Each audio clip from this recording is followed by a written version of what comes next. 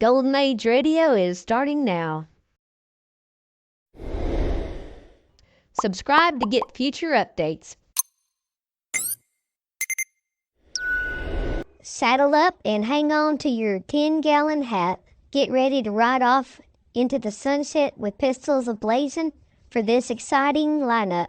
Starting with the Lone Ranger, Gunsmoke, Have Gun Will Travel, Wild Bill, and then the Texas Rangers, followed by Dragnet, Calling All Cars, Richard Diamond, Secrets of Scotland Yard, and Black Museum.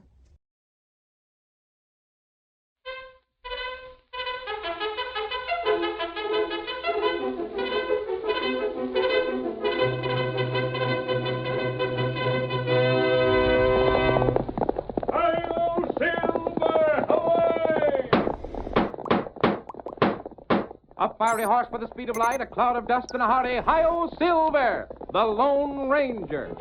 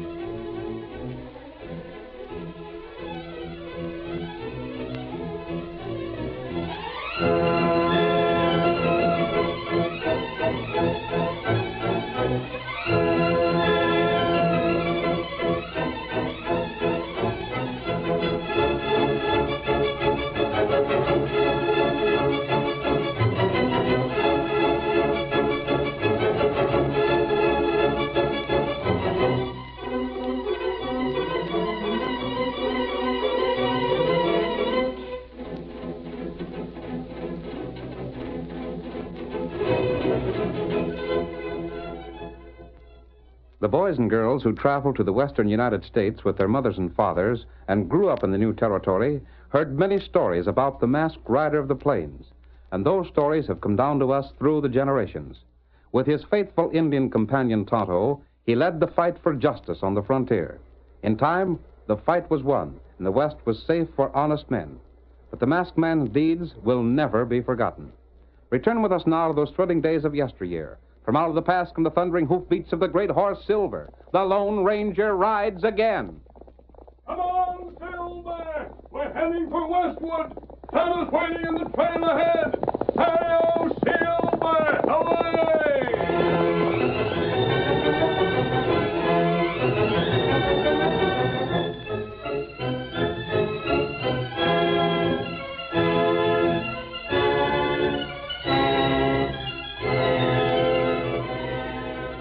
It is evening as our story opens.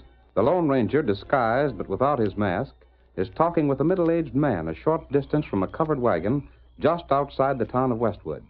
Two children, a boy and a girl, watch them silently while Tonto waters the two great horses, Silver and Scott, at a nearby stream. They're fine-looking children, Dave. How old did you say they were? Well, stranger, John is going on 10, and Edith there is almost 7. And you've taken care of them ever since you discovered their mother dying? Yeah, poor young'uns. From what I heard, their pa was a nester that got killed by cowpunchers. If I hadn't come on them when I did, they'd most likely have starved to death. That was 3 years back. Ain't that about it, Johnny? Yes, Mr. Clemson. That was an unselfish thing for you to do. Oh, shucks, I ain't what you'd rightly call tender-hearted. Not by a mile, I ain't. But there's a heap of difference between letting a grown man look out for himself and making kids do the same. And you live in this covered wagon? Well, it's handy, mister. The three of us can camp close by town like this, pick up what odd jobs there is, and then when there's no more work to be had, just hitch up the horses and move along to somewheres else. And I reckon we'll be doing that same again afore long. Jobs around here are beginning to thin out considerable. It's too bad the children can't have a real home and a chance for an education. Stranger, that's what hurts most. To know you're doing your best, but your best ain't good enough. Hey, you young'uns. You climb into the wagon and get to sleep. It's past your bedtime already. We ain't tired, Mr. Clemson. Now, I savvy what's good for you better than you do. Now, you just run right along. All right. Good night, stranger. Good night, Johnny. Good night, Edith. Good night. Well, looks like your engine par's got your horses watered already. Yes. Have the horses rested enough, Tonto? Them all right. Well, it's been mighty good to meet you folks. What'd you say your name was? Riders are coming this way. Well, what did anybody be coming out here this time of night for? Who's there? It's me, Dave. Oh, it's the sheriff. There's 2 men with him. Oh, there. Oh, there. Whoa. Evening, Sheriff. Who's with you? Oh, it's Ben and Silas with you, huh? Uh-huh. Where's Johnny and the girl? Just sent 'em to bed. Why? Don't be asking questions, Dave. Get 'em out here and we'll ask the questions. Say, what's this all about, Sheriff? What's Ben mean by that kind of talk? Who's the stranger in the redskin? We just stopped here to water our horses, Sheriff. You ain't explained nothing yet. It's them blasted kids of yours. That's... Ben, let the sheriff handle this. Silas, don't you be telling me what to do. Ben, keep your fool mouth shut. Dave, you understand this ain't business I like to do. Well, there's been a heap of talk in town about Johnny and Edith lately, and some of the folks think... Me, for one. Gad rat you, Ben. Go right ahead, Sheriff. Well, your kids helped out to the Simmons place, didn't they? They did. And didn't they do some chores for the widow Cummins for a couple of days? Yeah? And for Bill Kent and out to the Stevens place? Get to the point. I'll get to the point if the sheriff won't. Every one of them places had something stole from it. But there wasn't never anything found missing till after the kids was there. Ben, are you I'm saying... downright sorry, Dave. But it ain't just Ben that's saying them things. It's most everybody in Westwood. The man that'd say them young'uns stole is a low-down ornery skunk. And I never figured you'd talk like that, Silas. Shucks, Dave, I don't hold with that talk at all. Why, Johnny and Edith are pards of mine. Dave, maybe you better have the kids come out here for some questioning. They'll stay right where they are. And that's for you, Ben. And you, Sheriff, you can get back in your saddles and head for town pronto while you're still all in one piece. Why, you... I told you this was a fool stunt to pull, Sheriff. You want some advice, Dave? Maybe. If you do, I'd suggest that you pull stakes and get out of this part of the country. I ain't got no real evidence against the young'uns. But if anything more is stole, and is stole from some place they worked, then I ain't answering for what might happen. Just a second. Dave, I told the sheriff, and I told Ben, and I told everybody else in town that I figured Johnny and Edith wasn't to blame. Now, I want to do something to prove I got faith in them. Yeah? You loco old idiot. You'll stay out of my affairs, Ben. We don't want no charity, Silas. Shucks, I don't mean that. You see, Becky's getting ready for a spell of house cleaning. She thought the girl and boy'd be real handy for errands and such. Well... Anyhow, you ain't going to clear out right when folks are accusing them of things, are you? That'd make it look at worse for them. Then doggone it, it's agreed. I'll send them over tomorrow. And we'd be glad to have them. Come on, Sheriff. Let's get back to town. Steady there. Ready, Ben? I'm ready. But by thunder, Sheriff, if I was wearing your badge, I'd make Dave take those little thieves out of here. Why, no fighting, Dave. And as for your staying on, well, maybe it's all right. But somehow I can't see nothing but trouble ahead. Get up there. Get up. Go on. I'd like to get my hands on the skunks that started that talk. Huh? Oh, I clean forgot about you and the engine being here. Tell me something. Has Ben ever had anything stolen from him? Him? Why, that polecat ain't got nothing worth the stealing. But why'd you ask that? Never mind. You may learn later. Come on, Tonto. It's time we found a place to camp. Me ready. Come on, Silver. Get him up, Scout.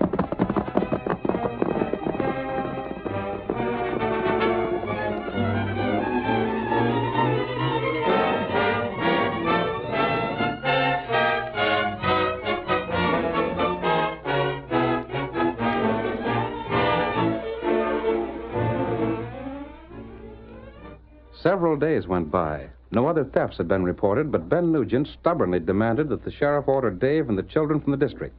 We see the 2 men in the sheriff's office. I tell you, Sheriff, the sooner you get rid of them, the better. What makes you so stubborn about it, Ben? Because I ain't got no use for Dave, that's why. You sure made it plain enough. I didn't like him when he come here. I don't like him now, and I never will like him. He's a crook, that's what he is. And if it wasn't him that put them young'uns up to stealing the cash and the other things that are missing, then I'm a Comanche. Silas and Becky think them kids are just about right. Yes, Silas is better off than anybody else around these parts, and he's plumb careless with his cash. He leaves it laying all around the house of his. Well? But it's 4 days now since Johnny and Edith started doing chores for him, And there ain't been a penny missing. But there will be. You mark my words. You seem mighty certain. They've been laying low 'cause they savvy we suspicion them. But they won't let Silas's cash get away from them. Dave will see to that. You ain't got no cash. The whole blasted county could be thick with crooks like ticks on a sheep. But you couldn't lose nothing. So why get so blame head up about it? I ain't saying nothing other folks ain't saying. Well, you're just as much... Sheriff. Huh? Oh, howdy, Jim. Now, why do you have to bust in here like that? Next time I get me a deputy, he's going to But this is important, Sheriff. Something happened? Silas has been robbed. No. There. What'd I tell you, Sheriff? Just like I said it happened. There was $500 stolen. Silas is fit to be tied. Who stole it? Now, there's a fool question for you. Who do you suppose stole it? Them kids, of course. I was asking Jim. Well, speak up. I don't know. But it sure looks like either Johnny or the girl or both of them together must have done it. Well, we'll settle this thing right now. Is my horse outside? Uh-huh. We're riding to Silas's place. Coming along, Ben? No. I told you what would happen. Now it's your job to do something about it. And maybe next time you'll listen a little closer when I tell you how to handle your work. Ah.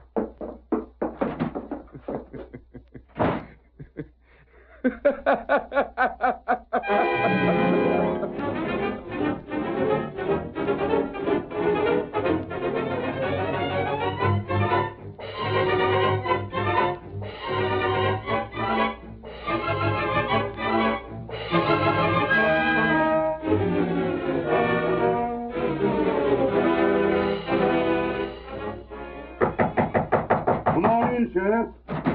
Me and Jim got right out here as fast as we could, Silas. Well, now, Sheriff, that's mighty nice of you. Jim says you've had $500 stole off you. That's right. Hard cash or folding money? Folding money, Sheriff.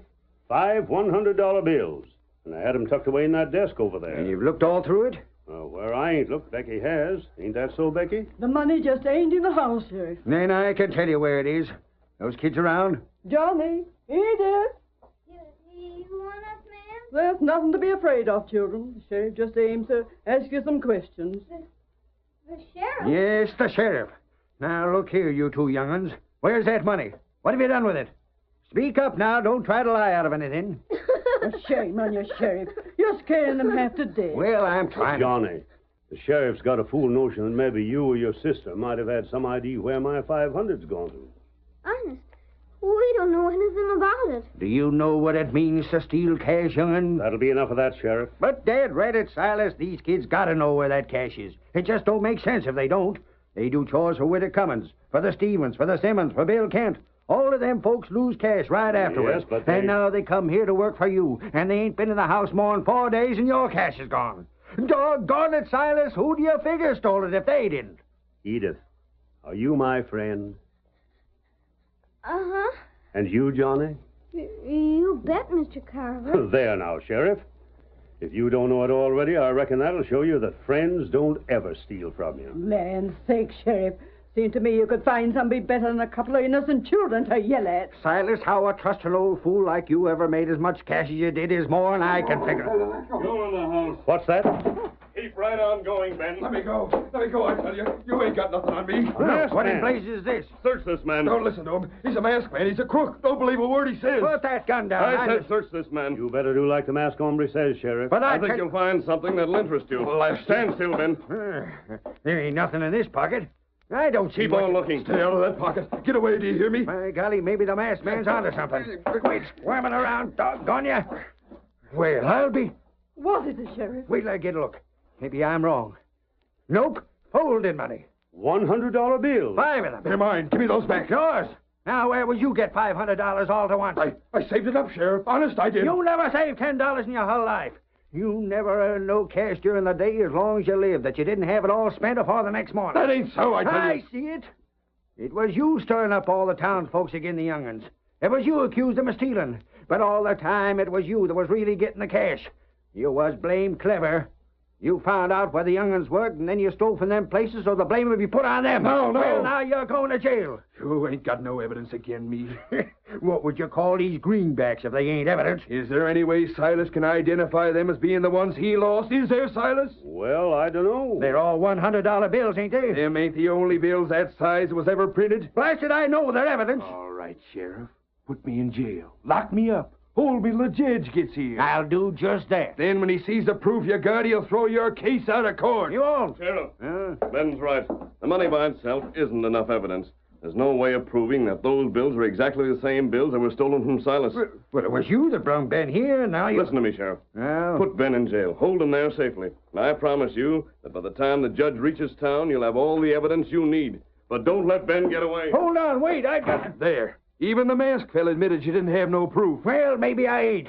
But the masked feller also said to jail you. And that's what I'm going to do, even if the judge sets you loose again 5 minutes after. Hello, Silver! Away!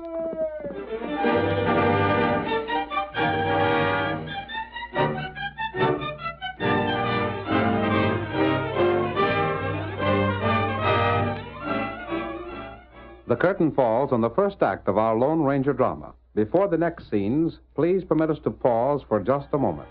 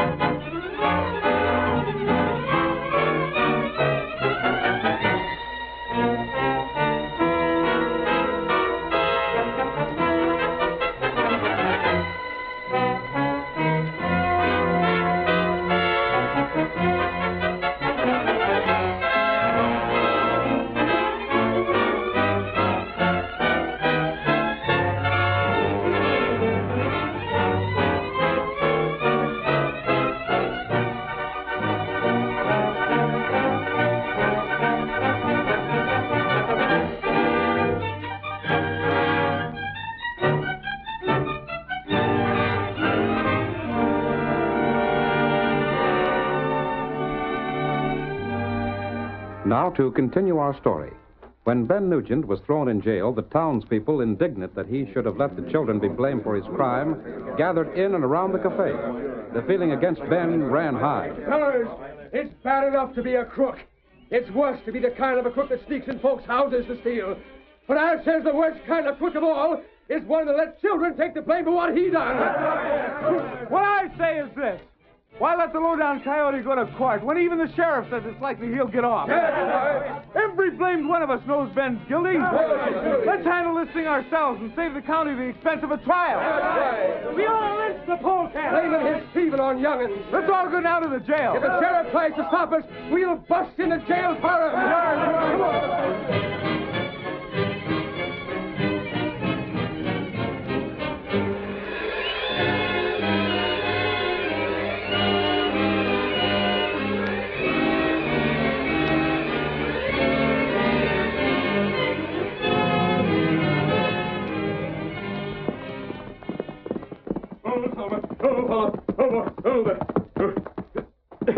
Dave! Oh, Dave! Who is it? What do you want? Come out of the wagon. I've got to talk to you. I'll be right with you. What? Oh, you're masked. Listen to me. I've heard that voice before. I talked to you just a few days ago, Dave. It was at night. There was an Indian with me. That's where I heard you.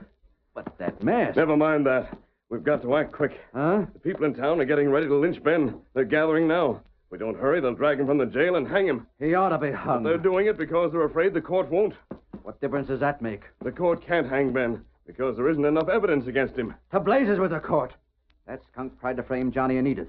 He deserves anything he gets and a heap more besides. But you're forgetting something, Dave. Yeah, what? There are still a few people in town who think that perhaps Ben isn't guilty. There's still talk that the children might have had something to do with the robbery. Any man says that lies. I know that as well as you. But after Ben's hung, what do you think will happen? What are you getting at? People are going to talk after this affair's over. They're going to wonder if justice was actually done.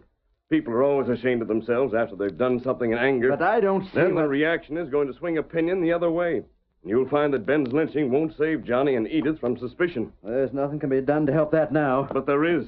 Huh? If real proof could be found to pin the guilt on Ben, then a lynching wouldn't be necessary. Then the people could be sure of a conviction in court. Yeah, I see that all right. But the most important thing is real proof would clear the children once and for all. There'd be no danger of suspicion later. It's mighty easy to talk about getting proof, but how's it going to be done? Money makes poor evidence.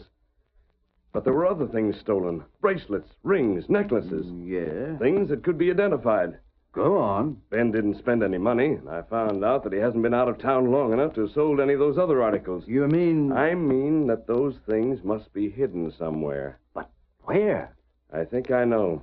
I'll tell you where to look. But I've got to get back to see that that lynching isn't carried out. For the sake of the children, we've got to prevent that hanging.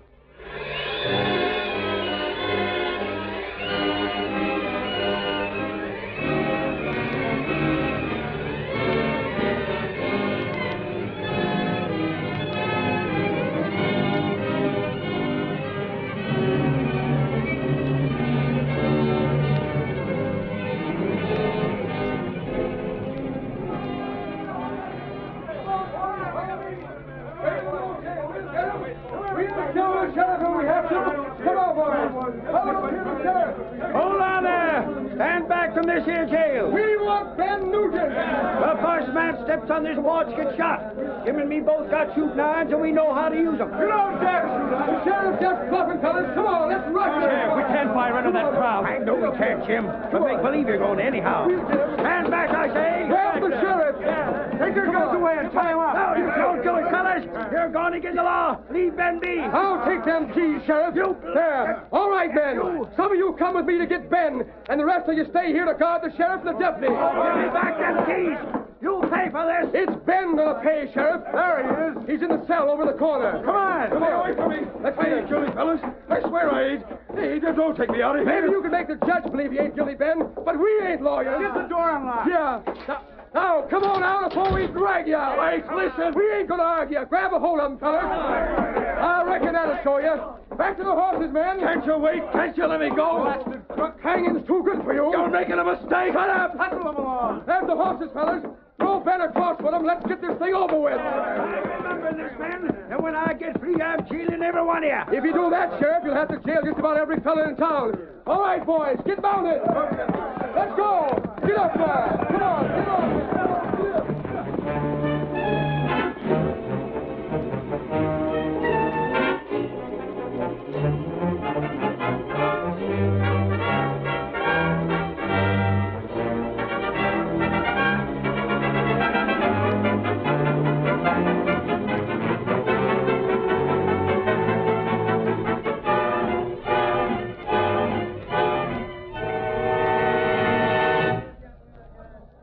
Lynch mob, Silver, old fellow.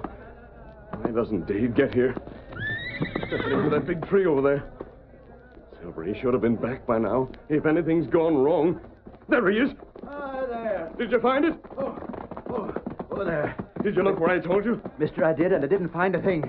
You didn't? No, not where you told me. But I kept on looking. And just lay your eyes on this. A ring. And that ain't all.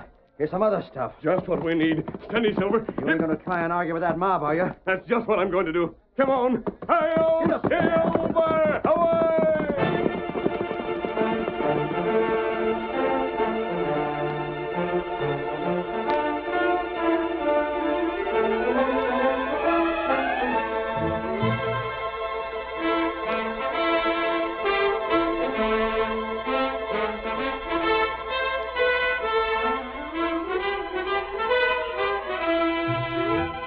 Jim, we got to get loose from these ropes. If we don't, they'll lynch Ben just as sure as you're born. Sheriff, I've been trying for the last 10 minutes to get loose, but it can't be done. Gosh, have they hung him already? Is there some of them coming back? I don't know. They rode off in that other direction. Say, that's Silas and a redskin. You sure? You bet I am. Silas! Hey, Silas! Over here! We're coming. Hurry, blast you! Oh. Untie us, won't you? Me got knife. Cut rope. Sheriff, when they leave with Ben? Near 15 minutes ago. Redskin, get me loose. Now you all right? There's never been a lynching in my county since I've been sheriff. And if I can help it, there ain't going to be one now. You loose, Jim? And ready to go. Get in the saddle, Sheriff. I'm right with you. Get him up, Stout. Get up there. Get up there.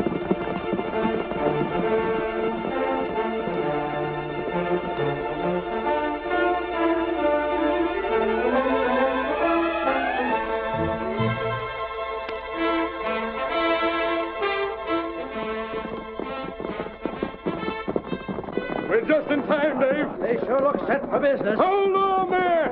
Out of our way! Watch out for the horses! The masked man! We're coming, men! Wait, men! Dave, here is something to show you. What is it, Dave? Men, the masked fella here showed me that if Johnny and Edith was to be cleared for good, there had to be some real evidence against Ben. We know Ben's guilty. We don't need any more evidence. But what I wanted was evidence that would stand up in court. Evidence would make it impossible to ever suspicion the young'uns again. Well, what about it? You got any evidence like that? I have, and here it is. Where'd you get them things, Dave? Say, that's the ring was stole from the widow, I'll bet. Tell us where you found them. Wait! There comes the sheriff and Silas. There's a redskin with him. By thunder, I bet he let him loose. Howdy, Silas.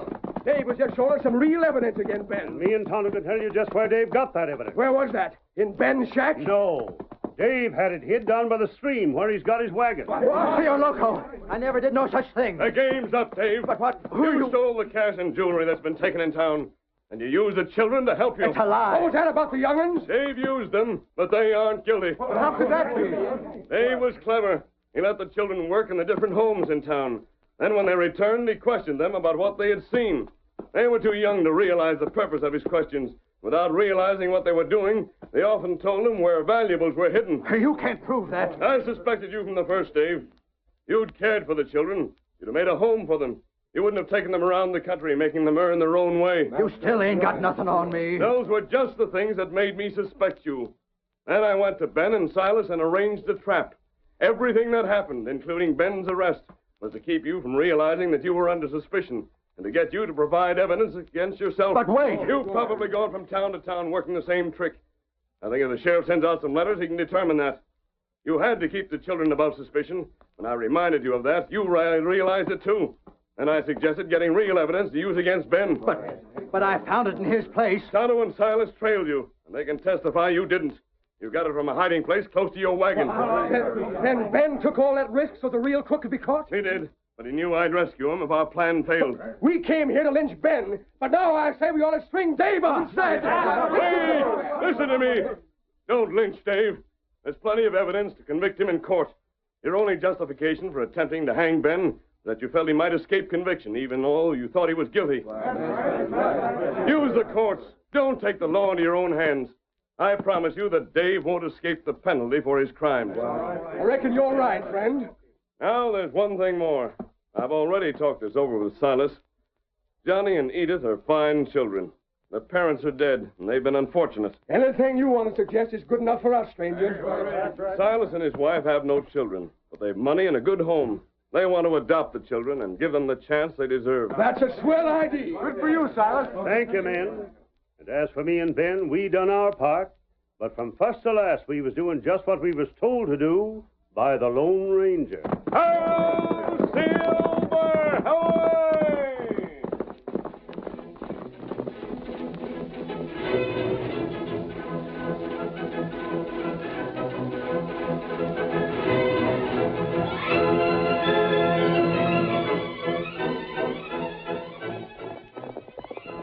Come on, Silver, old fellow. There's Indians travel west of here. Hello, Silver! Away!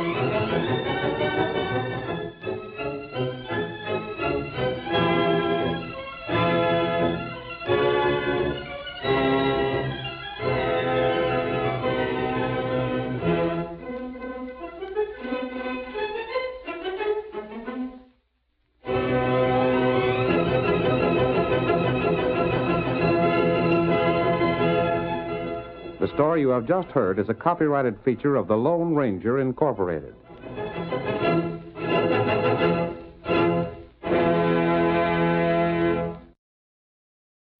Enjoying the timeless classics on Golden Age Radio? If you're loving the nostalgia and captivating stories, consider supporting our channel with a tip. Your generosity helps us continue bringing you the best of vintage radio entertainment. Simply click on the link in the description.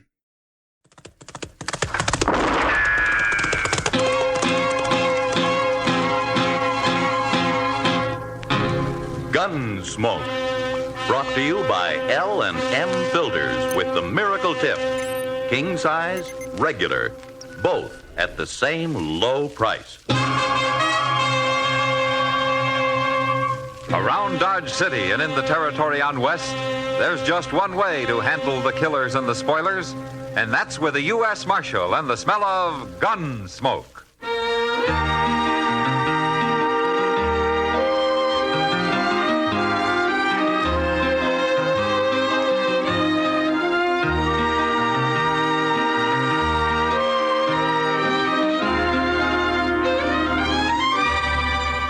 Gunsmoke, starring William Conrad, the transcribed story of the violence that moved west with young America, and the story of a man who moved with it. I'm that man, Matt Dillon, United States Marshal. The first man they look for and the last they want to meet. It's a chancy job, and it makes a man watchful and a little lonely.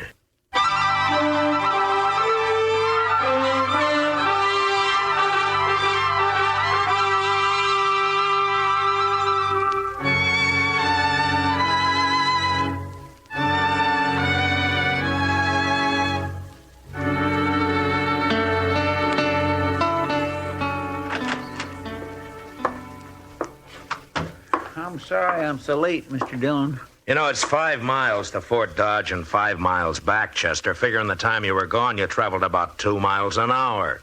Well, Major Honeyman kept me waiting almost 3 hours, Mr. Dillon. Well, why didn't you leave the papers with the first sergeant? You told me to deliver them to the Major.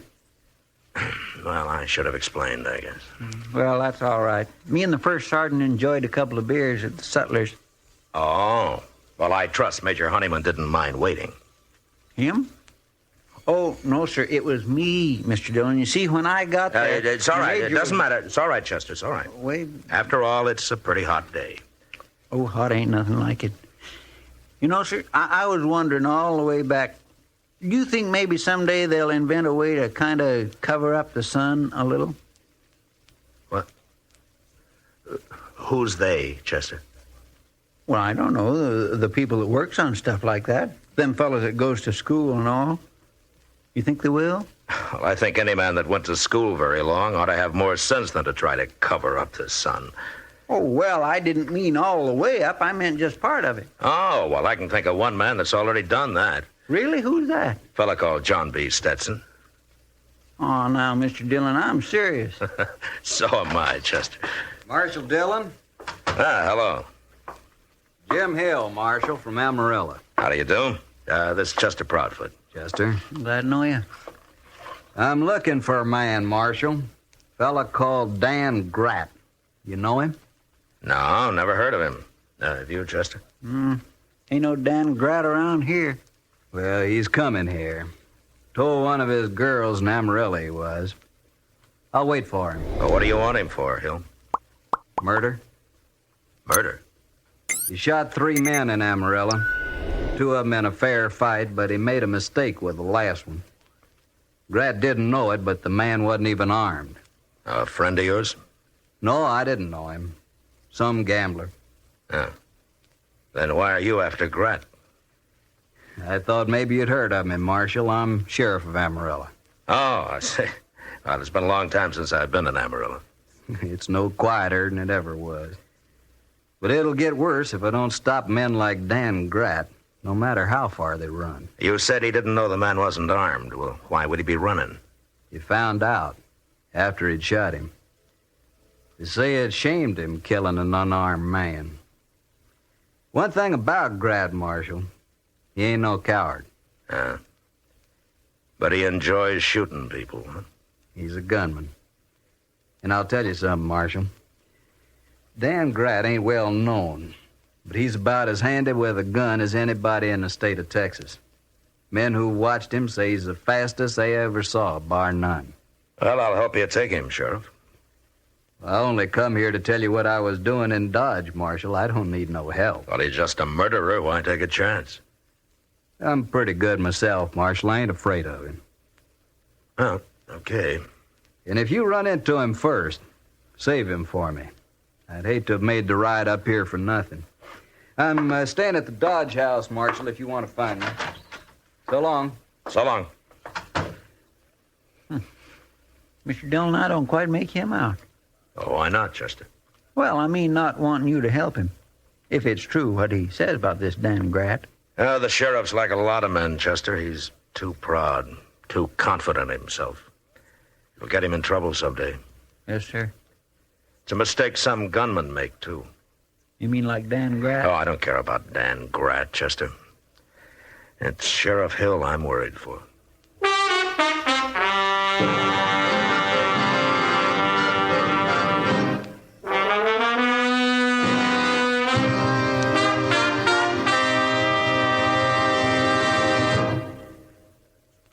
L&M filters are sweeping the country. L&M, the filter tip cigarette everyone's talking about.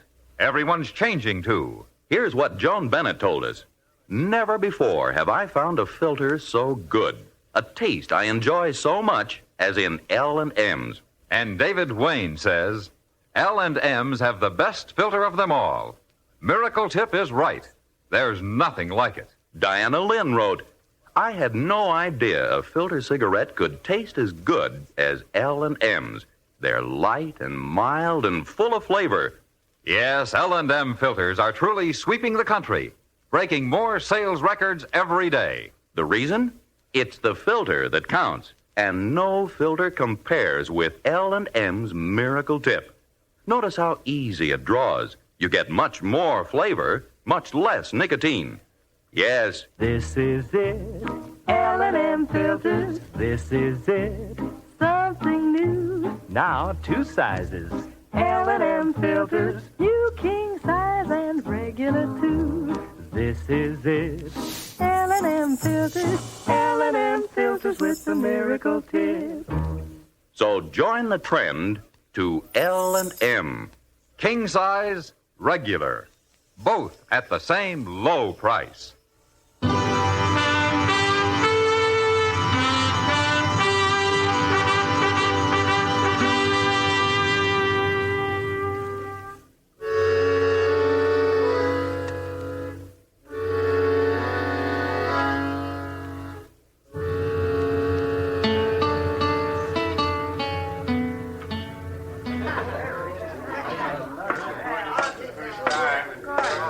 Evening, Matt.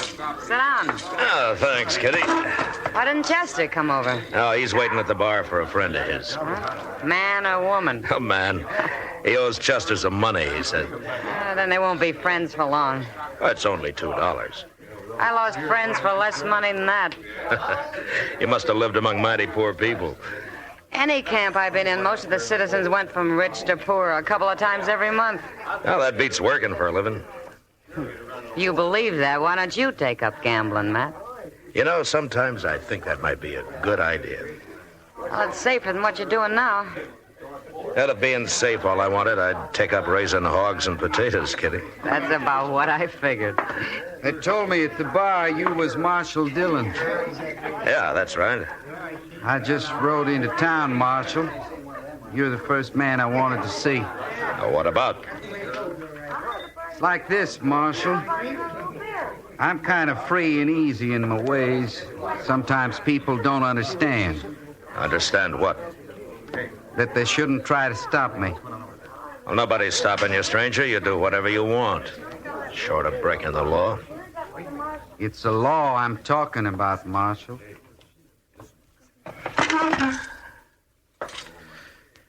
All right, say it plain, mister. Sure. I get in a fight. I kill somebody.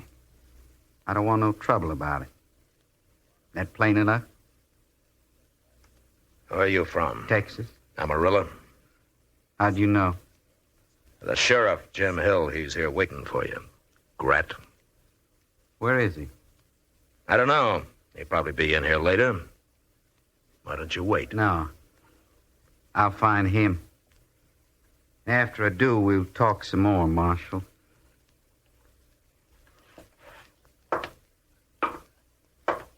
Grat. What? About breaking the law here. That includes resisting arrest. You explain it to me later, Marshal.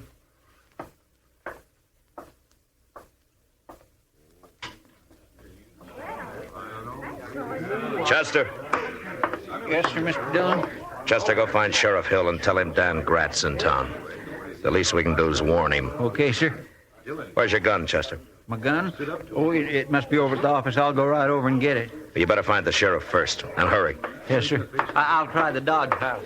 Can't you stop it, Matt? I can't interfere with another lawman, Kitty. I offered to help, but he wouldn't have it. Why not? You too proud? Yeah, that's right, Kitty. He's too proud. You think Grat's gonna kill him? Well, I think he'll try. You don't like not being able to do anything about it, do you, Matt? No, Kitty, I don't. Yeah, you stay in here, Kitty. Grat found him, Mr. Dillon. Right there in the street. He yelled at him, and then he shot him as soon as he turned around and got set. Oh, that Grat's the one fastest man I ever saw. I mean, he's just terrible Keep fast. out of the way, Chester. He's waiting for me. Yes, sir.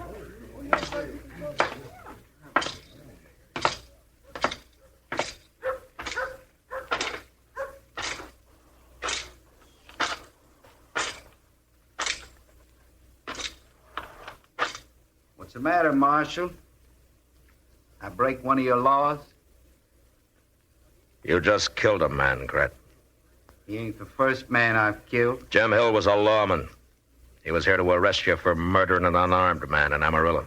I didn't know he was unarmed. Your mistake. I'd have killed him anyway. I can kill anybody. Like you. Right now.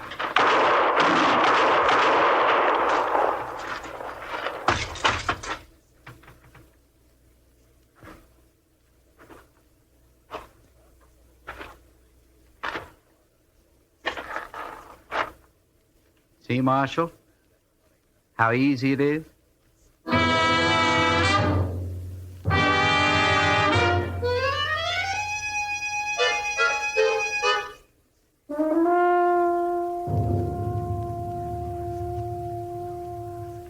How is he, Doc? Well, I can't tell yet, Chester.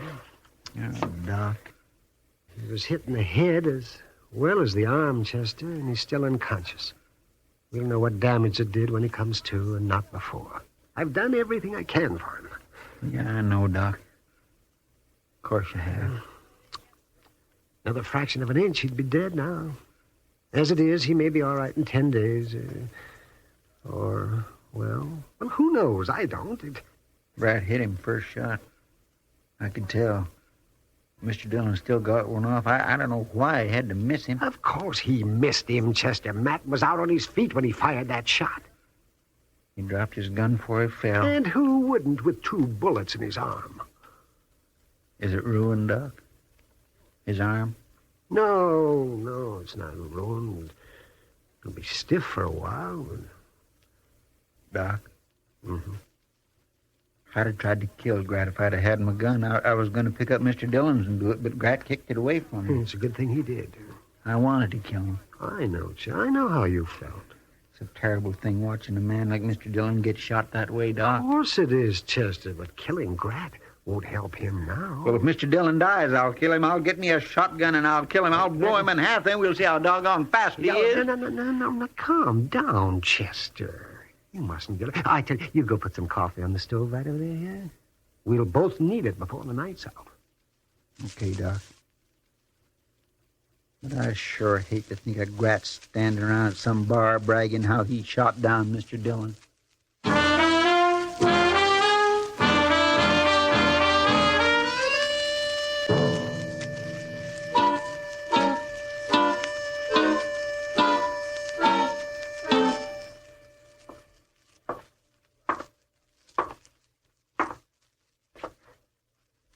Bartender, give me some whiskey. Coming up. You're Dan Grat, huh? I don't know you, mister. No offense. I heard your name, Grat. Everybody's talking about you. What are they saying? How you shot the marshal and all. You're pretty fast, Grat. The man to beat me ain't found a father yet. How come you didn't kill the marshal? He's still alive? They say he is. Whiskey. What's this, bartender? Shot of whiskey. I said I wanted some whiskey. Well, that's whiskey. Don't fool with me. Get me the bottle. This here's Dan Grat, bartender. Fella that shot Marshal Dillon tonight. You didn't say you wanted the bottle. Get it. Coming up. What's the matter with him? You afraid of the marshal? Some is, some ain't. How about you? Me? I don't care one way or t'other. Make up your mind. Well, sure, Grat. I'm on your side. I wouldn't be talking to you if I wasn't. I guess I got some more convincing to do around here about who's top dog. Not me, Grat. You don't have to convince me. Then act like it. Well, sure. I was asking how come you didn't kill the marshal? He dropped his gun when I hit him in the arm. Why'd that stop you? I don't shoot unarmed men. You don't? What? I said, don't you? You're armed, mister. Now, Grat, I ain't done nothing. I don't like your talk. You know about me, don't you? That gambler should have had a gun in Amarillo. I don't know what you're saying, Grat. I don't know nothing about you. Take out your gun, mister. Go on, take it out. No, Grat. No. Do what I tell you. But not me. No, I didn't. Your time's up. I didn't.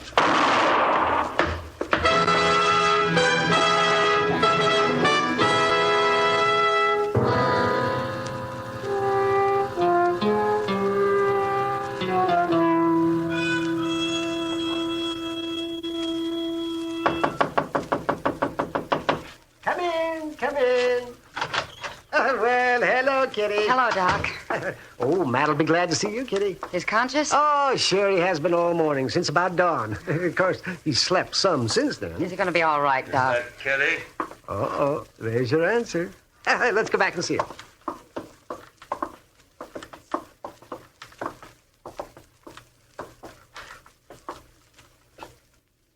Hello, Matt.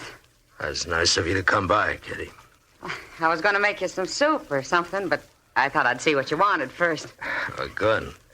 You know, that's been worrying me, Kitty. I was hoping somebody'd come by in time to keep me from being poisoned by Doc's cooking here. Oh, poison for dogs. Oh, you watch what you're saying, Matt. I could decide you're too sick to eat. Yeah, I could. I could keep you starved for weeks. It wouldn't be worth it to you, Doc. Not with me taking up your bed the whole time. How long will he be in bed, Doc? Oh, maybe 10 days. 5 will do it. I said 10. I'll make you a bet, Doc. You ought to rest, Matt. Especially with your arm hurt. You wouldn't dare go out till you can use it again. I hear Grat killed another man last night. Some stranger. They say Grat slapped him and then shot him down. Just like that. And he was standing real close to him. Huh? Why? What's that got to do with it? Now, Grat's the fastest man I ever saw, Kitty. And that's his weakness. What do you mean? It makes him overconfident. He draws and shoots so fast, most men haven't got a chance. Like Sheriff Hill. He didn't even shoot back. Well, how's that a weakness? Well, Grat was lucky with Hill. But with me, a fraction of an inch, and he'd have missed entirely. And if he had, I'd have killed him. No, it's simple, Kitty. He doesn't take time to shoot straight. He doesn't think he has to. And he'll die for that someday. Matt? Yeah? You're not going to face him again. As soon as I'm able to. You can't. With that arm? Grat's so sure of himself he might not even notice my arm. What do you mean? He already knows about it. He does? What? You'll see, Kitty. When the time comes.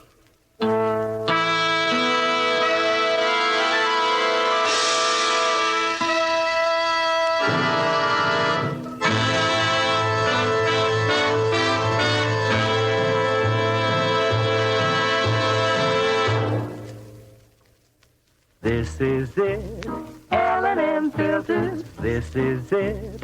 Something new. Now 2 sizes. L&M filters. New king size and regular too. This is it.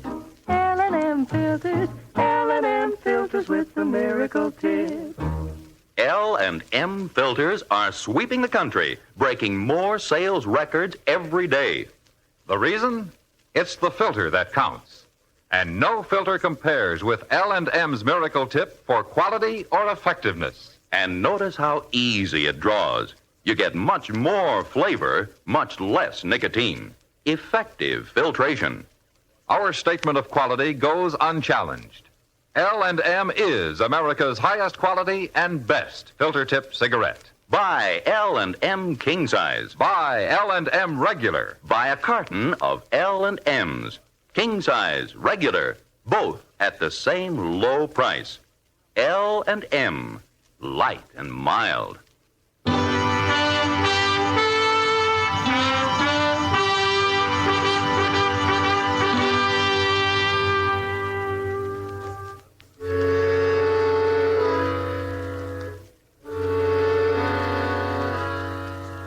It made Doc awful mad, but 5 days later I got up.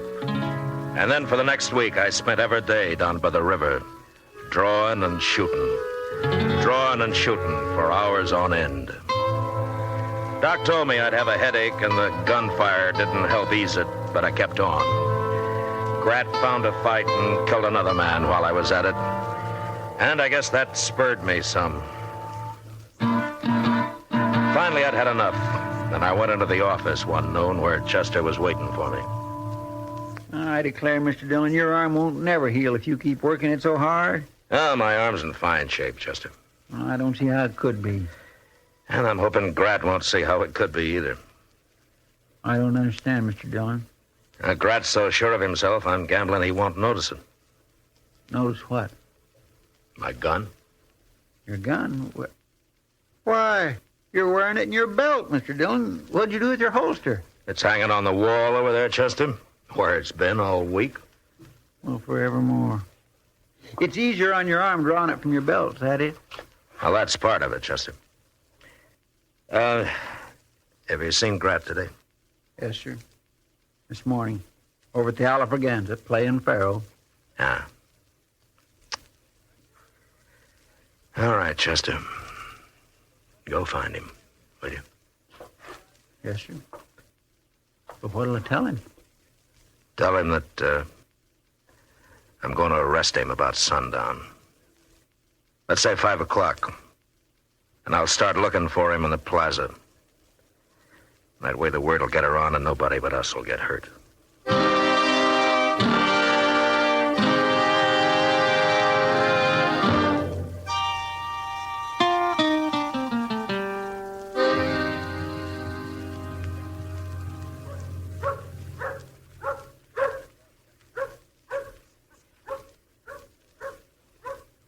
I swear, Mr. Dillon, it just gives me the jumps for us to be sitting out here all alone. Ain't hardly 5 o'clock yet, and Dodge already looks like a ghost town. Ain't one person here in the plaza. I can see a few heads peeking out here and there, Chester. Vultures, that's what they are, waiting for somebody to die. I'm sorry, Mr. Dillon. I didn't... Somebody usually does die in a gunfight, Chester. It ain't fair. You with a bad arm? Can't you wait a while, Mr. Dillon? No. Grat's killed too many men already. No, I've waited long enough. Well, I'll fight him. By golly, I will. I'll fight him. You would, wouldn't you, Chester? Yes, sir. Thank you.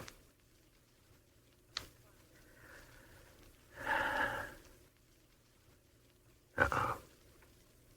There he comes. All right, Chester. Get out of the way now. No. You heard me, Chester. Yes, sir.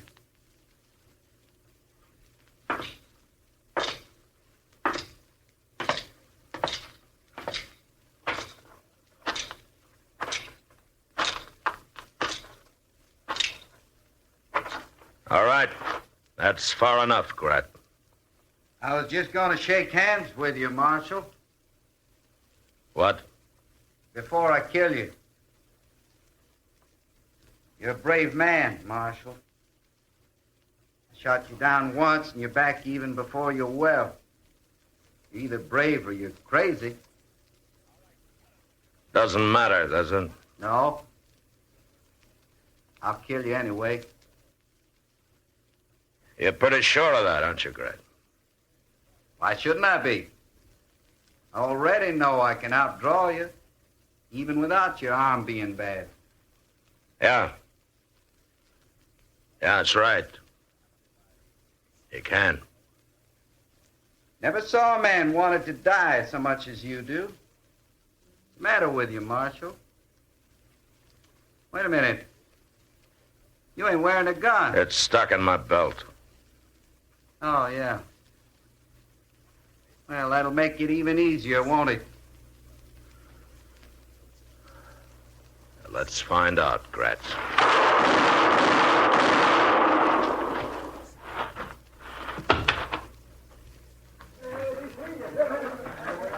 You got him, Mr. Dillon. You got him. Yeah. You hit him all 3 shots. I could see every one of them. Well, I took more time than he did. And he took plenty. But he was too sure of himself, Chester. And that's what I was counting on. He drawed first, though. Yeah, he wasn't in any hurry this time, Chester. He knew I couldn't do much with a bad arm. Well, he was sure wrong. You killed him with it. You don't see any better than he did, Chester. What? The gun in my belt, Chester, the butt's pointing to the left. That's going to be weeks before I can use my right arm again. Well, golly, that's right, yeah. You use your left hand. It wasn't until I started to draw that he noticed it. And when he did, it gave me an extra second. And it cost him his life.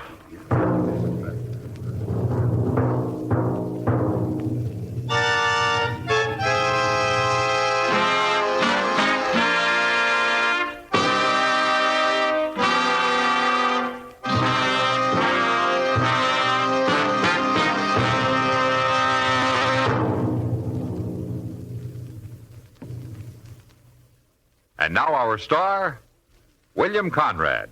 Thank you. If you're a filter tip smoker, you should be smoking L&M's. Everyone agrees L&M's are just what the doctor ordered.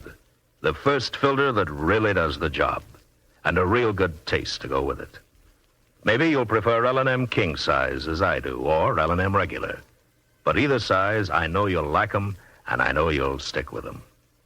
L&M's. Try them.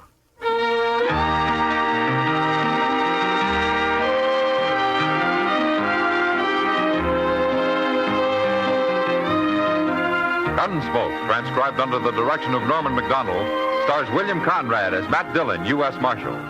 Tonight's story was specially written for Gunsmoke by John Meston, with music composed and conducted by Rex Corey. Featured in the cast were Vic Perrin, Paul Dubov, Harry Bartell, and John Daner. Marley Bear is Chester, Howard McNear is Doc, and Georgia Ellis is Kitty.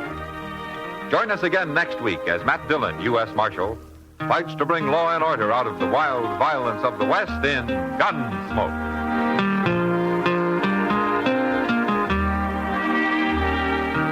Hear Gunsmoke every Saturday, this same time, this same station. Hear the great new Perry Como radio show every Monday, Wednesday, and Friday, 9 p.m. Eastern Standard Time, also on CBS Radio. This is the CBS Radio Network.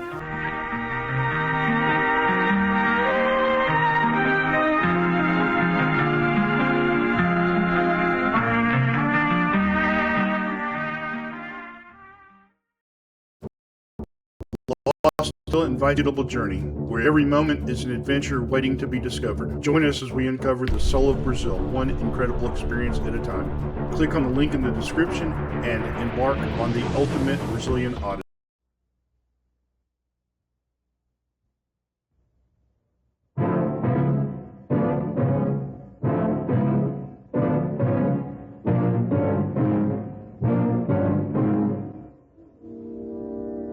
have the fastest boat on the river. But someone tried to stop you from winning this race before you even left the wharf in New Orleans.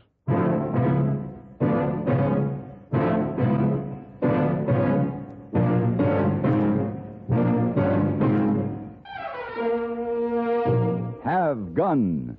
Will Travel. Starring Mr. John Daner as Paladin. San Francisco, 1875. The Carlton Hotel. Headquarters of a man called Paladin.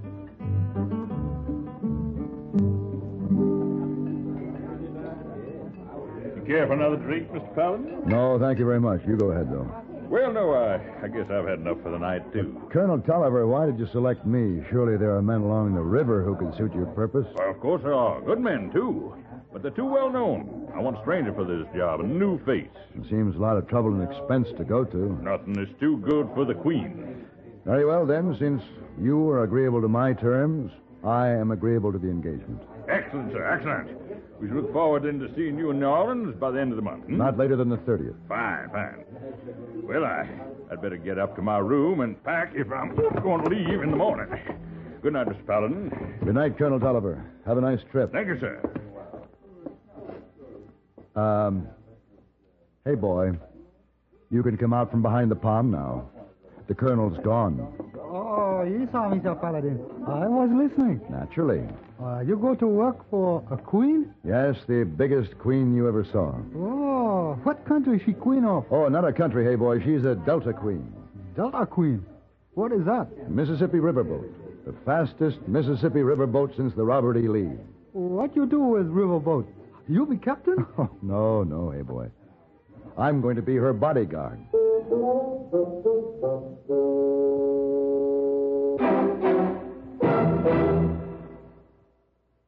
Have you noticed, Minna, the new houses all seem to be on one floor? I'd like that, with nagging backache and the muscular aches and pains I've had lately. It's no fun climbing stairs. I know. With nagging backache, all I'd want is relief. How? Try Doan's pills. Right. Doan's pills are an analgesic and mild diuretic to the kidneys. Nagging backache, also headache, dizziness, and muscular aches and pains, may come on with overexertion, emotional upsets, or everyday stress and strain. Doan's pain-relieving action is often the answer, and they also offer mild diuretic action through the kidneys. So if nagging backache is making you feel worn out, tired, and miserable, with restless, sleepless nights, don't wait. Try Doan's pills, used successfully by millions for over 60 years. See if they don't bring you the same welcome relief. Get Doan's pills today. To save money, buy Doan's big economy size.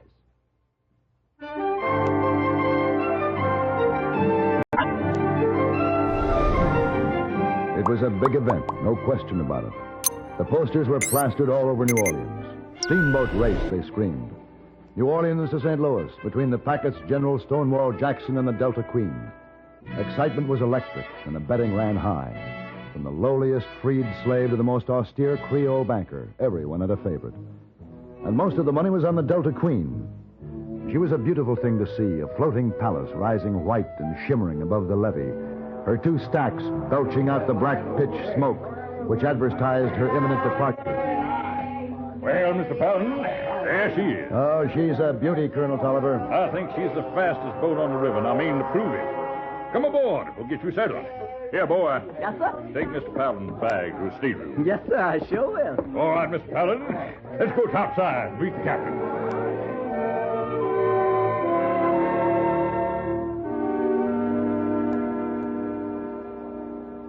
And what makes you so sure, Captain, that somebody will try to do damage to the Delta Queen? I'm not sure, Mr. Paladin, and I hope I'm wrong. But we must take every precaution. Too much depends on this trip. You see, Mr. Paladin, the Queen is the odds-on favorite. Now, it's so great. A lot of smart money is riding on the Stonewall Jackson. Of course, there's no doubt about it in my mind. The Queen can beat the Stonewall Jackson in a fair race any day of the week. But it's a long way to St. Louis, better than 1,000 miles. And anything can happen out there on the river. I'll try to see that it doesn't, Captain. I'm sure you will. Any particular person you're suspicious of? No one in particular, Mr. Paladin. Uh-huh. Any special instructions? No, just Mingle with other passengers, wander around the boat, and keep your eyes and ears open. Ready to cast off, sir. Very well. Shall we start, Colonel? Oh, by all means. Come along, Mr. Paladin. Let's go up to the pilot house. Colonel, I didn't see the Stonewall Jackson when we came up. She's up the wharf a ways. I'll show you. There. See the side wheeler backing out into the river? That's the Stonewall Jackson. Yes, but she's already cast off. Does that mean that she has started? Oh, no. We start from an imaginary line drawn between that church steeple and that big clump of trees across the river. You'll see how we do it, Mr. Paladin. Standing by to cast off. Cast off. Aye, sir. Engine room. Engine room here. Astern half speed. Astern half speed. Captain, how long do you think it'll take us to get to St. Louis? Well, the Robert E. Lee made it in 3 days, 18 hours, and 14 minutes, and we aim to better that considerably. Stop engines. Stop engines. Half speed forward. Half speed forward. Do we plan to make many stops, Colonel? No, we'll put in at Natchez, Vicksburg, Memphis, and Carroll. Stop engines. Stop engines. Coming nicely abeam with the Stonewall Jackson, we'll signal him.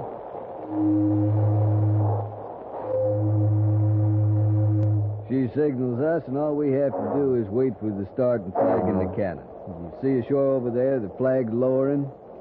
Engine room, stand by. Standing by. When the flag gets to the bottom of the pole, to fire the cannon, we'll be on our way. There she is! Full speed ahead!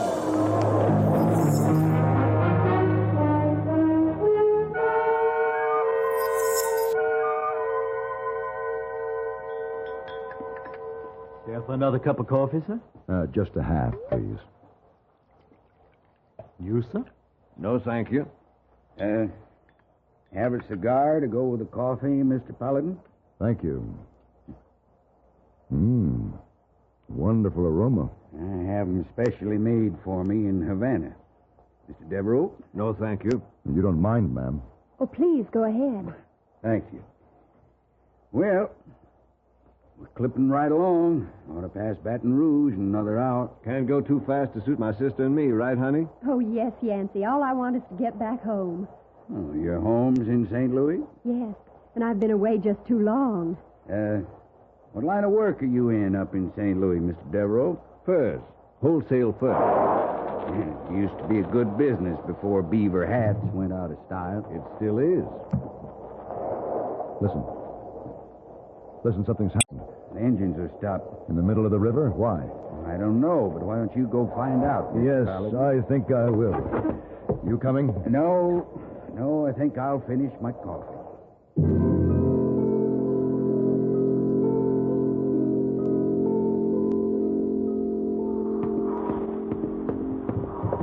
What is it, Captain? Why are we stopped? Rudder cable parted, Mr. Paladin. Look here. It's been cut halfway through with a hacksaw. Exactly.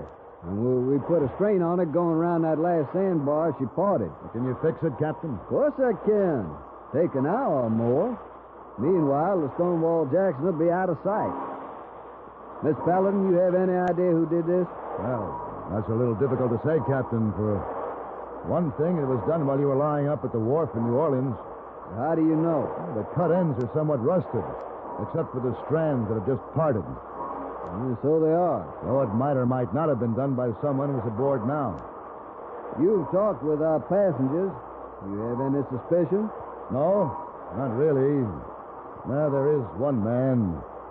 He hasn't bothered to introduce himself. He's an interesting fellow. I want to get to know him better. You will look into it, won't you? Indeed I will, Captain.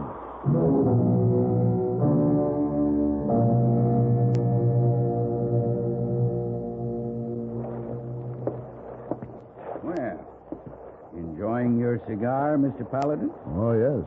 Yes, thank you very much. Have any idea who cut the rudder cable? Oh, why should I? Well, that's why you're aboard, isn't it? Guard against such things. Am I? You needn't be alarmed, Mr. Paladin. I won't give away your secret. I haven't the slightest idea what you're talking about. Very well. Have it your way. But if you were looking for a ride on a riverboat, you needn't have come this far. You could have taken the Star of the Pacific from San Francisco up the Sacramento River to Stockton. No, Mr. Paladin, you're here because you're paid to be here. How do you know so much about me?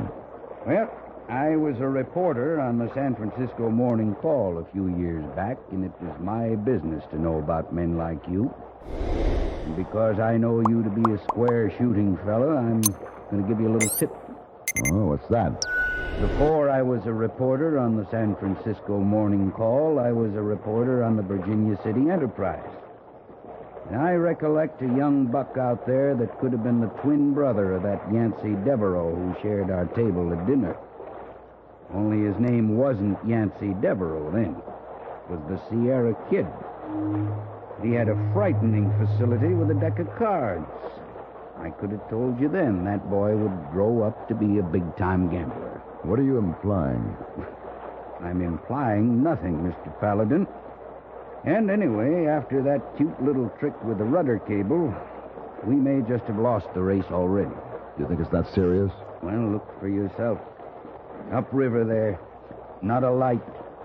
Stonewall Jackson's miles out of sight. Bless my soul, fog coming on. This could be disastrous. There's that tricky crossing to be made just above Bayou Sarah. And with the water at such a low stage...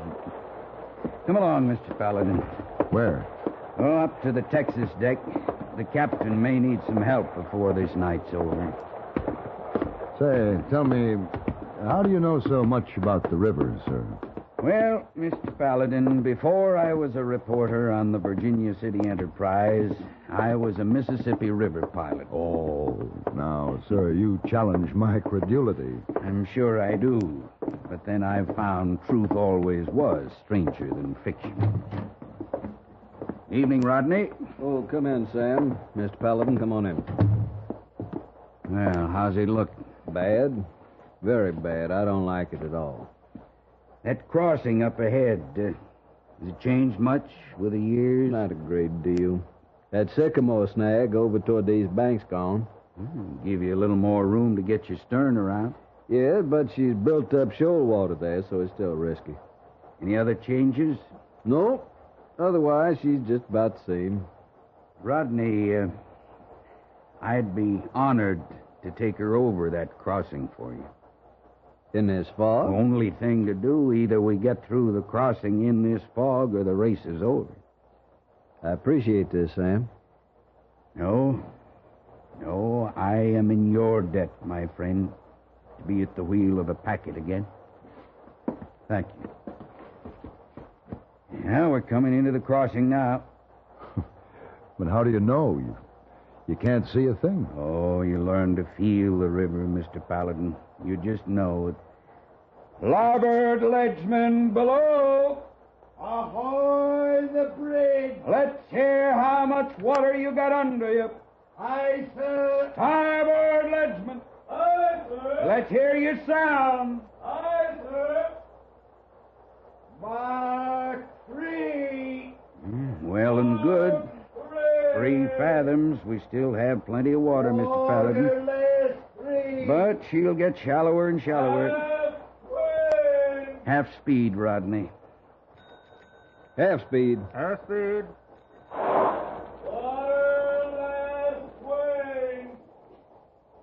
Half less swing. 8 feet. Cut engines. We'll drift up to it. All stop. All stop. 7.5 feet. This'll be a close thing, Mr. Paladin. We only draw 6 feet. 6.5 feet. Wait. She's aground. Now, Rodney, full speed ahead. Full ahead. Full speed. Hey, snatch her, Rodney. Help me hold her down. All right. We'll walk her over that carnation reef.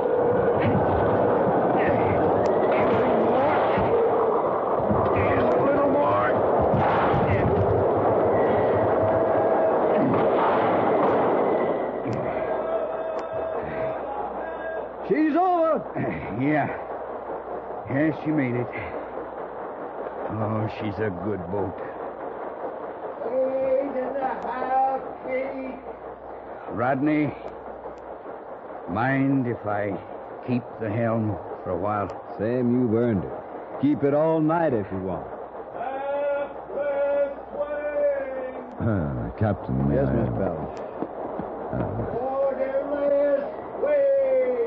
I've been talking to this remarkable fellow all evening. I didn't catch his name. Who is he? Yeah?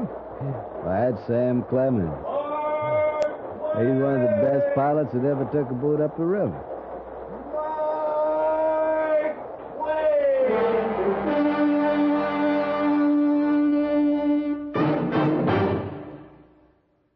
And now, here are Edgar Bergen and Charlie McCarthy. Bergen, why did you stop the car here? I want to talk to that farmer. Oh, mister. Oh, you call me? Why, it's Mortimer Snerd. Oh, where? Oh, that's me. Are there any General Motors dealers around here? No, but we got some Chevrolet, Pontiac, Oldsmobile, Buick, and Cadillac dealers, though, and some Chevy and GMC truck dealers, too. Well, Mortimer, those are all General Motors dealers. Oh, what do you want to see them all for? Well, I only want to see one for Guardian maintenance. Do they make that car, too? No, that's a service that's available only at General Motors dealers' service departments. Oh, I see. Yes. And right now, they're featuring complete lubrications, quality appearance services, brake adjustments, and front-end inspections. It's quality work performed by GM-trained servicemen at a fair price. Well, that makes good sense even to me.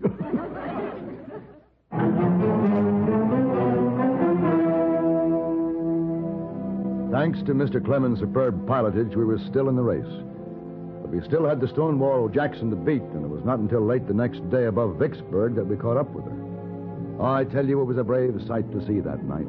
The two great steamboats plowing upriver neck and neck, their chimneys hurling sparks to the stars, their great paddle wheels throwing a cloud of spray. I stood on the hurricane deck watching them with Yancey Devereaux and his sister.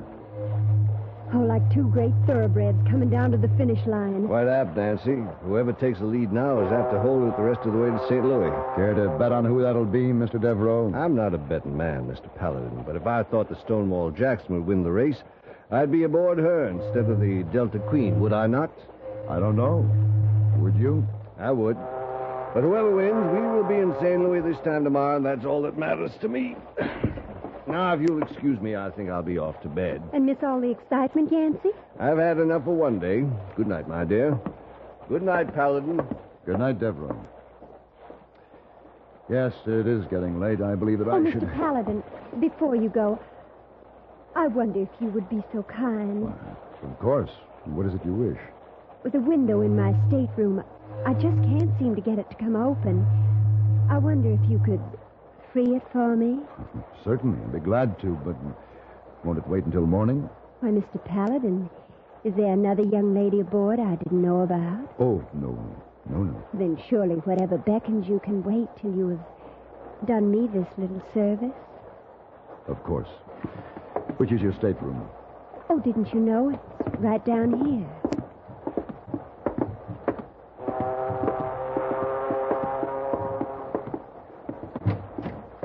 Come in, won't you? There now. I do declare this is a lot more cozy than that windy old deck. Now, isn't it, Mr. Paladin? Yes. Yes, indeed, Miss Devereaux. Now, where is this window that sticks? Don't bother with the window, Mr. Paladin. What? Put your hands up. Oh, I see. You will have the pleasure of my company for the next few minutes, Mr. Paladin. While your brother's down below doing whatever he's doing to gum up the works of the steamboat and lose the race for us? You will remain here with me until he returns. Very well, Miss Devereaux. Hey, that's an interesting roommate you have. What are you talking about? Over there, in the corner. That cute little rat. Here, Miss Devereaux, I'll relieve you of that gun, if you please. Somebody should tell your brother, or whoever he is, not to send a girl to do a man's job. I'll scream. I'll have the whole boat down on you. You just do that, honey. You just make it sound real good.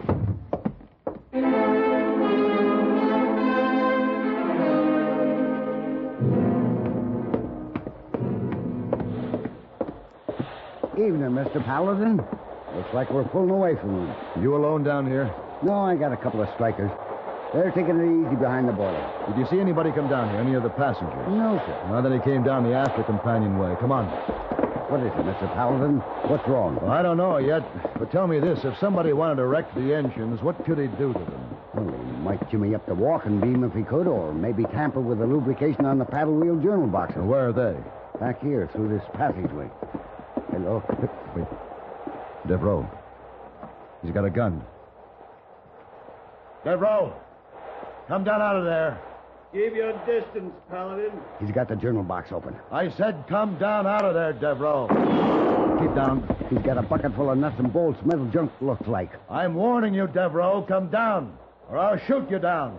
Don't let him put that junk in that journal box, Mr. Paladin. It'll chew up the drive shaft and freeze it tight. I'll stop him.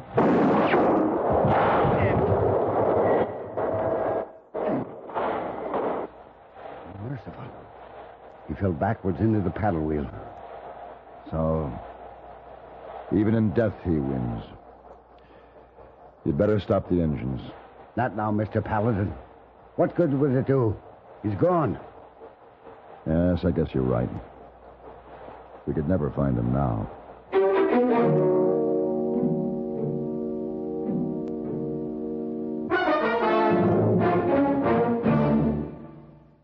Pepsi-Cola refreshes without filling. Why? Because it's truly light. Charlie, you're forgetting something. Wait, Kay, there's more. Yes, ice-cold Pepsi is the delicious refreshment that goes great at a picnic or a party. But, Charlie... And Pepsi goes fast. People like it, so keep plenty handy. There. Oh, you did fine, except for one thing. Well, I mentioned lightness and how Pepsi refreshes and how fast it goes. You left out Pepsi sociability. You know the Be Sociable song. But, Kay, I can't sing. I can. Listen. Be sociable, look smart, keep up to date with Pepsi. Drink light, refreshing Pepsi. Stay young and fair and debonair. Be sociable, have a Pepsi.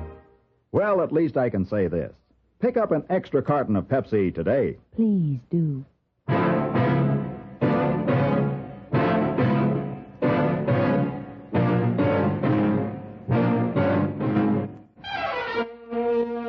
Have Gun Will Travel. Created by Herb Meadow and Sam Rolfe, is produced and directed in Hollywood by Frank Paris and stars John Daner as Paladin with Ben Wright as Hayboy. Tonight's story was specially written for Have Gun Will Travel by William N. Robeson. Join us again next week when CBS Radio presents Have Gun Will Travel.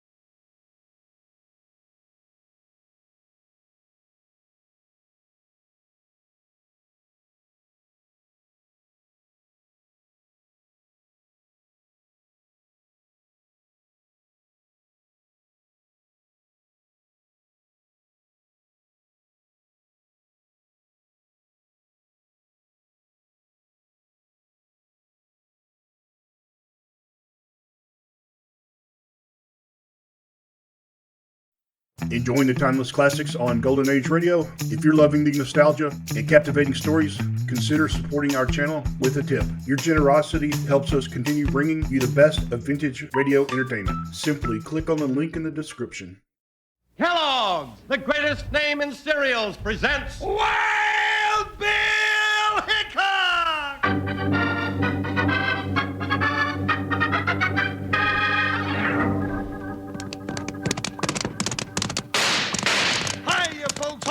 your hats and pass those Kellogg's Sugar Corn Pops. 'Cause here comes Guy Madison as Wild Bill Hickok and his pal Jingles, which is me, Andy Devine. We've got another rootin' tootin' Wild Bill Hickok adventure story for you from that great new cereal with the sweetening already on it, Kellogg's Sugar Corn Pops! Today, Kellogg's Sugar Corn Pops brings you Wild Bill Hickok, transcribed in Hollywood and starring Guy Madison as Wild Bill and Andy Devine as his pal Jingles. In just 30 seconds, you'll hear the exciting story of the Black Canyon Gang. Say, what's as good at snack time as Kellogg's Sugar Corn Pops? You said it, more Kellogg's Sugar Corn Pops. Crisp, crunchy, and already sweetened. They're terrific right out of the box or in a bowl with milk. Get yourself a big box of Kellogg's Sugar Corn Pops today and save that box top. Tell you why a little later, and believe me, you'll want to hear why, because it's big news. Right now, though, let's join Wild Bill and Jingle.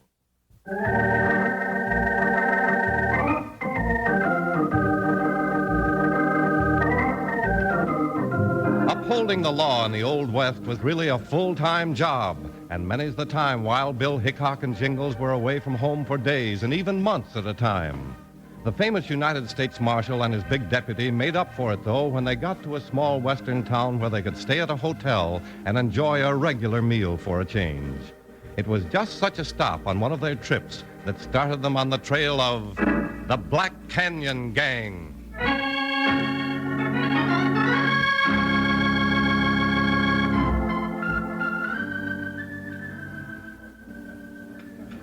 Boy, oh boy, I can just see that cook out in the kitchen frying my steak right now.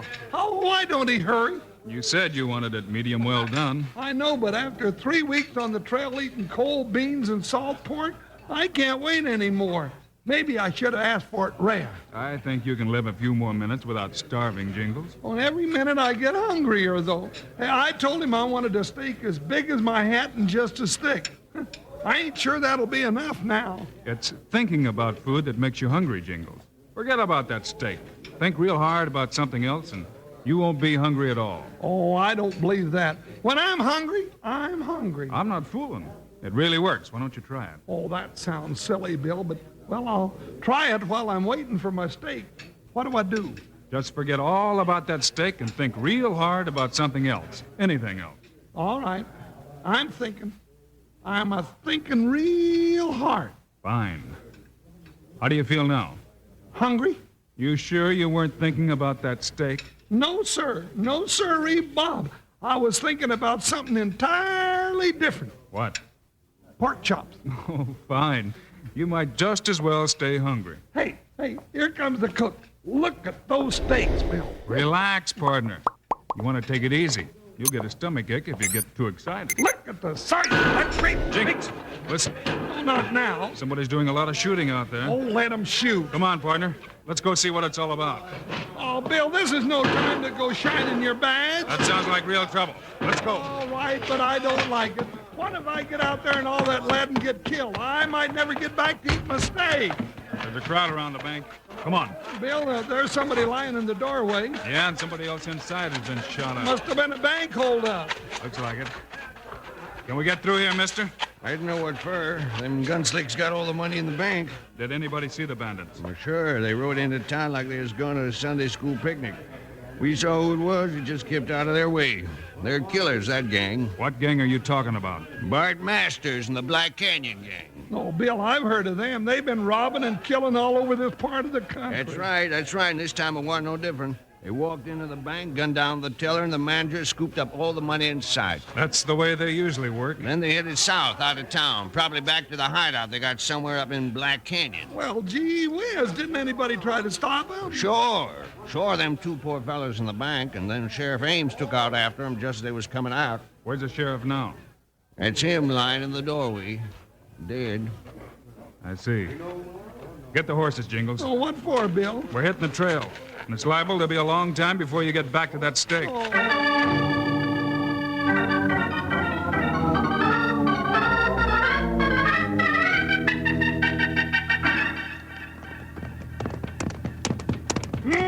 That tasted good even cold. It sure did. Aren't you glad I took time to run in and grab the steak before we left town? Yeah, but I'm afraid Masters and his gun hands got a good start on us while you were doing it. Well, you don't really want to catch that Black Canyon gang, do you, Bill? Of course I do. They're nothing but a bunch of no-good murderers. But, Bill, there must be 5 or 6 of them, and they'd just as soon kill us as not. Of course they would. I ain't never been murdered before, and, well, I don't think I'd like it. We'll try our best to stay alive, partner. Pull up for a minute. Ooh, Buckshot. Ooh. Oh, Joker, easy, boy. What are you stopping here for, Bill? You haven't been watching the trail, Jingles. No.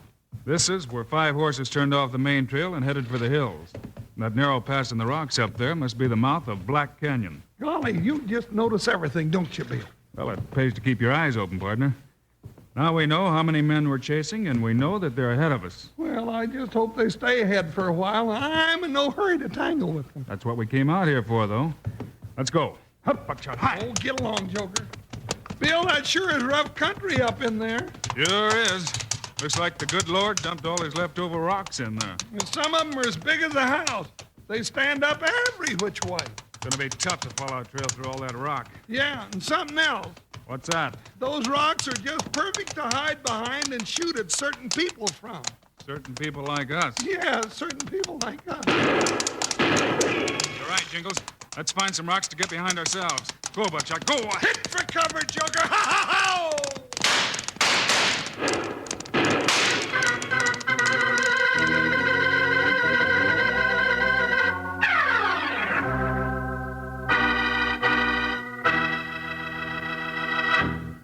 Wranglers, it takes more than a 6-shooter and a horse to be on the official side of the law. It takes what Wild Bill carries. Yep, a marshal's badge.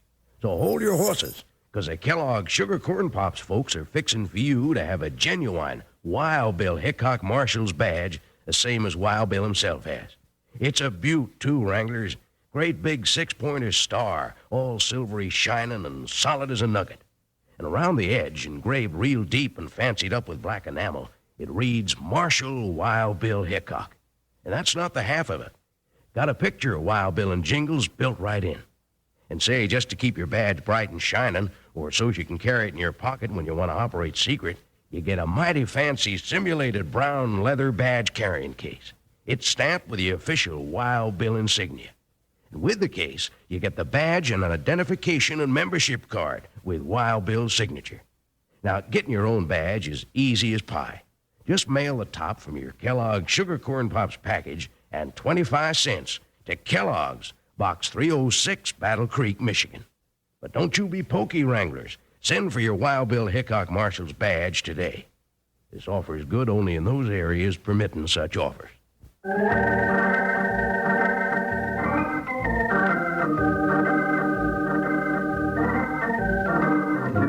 When Wild Bill Hickok and Jingles started out to trail Bart Masters and his gang of bank robbers, they were ambushed at the entrance to rocky Black Canyon.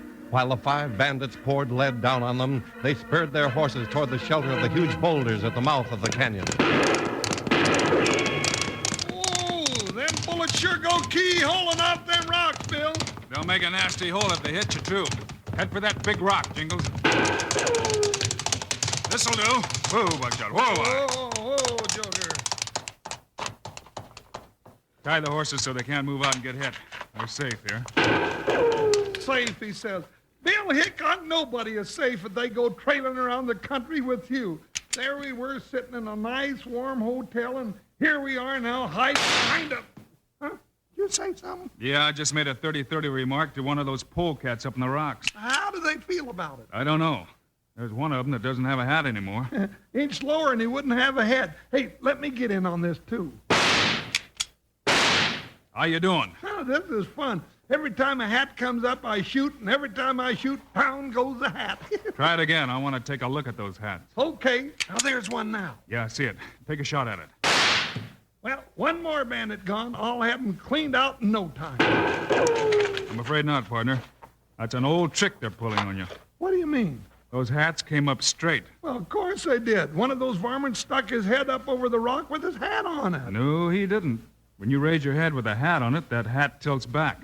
Try it sometime. But, Bill, Those hats were on a stick. Oh. They came up straight, And you're wasting your precious ammunition putting more holes in the same old hats. Well, I'll be doggone. Well, cheer up, Jingles. That tells us one thing. What's that? Bart Masters and his gang have gone on up the canyon, and they've left one man behind to stop us and pull that hat trick. Well, if there's only one, let's get him. He won't wait for that. He's just there to slow us up. And he's probably pulling out right now to join the rest of the gang. Well, let's go get all of them then. Up to now, I ain't been very interested. But now that they made a fool out of me with their old hat trick, I'm just mad clean through. Come on, Bill. Bart Masters and his gang are going to find out that they have to reckon with Jingles Jones. Come on, Joker, come on.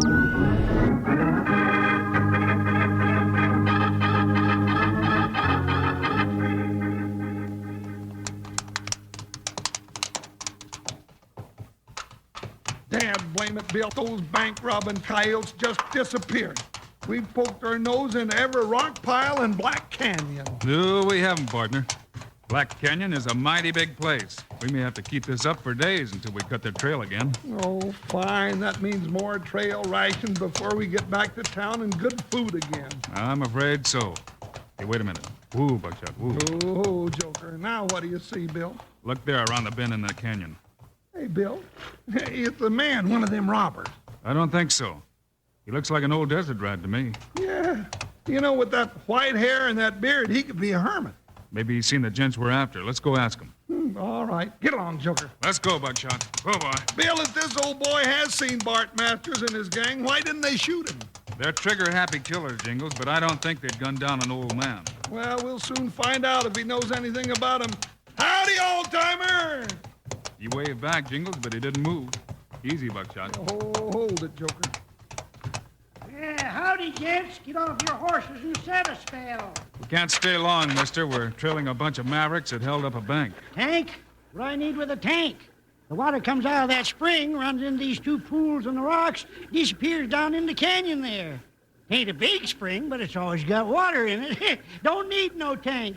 Bill, he don't hear very good, does he? I'm afraid not, partner. Hi, speak up, you two. Stop mumbling. We're looking for bank bandits. Oh, bank bandits. There ain't no banks in Black Canyon. I know it. They hide up in here. How can you hide a bank up here in the canyon? I've been here 10 years now. Found this spring when I was prospecting for gold. Staked out my claim right away. Best spot I found in 50 years of prospecting. That's fine, but we're not looking for gold mines. Well, that's good, Sonny. That's good, because I ain't got no gold mine. I staked a claim here because I got plenty of fresh water.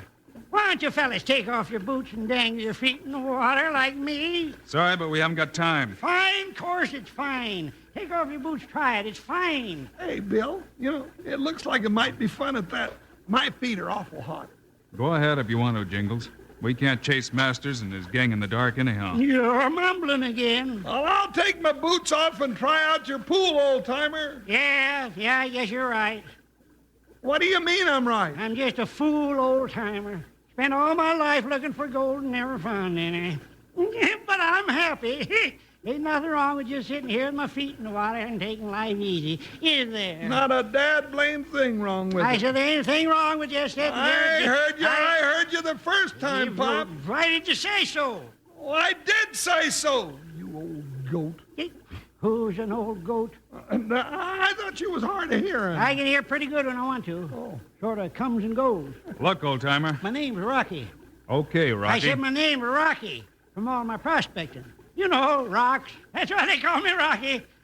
Kind of crazy, too, ain't he, Bill? Yeah, what's your names? Hickok's the name. Wild Bill Hickok, that is, and I'm Jingle. Don't ever let your hearing go back on you. Sure plays funny tricks. I could have sworn you said you was Wild Bill Hickok and Jingle. Well, that's who we are. Well, I'm glad. You what? Well, what do you know? I've been hearing about you for years. Why don't you tell me who you was? We just did. Look, Rocky, maybe you can help us. Sure, maybe I can. Have you seen a gang of men ride in or out of this canyon? Well, let me see. Was there 5 of them? I think so. Riding lathered horses? That sounds right. Have you seen them? Sure. Stopped there about a half hour before you come. Watered their horses and rode on up into the canyon. Bill, those are the Jaspers we're looking for. Sounds like them. Now, look, Rocky. I think those men are Bart Masters and his gang. They're killers and bank robbers. Is that so? Yeah, that's so. Well, that's all very interesting. Wild Bill, but I can tell you something about them hombres, too. What's that? That bunch of no-goods is Bart Masters and his gang. They're killers and bank robbers. Look, Jingles, we're wasting time here. Get your boots back on and let's ride before it gets dark. Okay, Bill, I'll just... Get on, Jingles. Yeah, somebody's shooting at us. Stop talking, you date-blurred idiots, and get down. Somebody's shooting at us. I am down. If I go any lower, I'll be buried. Yeah, that guy can shoot. Don't stick your head up. Stop yapping at us and worry about your own head. I'm going to send a few shots back myself. I'm with you there, Rocky. Let's dust them off. Hey, you shoot real good, Rocky. You don't have to yell at me now, Jingles. Shooting always clears up my head, and I can hear real good. Well, if that's the case, Bill, let's shoot at those lizards some more and shake up Rocky's hearing again. Yeah, they don't like to be shot at, do they? No, they don't. And they've got us in a bad spot. As soon as it gets dark, the 5 of them can sneak up on us and have us outnumbered. Yeah, and we can't round them up now because they've holed up in those rocks. What are you giggling about, you old goat? I'm just thinking that if they get us, I'll probably go down in history as a man who got killed with Wild Bill Hickok and Jingles. That ain't funny. I say it ain't funny. Keep your heads down, both of you, or that little joke is liable to come true.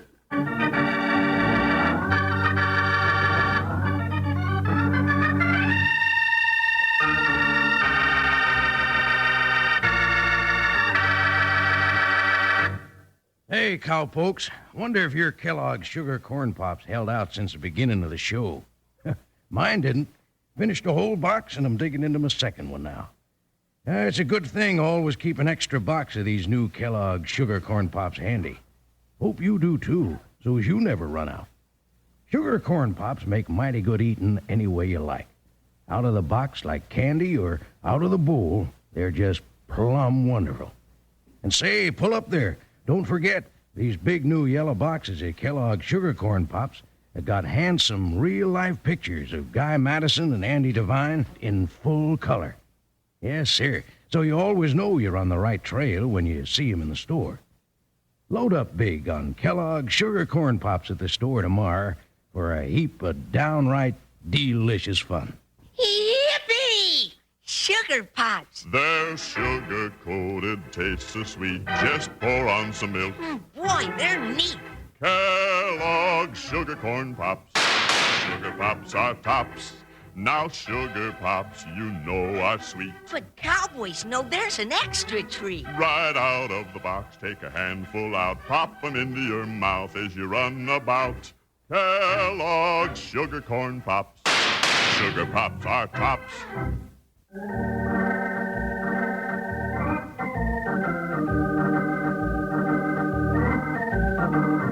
Pinned down by the fire of the well-hidden bank bandits, Jingles, Bill, and their new friend Rocky are in a dangerous spot. They can't move from where they are, and the approaching darkness will give their enemies a chance to spread out and sneak up on them. Suddenly, Bill notices something that he hasn't seen before. Boy, they shoot straight. Those last shots came from farther up the canyon wall. They're crawling up so they can shoot down on us. Yeah, that's going to get real dangerous. They're heading for that little cave up there. That ain't no cave. That's my mine shaft. I thought you said you didn't find any gold. Who said anything about gold? I can dig a mine, can't I? Sure, but if Rocky, is there another entrance to that tunnel? Sure, right over there to your left. I dug a room in the side of the cliff, and I keep all my tools there. The 2 tunnels are connected by a drift I dug through the rock. Jingles, you and Rocky stay here and keep them busy. I'm going through that tunnel and surprise those gents. Well, take me with you, Bill. I want to crack at him, too. Yeah, take him along, Bill. I can throw enough lead to make him think you're still here. Okay, Rocky. I'll make it sound good. Sure, that'll be fun. Besides, the shooting keeps my ears open up real good. Open up then, Rocky, and we'll run for the shaft over here. They've seen us, Bill. Yeah, but they don't know about that shaft. Hurry it up. I'm hurrying. I don't like that lead flying around my ears. Here we are. Inside quick. We're going to have to hurry now or they'll swarm down on Rocky. Yeah, gee, look at all the tools and things. Look here. Dynamite. Grab some, partner, and let's go.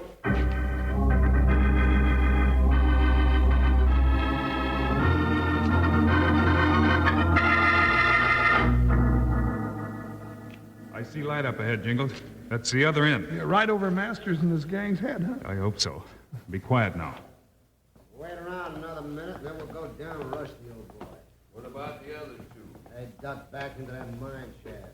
We'll bottle them up in there and starve them out. Bart, I'm telling you, they look like Wild Bill Hickok and that big fat deputy of his. I saw him in town at the hotel. I don't care who they are. We've got them now, and we'll teach them and all those hicks in town a lesson. This canyon's my territory. Nobody follows me up here and lives to tell about it. Is that so, Masters? Throw down your guns. It's Hickok above us. Send him, come down! Step back in the tunnel, Jingles. Well, there's too many of them. You can't hit us, Masters. Throw down your guns and start down the hill, or I'll drop a stick of dynamite on you.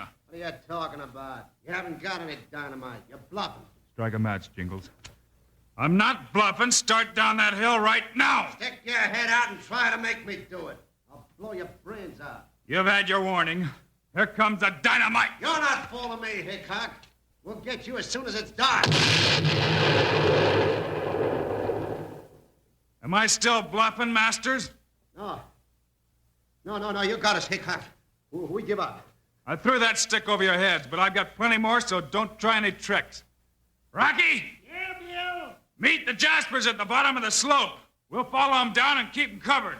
Bill, what you said just then is the first thing I've heard since you set off that blast. I guess it left me kind of deep.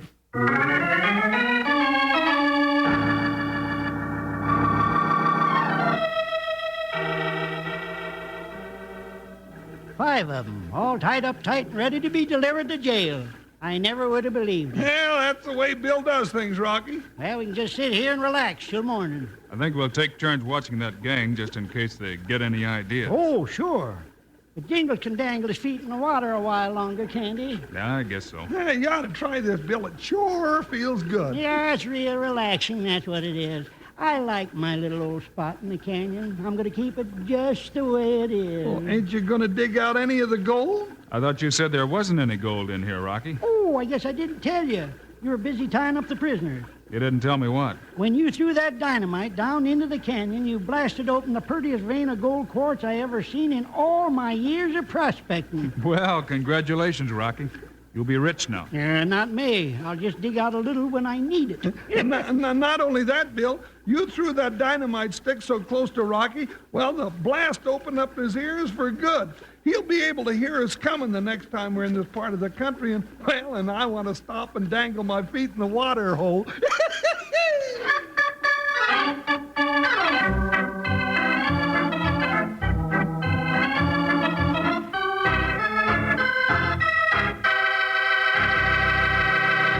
And now, here are the stars of Wild Bill Hickok, Guy Madison and Andy Devine.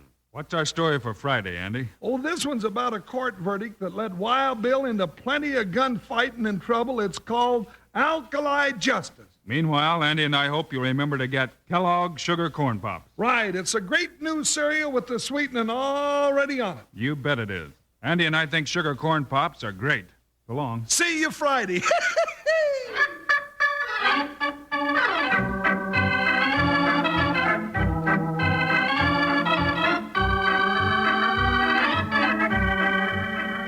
Yes, sir, Kellogg's, the greatest name in cereals, has brought you another exciting story of Wild Bill Hickok, starring Guy Madison and Andy Devine in person. Today's cast included Cliff Arquette, Lou Krugman, Paul Dubov, and Jack Moyles. Our story was written and directed by Paul Pierce, music by Dick Orant. This is a David Heyer production, transcribed in Hollywood. Don't forget to listen Fridays, same time, same station, when Wild Bill Hickok faces Alkali Justice. Now, this is Charlie Lyon speaking for Kellogg's Sugar Corn Pops, the cereal with the sweetening already on it. Kellogg's Rice Krispies, the world's only talking cereal. And Kellogg's Corn Flakes, America's favorite ready-to-eat cereal.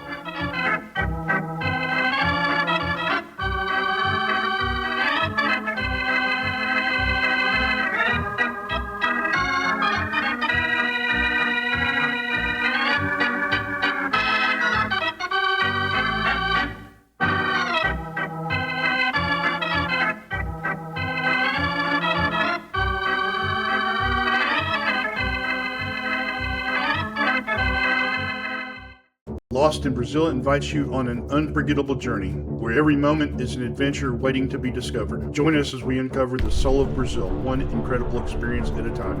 Click on the link in the description and embark on the ultimate Brazilian odyssey.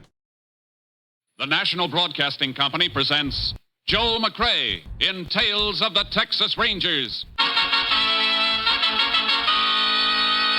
Tonight, transcribed from Hollywood, another authentic reenactment of a case from the files of the Texas Rangers.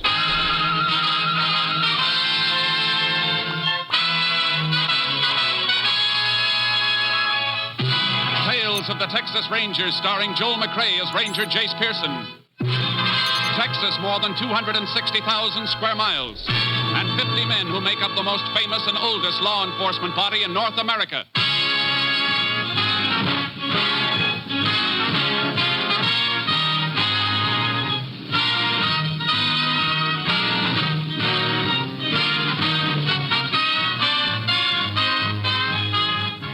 From the files of the Texas Rangers come these stories based on fact.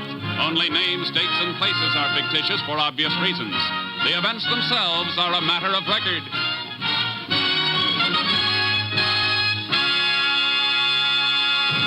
Case for tonight, the Cactus Pear.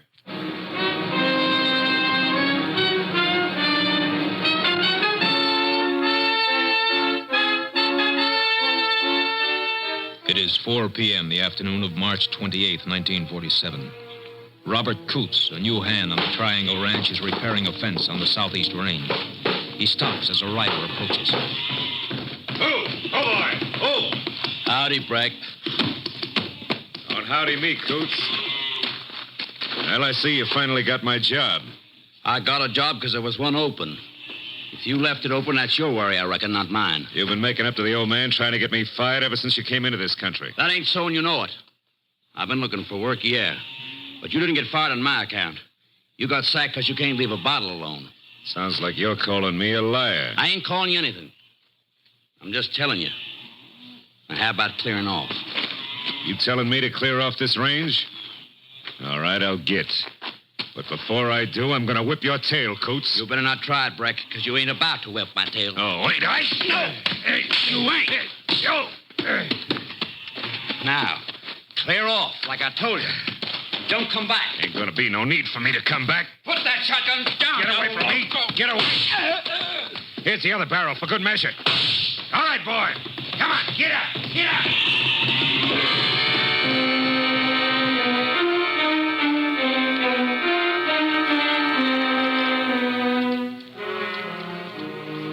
The body of ranch hand Robert Coots was discovered by the owner of the ranch next day when he rode out to search for the missing rider. He summoned the sheriff, and the sheriff called for the assistance of a Texas Ranger. Ranger Jace Pearson was assigned to the case. You say you spotted the buzzards this morning, Mr. Galt? Yeah, and I found Coots. From the look of him, he must have been shot sometime yesterday. Thought I heard a shotgun yesterday afternoon. Should have rode out then. Why didn't you? Sheriff, you know, we've been having a time with the coyotes and mountain cats lately. I just figured one of my hands must have spotted one and cut loose. Coots was fixing to break in the fence, eh? Yeah, that's right. Might have known something was wrong when Coots didn't come back to the ranch last night. Spot's just up ahead where my deputy's standing. Yeah, I can see the body now. Anybody been stealing cattle around here lately, Sheriff? Oh, a few head now and then, Jace. Nothing big. Coots might have run into somebody doing it, though. Might have. Here we are. Oh, boy. Oh, Charlie. Oh, boy. Howdy, Sheriff. Ranger. Hi there. Yeah. Tie the horses off the fence here. I don't want them tramping around near the body. Good idea. Coots with you a long time, Mr. Galt? No, Reggie, no. Hired him on less than a week ago. He was new around here, Jace. Only been here about a month, all told. You ever say where he came from? Yep, over around Marfa. Hit with both barrels, Jace. Once through the stomach, once through the head. Yeah. I was on the ground when the second charge hit him, though. Look, some of the shot clipped the grass. Yeah. Killer's horse stopped here, too. Looks like. Coots must have had a fist fight with the man who killed him. How do you figure that, Jace? A little dried blood on the grass here, scuffle marks, and some of the blades pressed down as though somebody'd been lying here. Coots was shot, though. Might be his blood, you know. Yeah. With his wounds, he was killed instantly. He didn't move 15 feet and then back again after getting blasted like that. Come on. All right. Yeah, what you looking for? Horse moved off this way. Prints mixed right in with some of your herd. They was grazing around here and then took off mighty sudden. See here where they dug in to get started? Yeah, that could mean a cattle thief, all right, chasing the stock, Jace. We'll find out. Let's get back to the horses and follow this trail.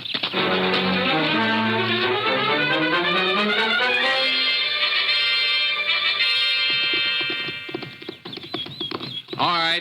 This is far enough. Ooh, charcoal. Hold up. Whoever it was, he wasn't trying to steal cattle. He was following the herd tracks so the trail of his horse wouldn't stand out clear. I don't see how you can tell that. Well, herd moved up range toward the mesa. Anybody stealing them would have been driving them to the south fence where the state road is. Have to get them to a truck to get them away. Yeah, but what made them run then, Jace? A shotgun must have stampeded them. If they'd been driven, someone would have left marks where they cut out to get away from the rider. And the rider would have left tracks cutting after him. I see what you mean. But shouldn't we keep on trailing them, though? Yeah, but not this way. He was headed for rocky ground near the mesa, trying to lose anybody who might follow him. He's smart. I don't get your plan. Well, he was careful leaving here after he killed a man. He mightn't have been so careful riding in before he killed. We'll backtrack the trail he took getting here. It might tell us where he came from. That makes sense, Jace. Let's go. Hey, up, boy. Ranger, can I have the body picked up by the funeral house now? Yeah, but even an autopsy isn't going to tell us much. Oh? I thought you could tell a lot from the shot that killed somebody. That ballistic stuff, you know. Not so much with a shotgun. Barrels are smooth bore. Don't leave rifle marks, but... Hey, hold it. What'd you find, Ranger? These. Empty 16-gauge shotgun shells. Killer might have ejected him here to reload his shotgun in case he ran into trouble. Huh? Well, can you tell anything with those? If we find the gun they came from, we might be able to match the way the hammer hits the shell. Yeah, if we find the shotgun. Every rancher and cowpoke in the county must have one.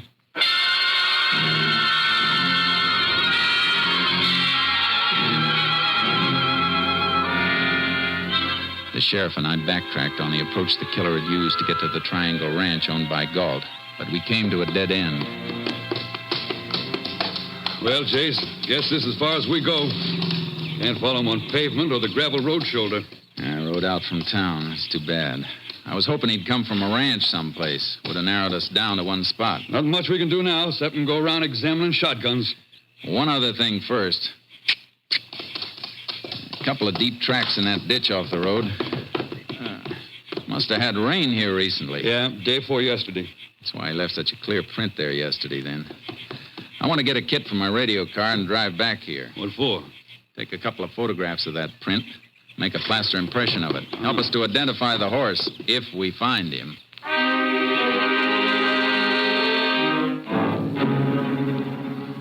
We took the cast and headed for town. To check every horse in the territory would have been impossible, so I had to gamble on a shortcut. Howdy, Ranger. Sheriff. Howdy. Howdy. Hey, mind dropping that hammer a minute and taking a look at this? Sure thing. Yeah, what is it? Plaster cast. Shoe print of a left hind hoof. You remember making a shoe like this, Ed? Common plate, Sheriff. It was caulked or something I might remember, but I don't know. I know it's a tough one, but all shoes are a little different. Wear in different places. Hoofs have to be fitted for slightly different shapes. That's true, all right. If I come across that shoe now after seeing the cast, I might recognize it. Good. I'm going to leave this cast here. If anybody brings in a horse to be shod, and the left hind hoof looks like the cast, don't touch it until you call us. Be right glad to help. Keep my eyes open. Any other blacksmiths around here, Sheriff? Oh, not for over 50 miles. We going looking for that gun now? You start on it. I'm going to pay another visit to the Triangle Ranch. I want to talk with Mr. Galt again.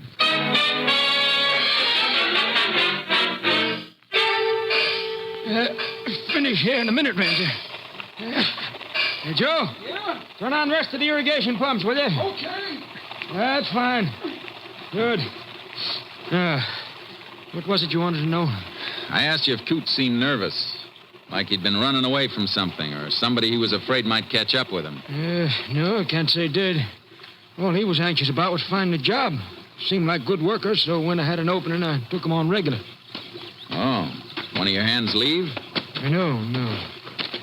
You see, I had to fire a poke named Harvey Breck. Fired him, huh? Why? Drinking, making trouble in the bunkhouse, not doing his work. Did this Breck know Coots?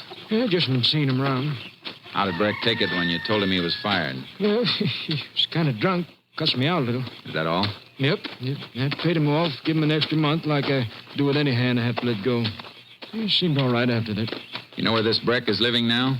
Here he's bunked up in one of them deserted adobe huts by the old Quicksilver mine. Road's washed out, though. All the huts are empty since mine stopped operating. Why, Ranger? You gonna see him? I sure intend to.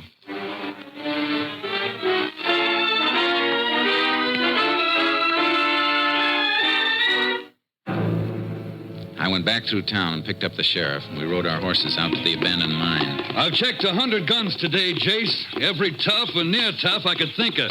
No good, though, huh? No hammer marks like the one we're looking for. You fire the guns to get a test shell for comparison? Sure. But I'd swear none of them was the gun we want. I kept the most likely ones and labeled them for you, though. Good. You can add one more when we test Breck's gun. And here are the shacks now. Oh, boy. Ooh, charcoal. Ooh. Must be that one. Little smoke's coming up the chimney. There's Breck. Heard us coming. You fellas looking for... Oh. Howdy, Sheriff. Howdy, Breck. Ranger wants a few words with you. Okay. Mind if we come inside? All right. Reckon you know that somebody killed the man who took your place over at the Triangle Ranch. Yeah, so I heard. Happened Tuesday afternoon. Where were you? I was right here. Anybody who says I wasn't is a liar. Nobody said anything yet. Where's your shotgun? I don't have a gun. You don't, huh? And where's the gun you cleaned not long ago? I didn't clean... Don't tell me you didn't. This oily rag in the corner says you did. This rag was used for cleaning a gun and nothing else. Better get the gun, Breck. We want to see it. It's under the bunk.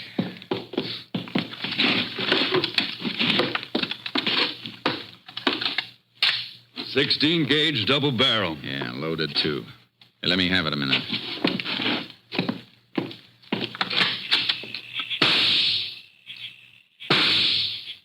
Let's match these with the shells you've been carrying, Sheriff. Hey, wait a minute. Shut up, Breck. Twins, all right, Sheriff. No doubt about these matching. Breck, we found these shells on the Triangle Ranch. Hammer marks match yours, and Coots was killed with a shotgun. Not that gun. Sure, you found shells from it on the Triangle Ranch because I worked on the Triangle Ranch, remember? You get laughed out of court with evidence like that. I fired 100 shots out there. At coyotes. Your story could hold, Jace. Yeah, maybe, maybe not. Because there's one other thing, Breck. We're all going to take a ride into town after I check the shoes on your horse. Now, that's real interesting, Ranger.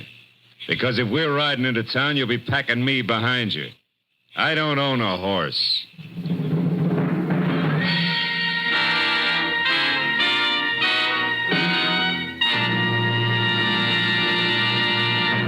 You are listening to Tales of the Texas Rangers, starring Joel McCrea as Ranger Jace Pearson.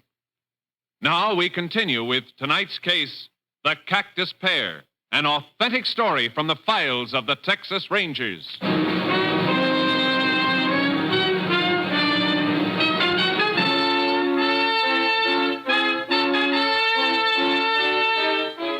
Breck had us stopped, and he knew it.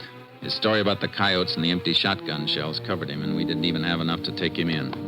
We left him and headed back for town. If he is the one, Chase, we're going to have a time proving it. Gunn would have made a strong case against anybody who hadn't worked on the ranch, but he can alibi that. Yeah. You got something on your mind, Jace. What is it?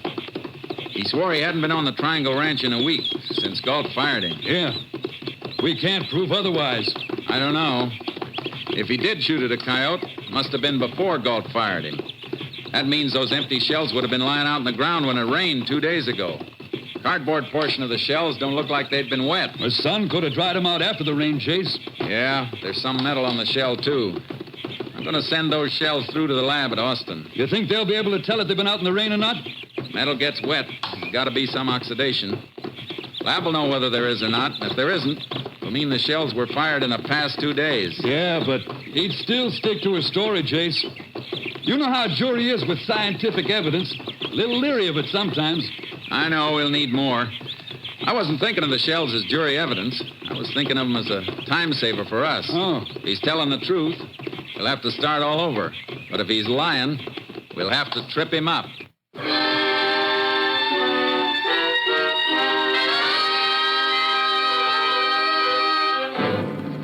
I sent the shells through to Austin, and while I waited for a report, I drove to Coots' old home at Marfa.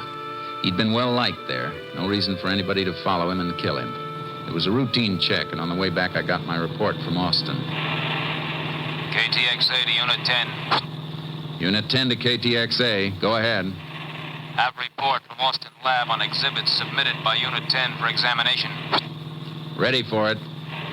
Lab reports slight oxidation, probably caused by brief exposure to normal night moisture. No evidence that shells were thoroughly soaked, though. No indication of such exposure in lab report. 10-4, Unit 10 clear. KTXA Austin.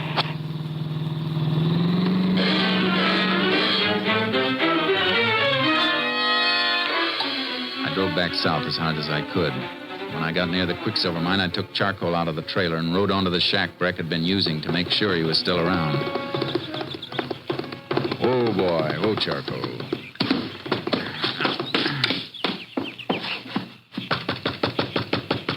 Breck, open up. I want to talk to you. All right, what do you want this time? I just want to make sure you're still around, that's all. Well, you see me, don't you? Yeah. I see something else, too. Looks like you've been packing a few things in there. That's my business, not yours. I'll make it my business if you try to leave this county. Now, look, Ranger, you got nothing on me, or you'd have taken me in before. If I want to move out of here, I reckon I can move. You try it. You'll hit the county jail so fast it won't even give your spurs time to rattle. Yeah, you're talking big, but you ain't got a charge to hold me on. Ain't no law against shooting coyotes. No, but there's a law against moving into a shack without the owner's permission. The mining company give you the right to live here? Yeah. It isn't going to be hard to check on. All right, then, Ranger, go back to town and check. Because until you do and get a warrant, you got no right in here. Have you? Okay, Breck. I'll be back. And you better be here. I got back to town as fast as I could. I had to have a minor charge to hold him on. But as I pulled up to the sheriff's office, I found out I wasn't going to need it. Stay in the car, Jace. Why? What's up? You got here just in time. We're just heading for my car. Let's move. Which way? Straight ahead. Blacksmith shop. He found the horse we've been looking for.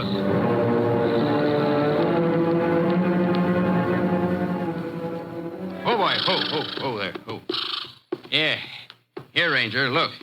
Just like the cast. Oh, boy. You see this nick in the left-hand shoe? This nail bent a little? Same as the impression on the cast. That's it, all right. Who owns him? Ranger, you're probably going to eat me out for this, but he's mine. Yours? You mean to say you couldn't recognize a shoe you fitted to one of your own horses? Well, that's the trouble, Ranger. I didn't shoe him. I only bought him a month ago, and I was just going to put new plates on him for the first time now. That's how come I just spotted the shoe. What were you doing out on the Triangle Ranch when Coots was killed? But, Ranger, I wasn't out there. Your horse was last Tuesday. But I wasn't riding him. I loaned him out. You better tell us who you loaned him to. Well, I let Harvey Breck use him. What? Breck? Well, my wife can tell you. I'll call her. You don't have to call her. Come on, Sheriff. Let's go.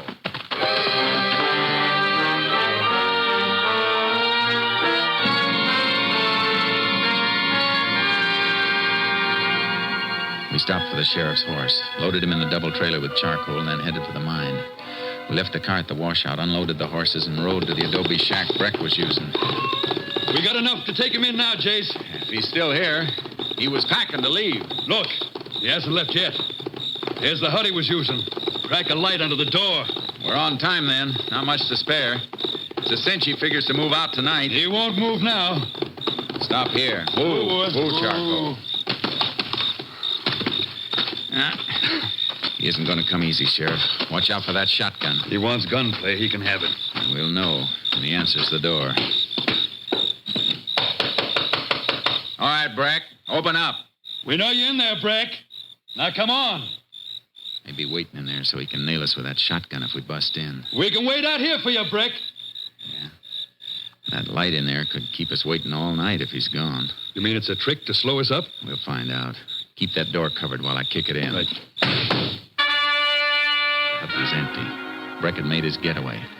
We went over the ground outside to get his direction. It led toward rugged country, and we followed as fast as we could on horseback, cutting back and forth to pick up his marks. Went up into these hills, Sheriff. We made some time. It was easy to trail this far, and he's on foot. Yeah, but we're going to be on foot, too, now. Why? He's headed for the border, Jace. Rio Grande's that way, but no horse can take this country between here and there. Oh, boy. Oh, charcoal. How far is it to the river? 40 miles of country the devil won't have, and we'll have to cover every inch of it on foot. Well, that's what he's doing. Come on, let's go. We must be close to him by... Hey, look, Sheriff. That's him, top on the ridge. Get to cover under that ledge. You better hide and stay there. I got you pinned down. Hobble the horses so they can move off and graze later. How are we going to get to him? Long way up that ridge, and we'll be moving right into his sights. You go around that way. All right. Crawl and hug whatever cover you can find. I'll go the other way and see if we can't circle in behind him.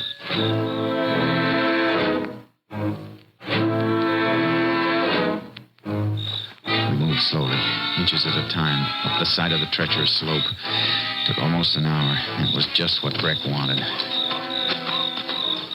All right, don't move. That you, Jace? Yeah, Sheriff. Oh, Jace, he isn't here. Of course he isn't. I should have figured his play. Only reason he fired from up here was to trick us into giving him time. Sure it was. He's ahead of us with the night to cover him. We don't have horses to give us an edge anymore. Well, let's see if we can pick up his trail. But Jace, if we're going into this, we're going to need water. No time to go back for it now. We'll have to get it as we find it. If we find it. He's headed this way. Come on. We'll have to keep trail cutting. And it's going to be plenty rough.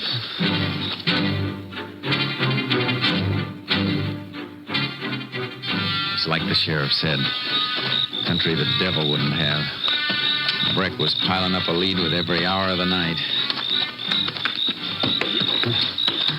We have to cover 2 miles to his one, Jace. Every time we lose the trail, he gains ground. Can't be helped.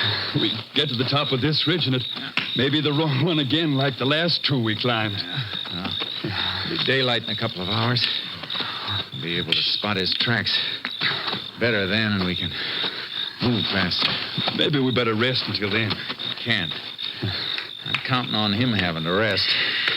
That's the only time we can make up on him. I reckon you're right, Jace.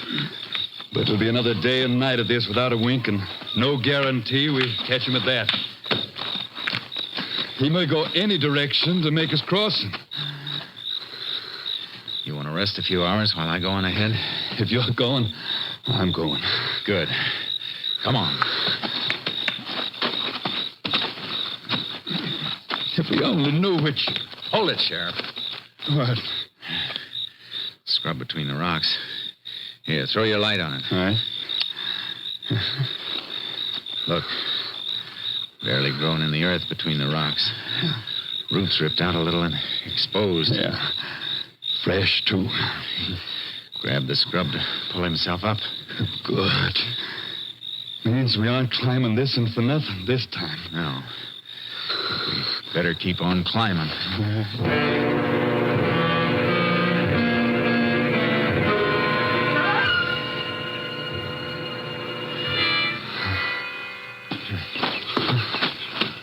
Almost 24 hours. Getting dark again, Jace. Yeah. And more mountains ahead. Here, wait. Lose them? No. Cut over this way. Something on the ground by that cactus patch. Yeah. Dug for water again and hit it, too. Still wet. Yeah. Dig a little. Get a drink for yourself. Knows the country all right. Never misses. Seems to know just where to dig if there's even a mouthful of water. What you doing over there? He ate here. Rested, too. Cactus pear's been cut and skinned. sun hasn't dried the skins out yet. He's only an hour or so ahead now. His tracks show he's slowing down. Still going fast enough to make that river sometime tonight, though. We'll be there, too, then. Little water running up in this hole now, Jace. You better take a mouthful. You first. Thanks. Then let's move.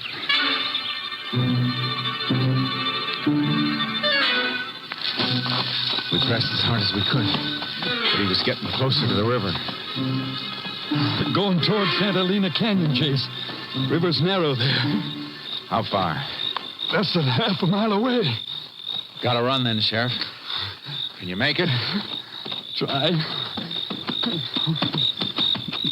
Look. His shotgun. Couldn't haul it any further. Lightening up to make his last run. I think I heard something ahead. Keep going.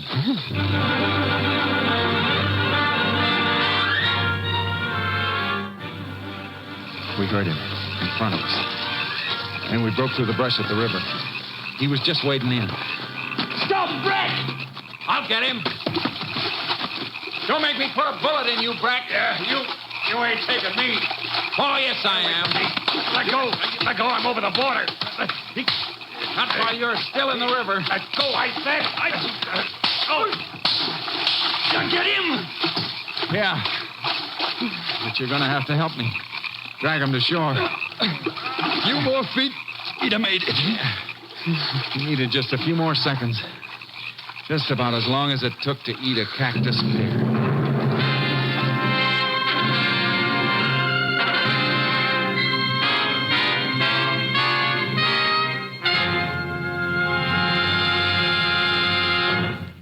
Harvey Breck was tried and convicted for the murder of Robert Coots. His sentence, 99 years.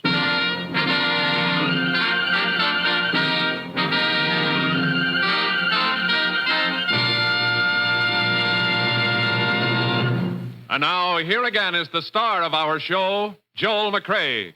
When the Allies invaded Normandy in World War II, they got an idea as to how far the fame of the Texas Rangers had spread.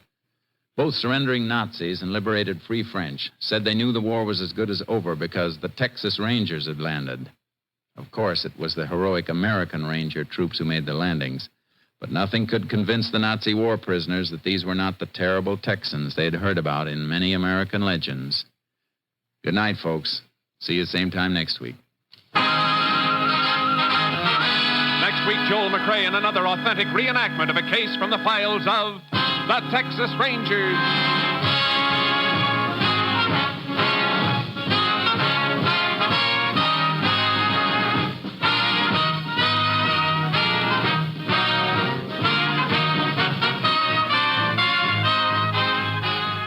Joel McCrea is currently seen starring in the MGM production Stars in My Crown.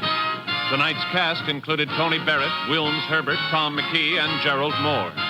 This story was transcribed and adapted by Joel Murcott, and the program was produced and directed by Stacy Keach. This is Hal Gibney speaking.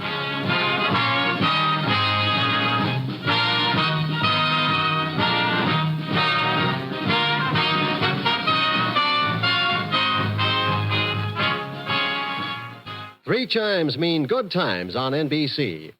Monday means music on NBC. Tomorrow night, the Voice of Firestone presents a selection of melodies in the Christmas spirit, with Metropolitan Opera star Jerome Hines as soloist. The NBC Symphony brings you another one-hour concert featuring works by Vivaldi and Beethoven under the baton of the brilliant young conductor Guido Cantelli. Stay tuned for the $64 question with more good times on NBC. Enjoying the timeless classics on Golden Age Radio? If you're loving the nostalgia and captivating stories, consider supporting our channel with a tip. Your generosity helps us continue bringing you the best of vintage radio entertainment. Simply click on the link in the description. Ladies and gentlemen, I'd like to read a telegram we just received. Final ballot tabulation shows Dragnet has won Michael Award for Best Radio and also for Best Television Mystery Program in 1952. 20,090 qualified members participated in nominations in final ballot. Congratulations and best wishes. Ed Bobley, President, Academy of Radio and Television Arts and Sciences. The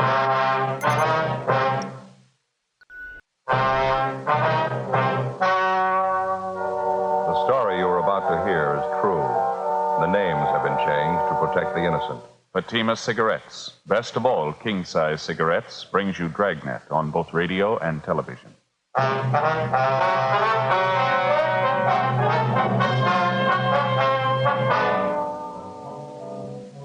You're a detective sergeant. You're assigned a robbery detail. A United States mail truck is held up and robbed. 22 sacks of registered mail are taken. The holdup men escape. There's no lead to their identity. Your job? Get them. Compare Fatima with any other king-size cigarette. Yes, compare Fatima with any other king-size cigarette. 1. Fatima's length filters the smoke 85 millimeters for your protection. 2. Fatima's length cools the smoke for your protection. 3. Fatima's length gives you those extra puffs, 21% longer than standard cigarette size. Fatima gives you more for your money. And in king-size Fatima, you get an extra mild and soothing smoke, plus the added protection of Fatima quality. Buy Fatima in the bright, sunny yellow pack. Best of all, king-size cigarettes.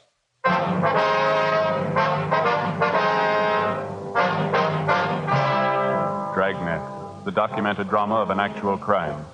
For the next 30 minutes, in cooperation with the Los Angeles Police Department, you will travel step by step on the side of the law through an actual case transcribed from official police files. From beginning to end, from crime to punishment, Dragnet is the story of your police force in action.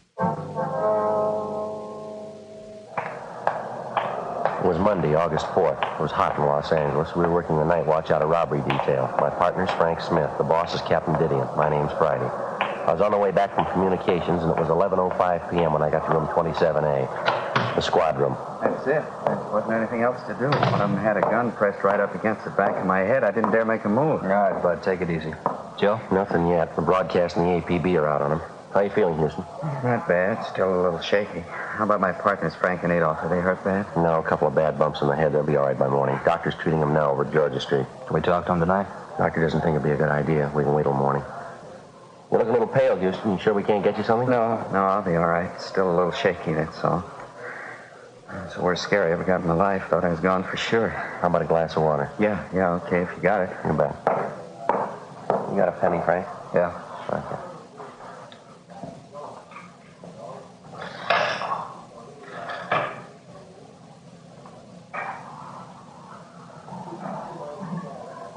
Just talking about the getaway car when you came in, Joe. Yeah. But Houston here is pretty sure he was right the first time. It was a dark blue sedan, late model. Mm-hmm. Any idea at all what make it was, Bud? I wouldn't like to say definitely. I don't want to mix you up. I got half an idea it was a GM car, maybe a Buick or an Olds. I can't say for sure, though. Well, here's your water. Oh. You didn't get a look at the license, huh? You sure of that, are you? No, I didn't see it at all. The whole thing went too fast for me. I appreciate this. I got it. Robbery, Smith. Yes, sir. Oh, yeah, Inspector. Uh-huh. Yeah, I see. Yeah, we'll be here for a while. Yeah, 27A. Right, thank you. Goodbye. You got it. Post Inspector Joe. He's on his way over now. That's fine. Hey, Bud, when you started your run with that mail truck tonight, you have any inkling at all that there was something wrong? I don't think I got you, Sergeant. What do you mean? Well, I mean, did you happen to notice anyone suspicious hanging around the post office out by the loading platform, maybe? No, buddy. How about on your way to the Union Station? You notice any cars following your mail truck there? No, if they were, I think I'd have noticed it. I usually keep an eye out when we're making a run. It's a habit I got into, I guess. How long you been driving a mail truck, Bud? About 5 years. I've only been handling the registered mail the last couple of months, so. Did your truck leave the post office on schedule tonight? Yeah, right on the dot. We followed the other trucks out. You see, the trucks that pick up the ordinary mail, they leave first, and then our truck leaves right after them. We only handle registered stuff. I see. The same routine tonight, no different. And you were the driver of the truck, that right, Bud? Yeah, that's all I do is drive. Frank's the clerk, Adolph's the guard. That's regulations. On trucks that handle just the straight mail, the driver's the only one aboard. Registered mail trucks got to have 3 men, the driver, the clerk, and the guard. Yeah, we know. You usually drive the same route from the post office to the Union Station, do you? Yeah, we go the same way every night. Straight down Temple Street. Turn right and go down Ferguson to Alameda, then over Alameda to Union Station. Make the pickup for the delivery, and then we come back the same way to the post office. And that's the route you followed tonight, huh? Yes, sir, that's it. Only we didn't make it back this time. I'd like to make sure we got this straight now, Bud. Do you mind checking us out on exactly what happened from the time you got to the Union Station? No, I don't mind. Well, try to relax if you can. Just take your time. Try to remember everything, will you? Say, would you mind very much if I called my wife first? I know I'm going to be late getting home. I don't want her to worry. You bet. Go right ahead, Bud. What's your number? I'll dial it. Oh, thanks. It's Pleasant 29321. Okay. You got a family, Bud? Yeah, 3 kids. Mother-in-law, too. She lives with us. Here you are, Bud. Oh, thanks. Lorraine?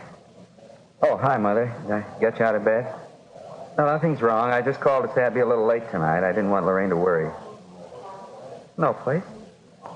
No, I'm not in a bar. Why do you have to say things like that? That's the way you feel all right. Just tell Lorraine, will you? That... Hello? Mother-in-law can never get off your back. I'm sorry to interrupt, Officer. It's all right, Bud. You want to go ahead now? Let's see. You wanted to know what happened after we left Union Station? Yeah, that's right. What time was it when you left the station? Right after we loaded the mail sacks on the truck, 28 sacks, all registered. We took off. What time was that? Scheduled time, 9:56. Left the station, headed for the P.O., drove the same route, along Alameda to Ferguson, then up Ferguson.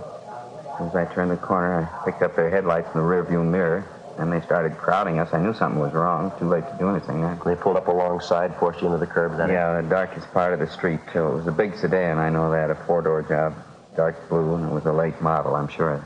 You notice anything special about the car, Bud? I mean, maybe a dented fender, some special accessories on it, anything like that? No, nothing I'd be sure about. I was too busy trying to keep going, get out of their way. I didn't have much of a chance. They forced us up on the sidewalk. I saw a telephone pole coming at me. I had to stop. What happened then?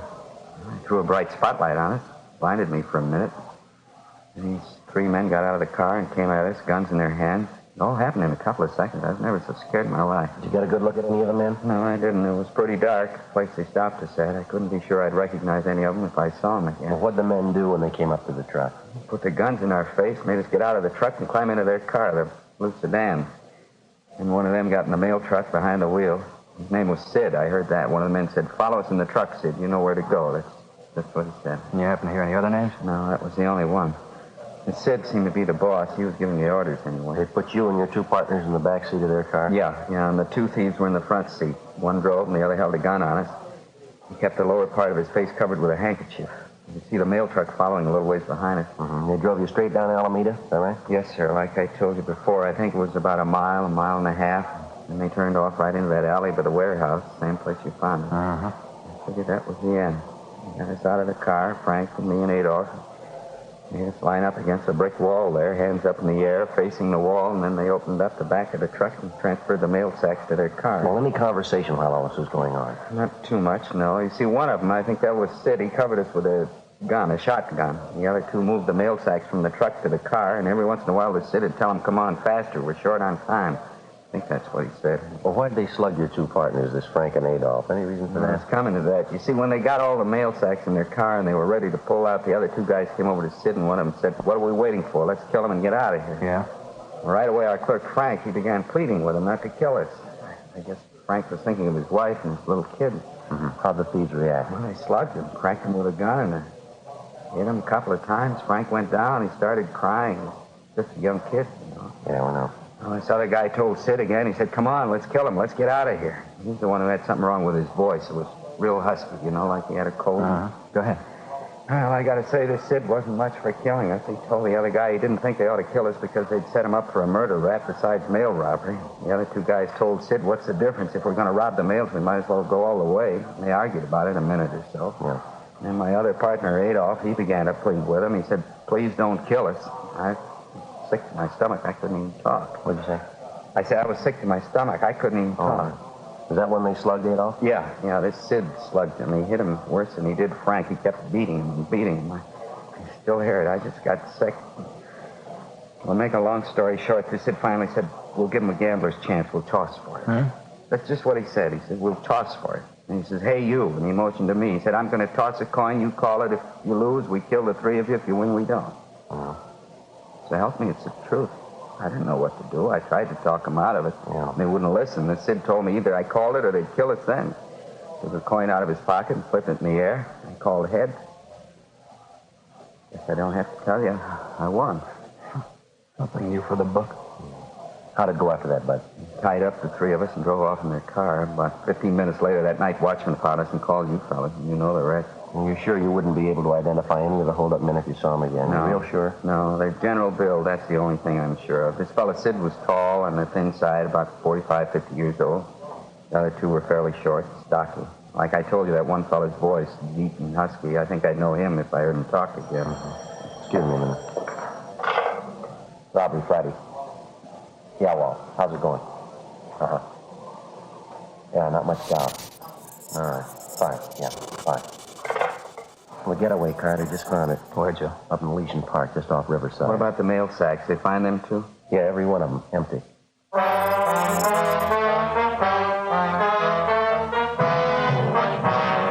According to the report we've received, the getaway car was found parked in a clump of shrubbery on the edge of Elysian Park, about half a mile from Riverside Drive. All of the 28 registered mail sacks were found scattered in and around the car, and with the exception of a few pieces of mail, the sacks were empty. A crew from the crime lab was dispatched immediately to the scene to check the car and the mail sacks for fingerprints and to cover the entire area for physical evidence. The mail truck was also gone over for prints at the point where it had been located. The officers at the scene, Sergeants Bitteroff and Gonzalez, continued the investigation on their end. 11:50 p.m. After the inspector from the post office department arrived, we continued our interview with Bud Houston, one of the three victims of the mail truck robbery. We ended the interview a few minutes after midnight, and Houston was driven to his home.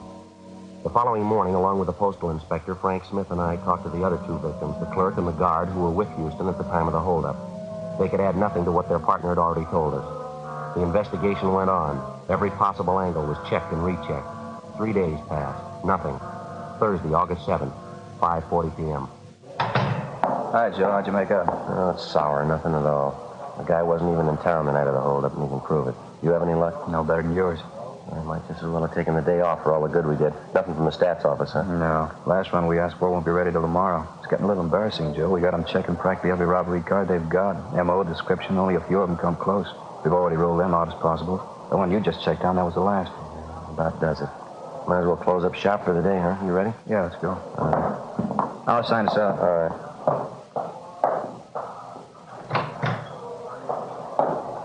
Okay, Joe. Now, that mail truck driver, Houston, he and his partners were in checking through our mug books again this afternoon. Oh, yeah, I forgot about that. Did they come up with anything? Well, they spotted one mug shot, parolee from Quentin, only a partial ident. Three of them couldn't even agree on that. I checked on the man. He's back in Quentin for a month. I can't say the three of them aren't cooperative. They've sure been working for us, haven't they? Hey, Joe, you in a hurry? How about watching up? Yeah, all right. Been a long time since we've had one start as slow as this one. We're running the worst, Frank. I mean right from the start, Joe. We find the getaway car, plenty of prints on it. Can't get a make on any of them. No. Find out the car was stolen. We check the owner, location, leads nowhere. Prints on the steering wheel of the mail truck, parts of the mail sack, still no make.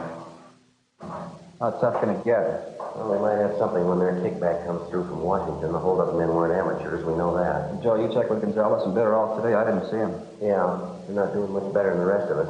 They got an informant hot on the thing. He's supposed to have some work for them tomorrow and a couple of possibles. Hey, how about the money taken from the mail they got? A list of the serial numbers on the bills going out to everybody? Yeah, revised list went out late last night. Copies sent all over the country. Right? Yeah, Mac, right here. Okay, thanks. Be right there. Okay? Let's go. All right.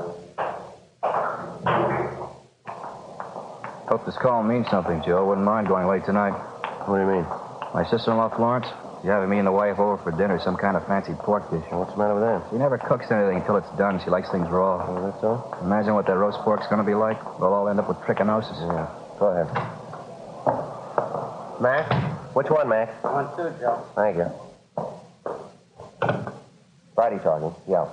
Oh, yeah, John. Mm-hmm. You sure it checks? Okay, fine. About 20 minutes. 20 minutes, yeah. Right, thank you.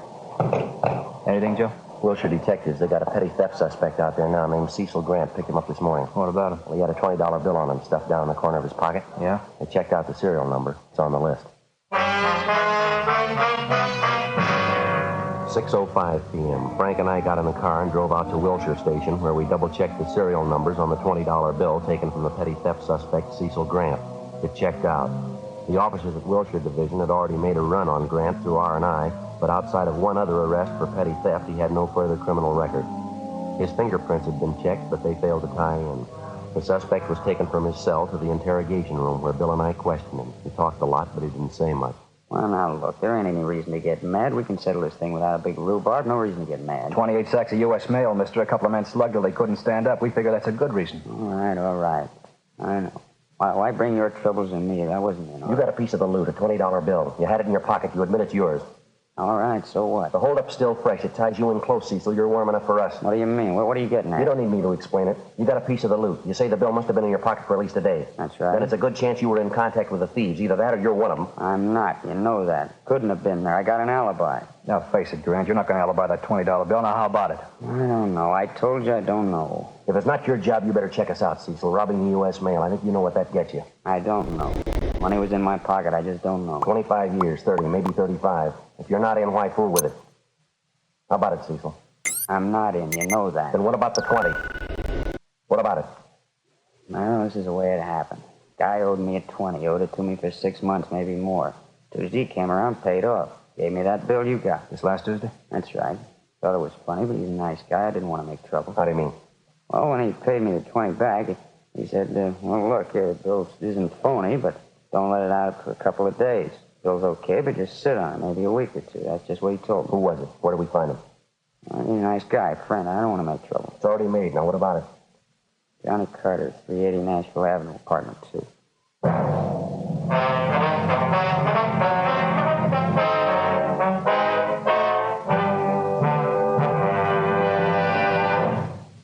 You are listening to Dragnet, authentic stories of your police force in action.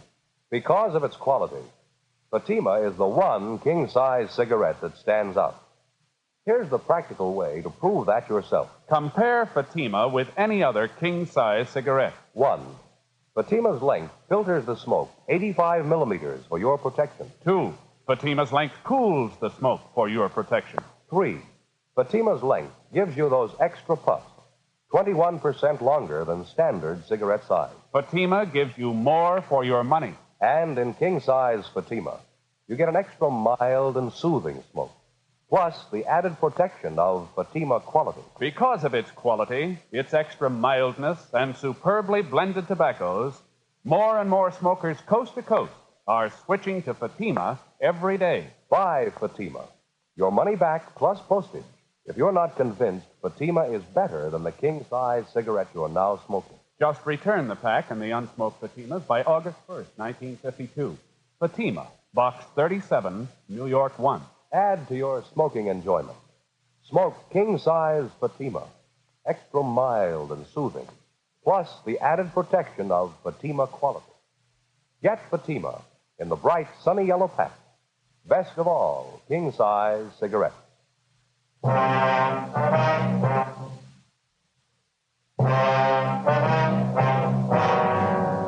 August 7th, Thursday, 6:55 p.m. We called R&I, but they had no make on the name John Carter. My partner, Frank Smith, and I left Wilshire Division and headed out to check on the address given us by the theft suspect, Cecil Grant. The 300 block on Nashville Avenue was in West Hollywood, just below Melrose. Number 380 was an aging two-story apartment house. The architecture was old Spanish, a relic of the mid-20s. The name John Carter appeared on one of the mailboxes, but when we rang, there was no answer. We contacted the apartment manager, and he told us John Carter worked at night at a downtown garage. Along with the manager, we went up to the second floor and checked through the suspect's apartment. We found nothing to indicate that he'd taken part in the mail holdup. After a routine interview with the manager, we got the name and address of the garage where Carter was employed, and we left. 8:23 p.m. We pulled up and parked half a block away from Carter's place of employment, an all-night service garage on South Figueroa. Frank waited in the car, and I headed up the block alone toward the garage. In the event Carter was one of the mail truck holdup men, there was a possibility his two Confederates might be employed at the same place he was. If this was the case, we didn't want to tip him off.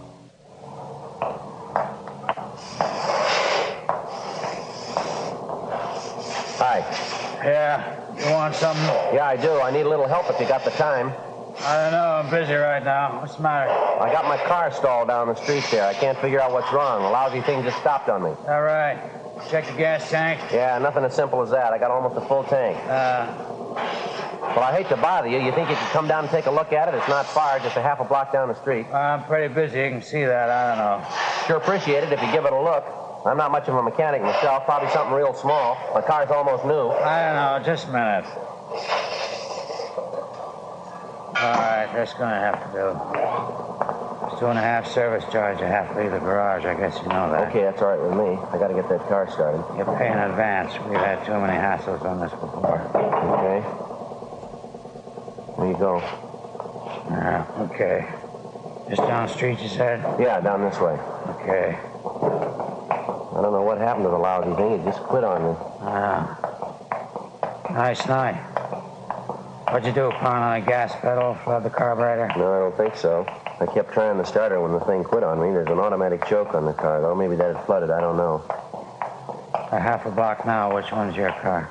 Straight ahead there, the gray sedan. Oh, yeah. This one right here. Okay, get the hood open. Well, never mind that, mister. Just get in the car. All right, Frank. Oh, what's this? Police officer, his identification. Get in the car. What's the matter? What is it? Come on, in the car. Hey, what's the pitch? What's it all about? Your name, John Carter, address 380 Nashville Avenue? I don't know what you're talking about. Is that your name and address? All right, it is. What about it? Get him behind you. Help him, Frank. Yeah. All right, that's good.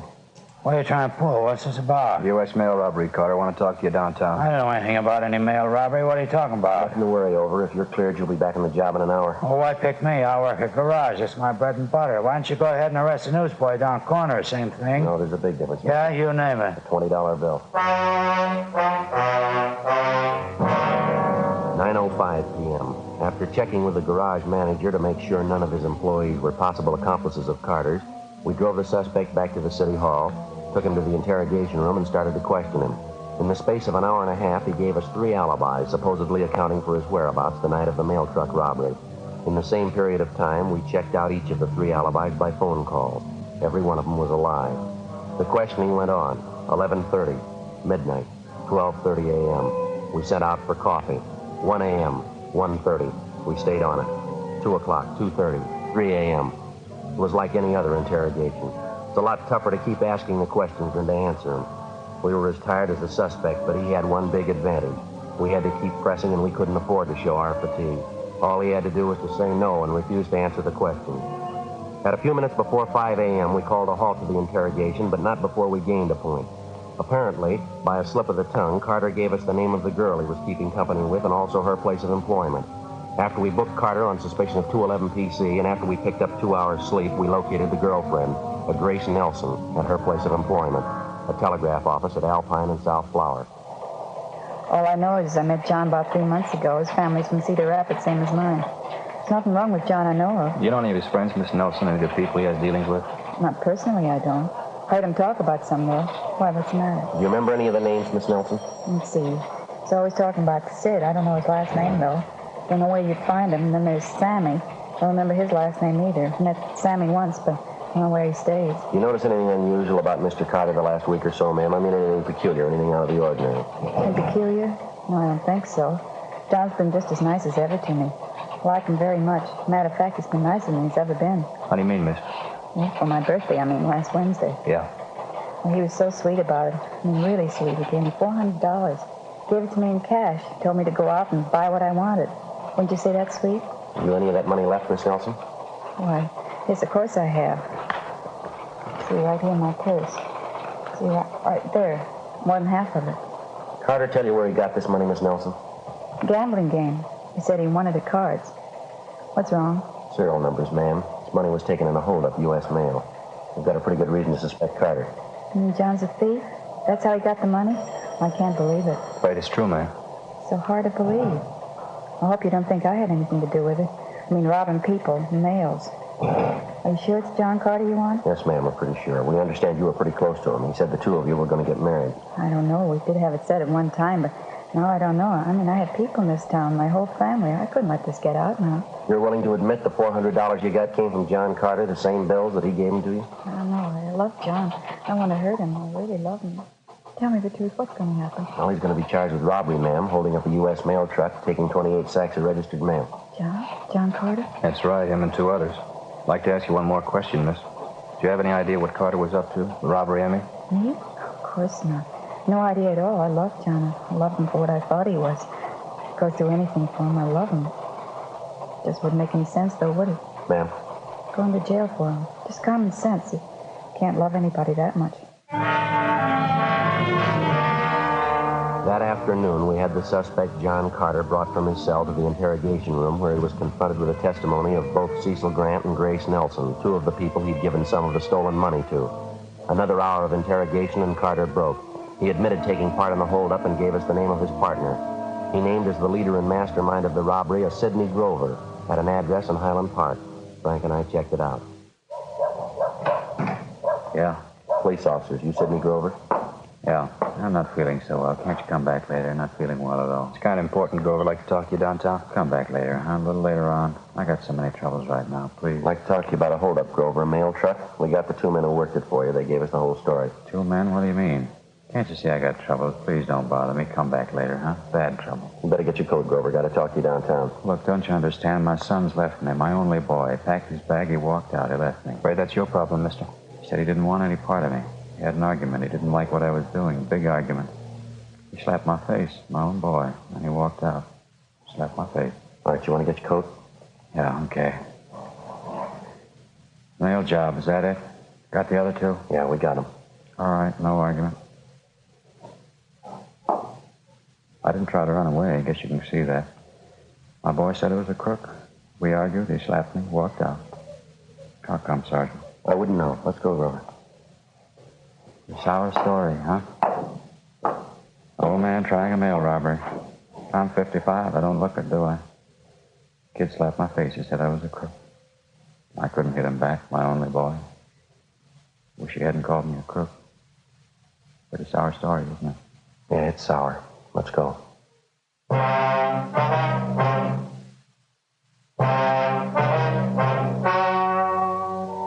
story you have just heard was true.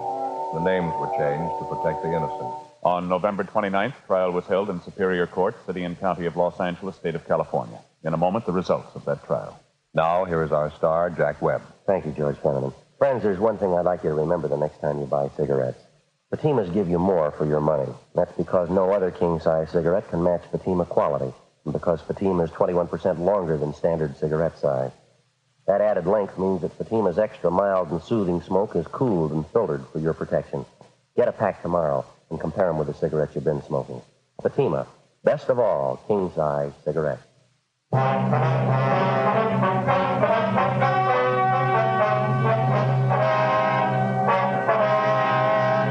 Sidney Allen Grover, along with his 2 accomplices, John Harold Carter and Samuel Maxwell Johnson, were tried and convicted of robbery in the 1st degree, 1 count, and assault with a deadly weapon, 1 count. All 3 are serving their terms in the state penitentiary. 1st degree robbery is punishable by imprisonment from 5 years to life. Assault with a deadly weapon is punishable by imprisonment for not less than 1 nor more than 10 years.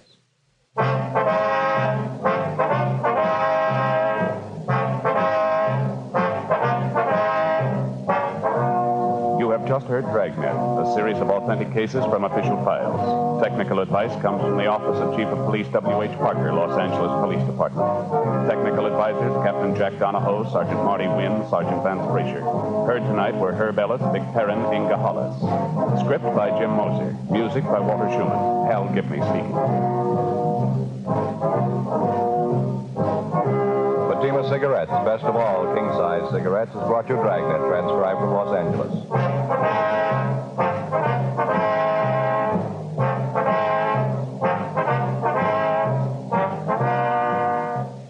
Now, it's Counter Spy on NBC.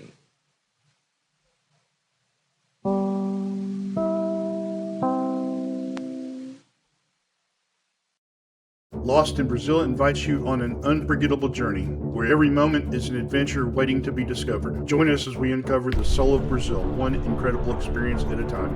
Click on the link in the description and embark on the ultimate Brazilian odyssey.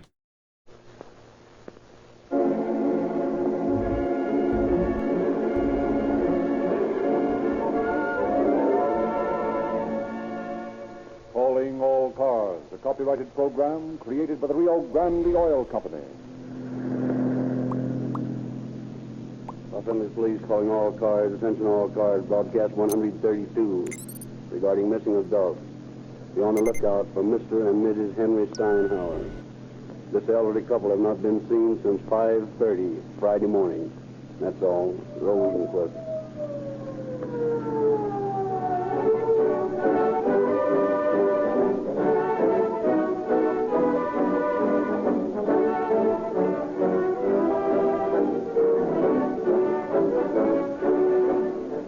Many listeners must wonder why it is that year after year, Rio Grande cracked gasoline continues to power more police and emergency cars than any other brand. It is because Rio Grande cracked has one advantage which no other gasoline can claim. Here in the West, Rio Grande is the only company licensed to manufacture gasoline by the Sinclair cracking process, which is recognized the world over as the most efficient refining process known. Rio Grande has invested millions of dollars to build one of the finest cracking plants in America. The gasoline that is cracked in this great refinery has qualities you'll find in no other gasoline. Many cities and counties have tested Rio Grande crack, and their unbiased records prove conclusively that motors develop more power, speed, and acceleration with this scientifically balanced gasoline, and yet instead of being more expensive, Rio Grande cracked with tetraethyl is actually the cheapest gasoline they can buy. Figure your own gasoline purchases from the viewpoint of miles per dollar. And you, too, will find you can enjoy police car performance in your own car at no extra cost. And now it is our pleasure to present Chief of Detectives H.S. Seeger of the Los Angeles Police Department. Chief Seeger. Good evening, friends. The average citizen's concept of the police is limited, naturally, by his contact with them. The motorcycle officer, who perhaps gives him a ticket for a traffic violation, or the radio patrolman who may answer his call about a barking dog. It is our hope, and the hope of the sponsors of Calling All Cars, that this broadcast may give the citizen and taxpayer a clearer idea of the complicated organization which lies behind the officer he may casually contact.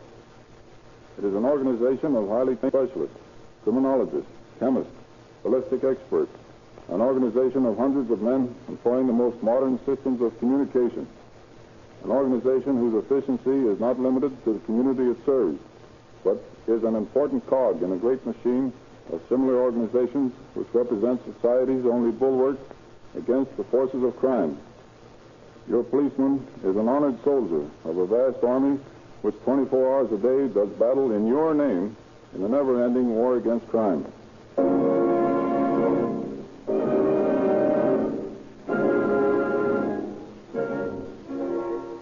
November 20th, 1935. In the University Division headquarters of the Los Angeles Police Department, Sergeant A.H. Wingerton is taking down a routine report. What are the names of the missing persons? Mr. and Mrs. Henry Steinhauer. Their address? 1839 West 43rd Street. How long have they been missing? As far as we can tell, since 5:30 yesterday morning. Your name? Britton, George Britton. Mm-hmm. I'm the engineer at the Lewis Radio Company.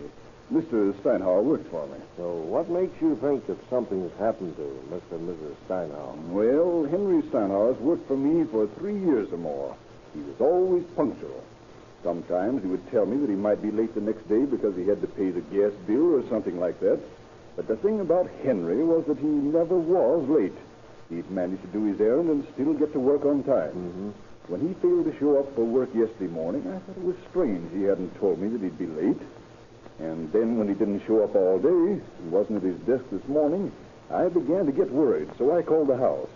Mr. Drake here answered the phone, and, well, maybe he'd better tell you himself what he knows about it. I see. What's your full name? Leroy Drake. Address? I live with the Steinhauers. I'm their nephew. When did you last see them? Oh, my aunt came to my bedroom door about 5:30 Friday morning and said that she and Uncle Henry were going to San Pedro to see the landlady about the house. She said they'd be back later, but they didn't come back. It's got me worried. They never went away like this before. Well, we'll get a broadcast out to all cars to look for them. No, wait a minute. I don't know whether that would be a good idea. Why not? Well, if they aren't in trouble, and they're gone, say, to San Diego to the fair, we wouldn't like the publicity. Henry would be pretty angry, I'm sure. Well, the only thing we can do in that case is to check the hospitals and the morgue. That would be best. I'd advise you to let me send out a broadcast for them. Suppose we wait until Monday. If they haven't returned by then, you'd better broadcast it. All right. Will we come back Monday then? Yes. We'll let you know what happened on Monday.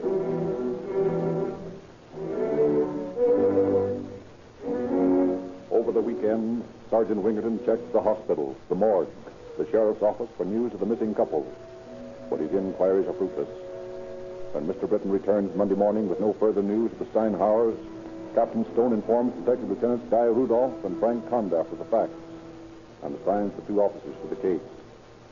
Their first step is to visit the Steinhauer residence.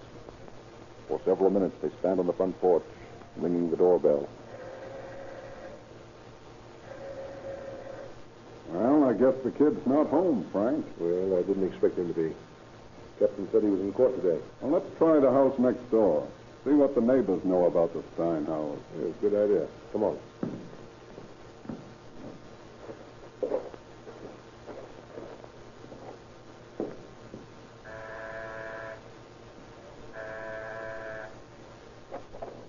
Yes? We're looking for Mr. and Mrs. Steinhauer. Nobody here by that name. Yes, I know. They live next door, but they don't seem to be at home.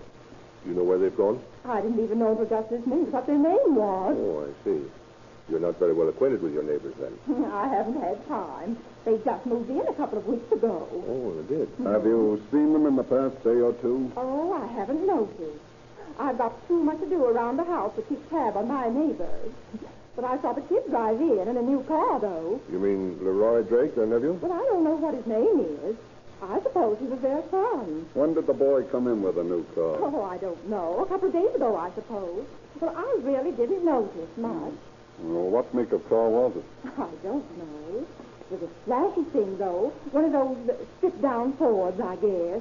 Is there anything else you know about them? Anything else? I don't know anything about them. Well, thank you, just the same. Oh, you're welcome. The kid shows up in a new car on Saturday. The day he got $5 from Britain because he didn't have enough to eat on. That looks a little strange.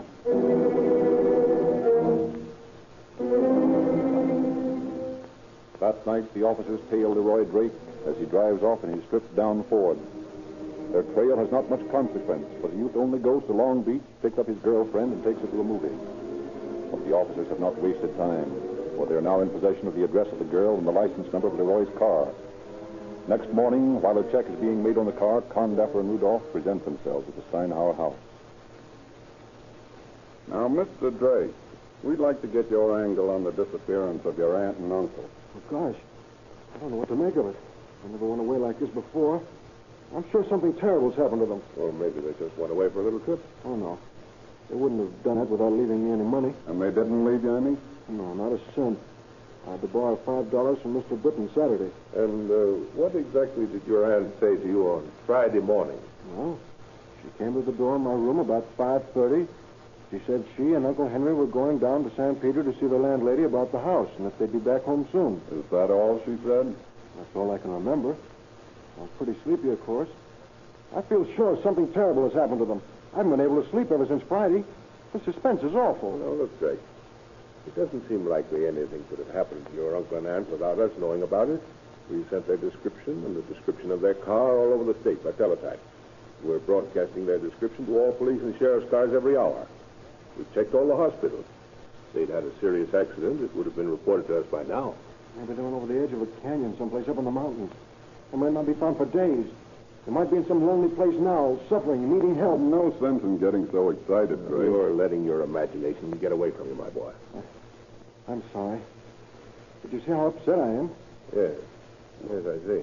Do you mind showing us through the house, just to check if everything's in order? Well, I've already looked all around, and there's nothing out of place. Well, do you mind showing us? No. Let's start with this room first. That's their room. Oh. Well, nothing seems out of place here. How about those clothes in the closet? Anything missing there, Drake? Oh, no, sir. Their clothes are all there. Would you mind checking them over again, please? No, of course not. Hey, Oh, my aunt's dress is gone. One suit. How about baggage? Yeah. There's a suitcase gone, too. Well, then they could have gone on a trip, eh, Drake? Yes. It looks like it, doesn't it? But even if they did, they'd have gotten in touch with me before this. Something must have happened to them. Where's your room, Drake? Down the hall. Let's see it. Why? What do you want to look in there for? Well, just for fun. Do you mind showing us? Very well. This way. Does your uncle have any money, Drake? Yes, a little. Where is it? In the bank in Long Beach. Why in Long Beach? Oh, we used to live there until the first of the month. How much did your uncle have? About $1,500, I guess.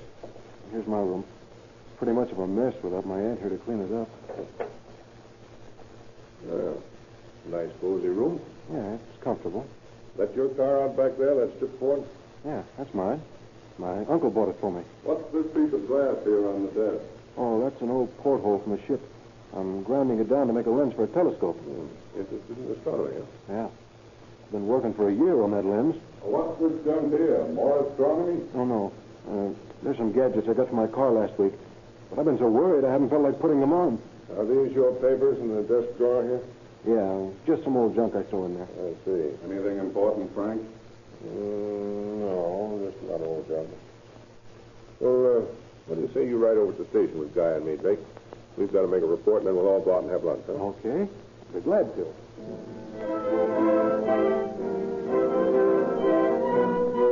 At the station, the two detectives receive the report on Drake's car, and then discussing the broadest generalities, they take the youth to lunch. An hour later, they drive him out to Exposition Park and begin to question him in earnest. Drake, we understand from what you and Mr. Britton told us that you were broke Saturday, and Mr. Britton lent you $5. That's right, he did. Yet among these unimportant papers we found in your desk drawer were receipts from an automobile supply store for tires and other car supplies, amounting to more than $12. These receipts were dated Saturday. You see, Lieutenant Condever. Now, don't start explaining until you've heard what we've got to say. You also stated to us this morning that your uncle had some money in the bank in Long Beach. In your desk drawer, we found bank books for savings and checking account in your uncle's name on a branch bank at 49th and Western. I can explain that, you see. You told us that your uncle had bought you that car. But we've checked the car and find that you paid $150 for it Saturday afternoon and that you bought it in your uncle's name. Now, how about it, Jake? What's the real story? I think you fellas know more about this than you're telling. Please don't keep me in suspense like this. What's happened to my uncle and my aunt? No hysterics. Drake, we want to know the truth about that money. Well, I lied to you about the money, I guess. You guessed?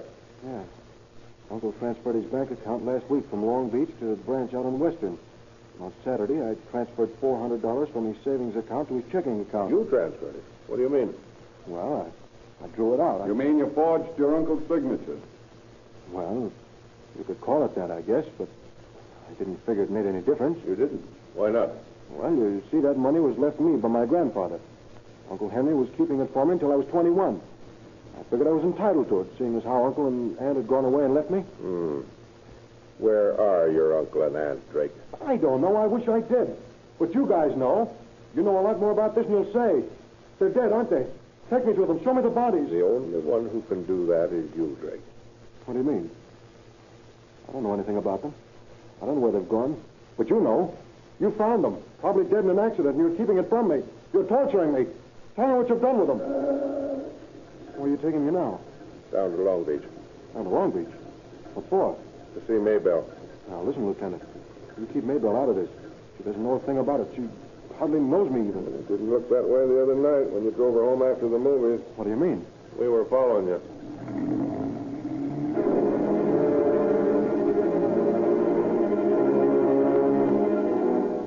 The two detectives drive the frantic youth down to Long Beach to the house of his girlfriend, Maybelle. The officers interview the girl on the front porch where they can keep an eye on Drake, whom they have left seated in the police car.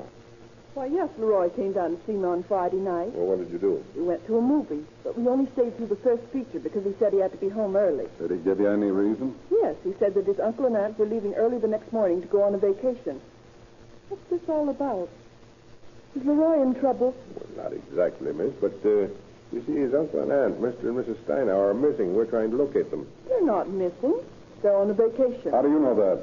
Why, Leroy told me. Well, when did they go away? Saturday morning. How do you know this? Why, Leroy came down to see me Friday night. He left early because he said he had to see his uncle and aunt off early the next morning. That would be Saturday morning? Yeah. You're sure of the days? Positive. Well, then something is wrong, because Mr. and Mrs. Steinhauer have been missing since Friday morning. Oh. Take her inside, Guy. I'm going to have another talk with Drake. Come along, man.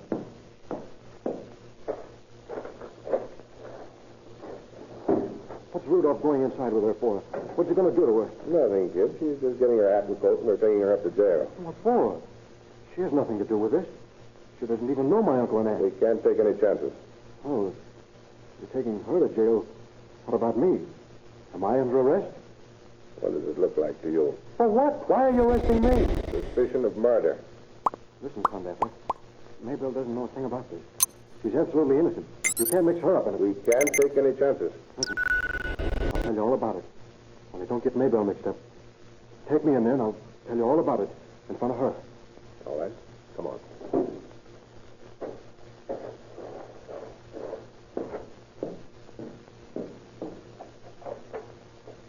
Drake's ready to talk, Guy. Good.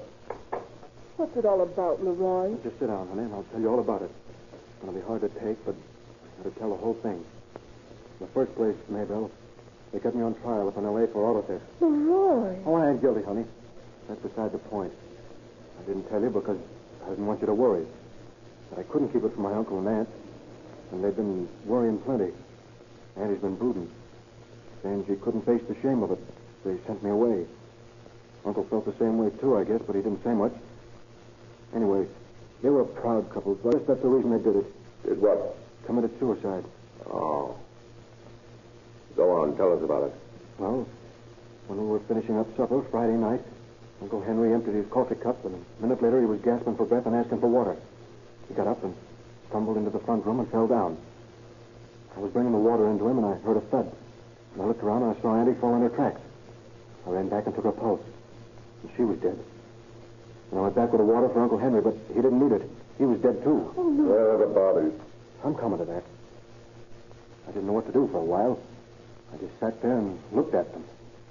Then it occurred to me that they were so afraid of the disgrace of me maybe going to Quinton, they'd be more ashamed if there was a lot of publicity about them committing suicide.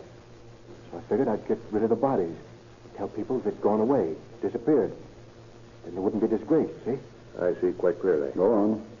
There's nothing more to tell. You two guys know the rest. You found the bodies. That's the reason you've been playing with me all day like a cat and a mouse. You've got your confession. Only ain't you surprised? It isn't a confession at all. See, I haven't done anything.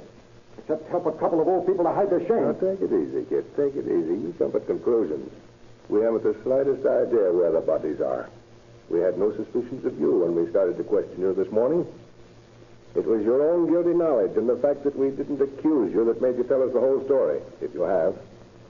Now, finish it up. Where are the bodies? I drove them off the pier over in Wilmington. You drove them off the pier? Yeah. I put Uncle Henry in the front seat and Andy in the back seat and propped them up so they'd look natural. Pardon me, please. I can't stand any more of this. Go ahead, Drake. And I drove them down to Wilmington. I went out on a couple of piers, but there were too many people around. They were loading ships. Then I found a nice deserted pier, and I got the car rolling, slipped it in a high, and jumped out. Went right off the end. Which pier was it? On Graceline Dock. I hung around for an hour to see if the bodies would float, but they didn't come up. So I went home. Are you telling us the truth? Of course I am. It's unbelievable. Well, I guess I'd better call headquarters and have them send a diver over there, Frank. Right. And we'll go straight over from here. That is, if Drake doesn't mind showing us his uncle and aunt's watery grave. Not at all. I'd be glad to.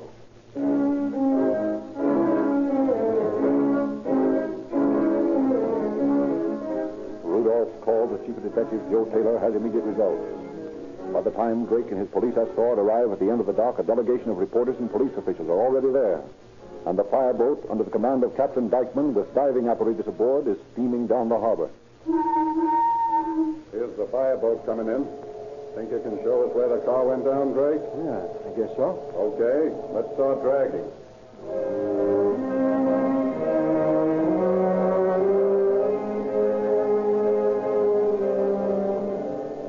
The flat, dead sun dropped its molten disk into the diurnal grave. Its steaming spirit silently hisses across the gray waters of the harbor as the tiny boat drops its bluish fingers over the side. As night swats across the world, they scrape furtively at the harbor floor, metal hands groping for the lost dead.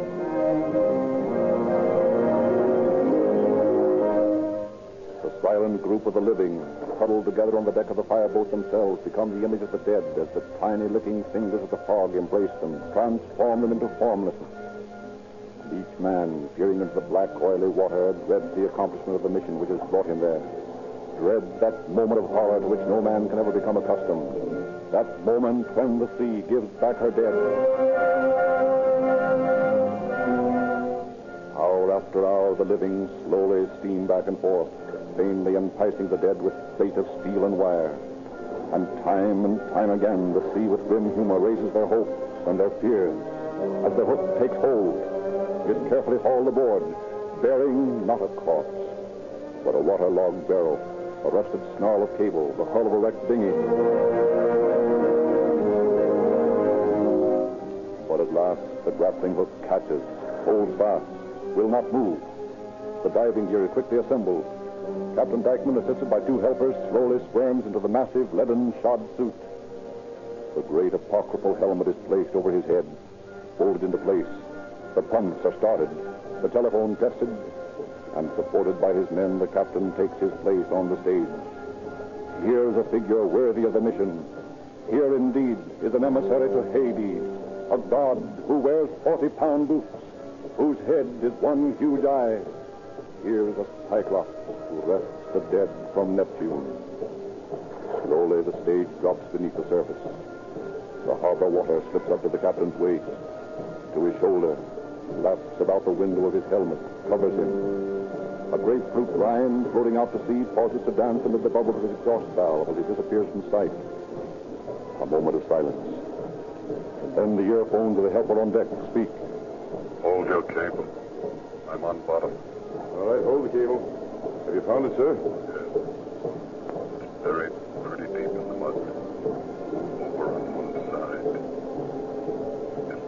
If I can get this door open. There. This must be Mr. Steinhauer's body in the front seat. It's quite a job moving him. There. I've got him clear. Put him on the stage. You can haul him up while I get Mrs. Steinhauer out of the back seat. There you are. All the way to the stage. Easy. Easy. Mr. Steinhauer's on it. A few moments later, Mrs. Steinhauer's body is hauled aboard to lie beneath the tarpaulin beside her husband. Condaffer and Rudolph lead the emotionless Drake across the deck to the gruesome addition to their company. Drake, I want you to take a good look at these bodies and tell me if they're your uncle and aunt. Well, they look different. That's them, all right.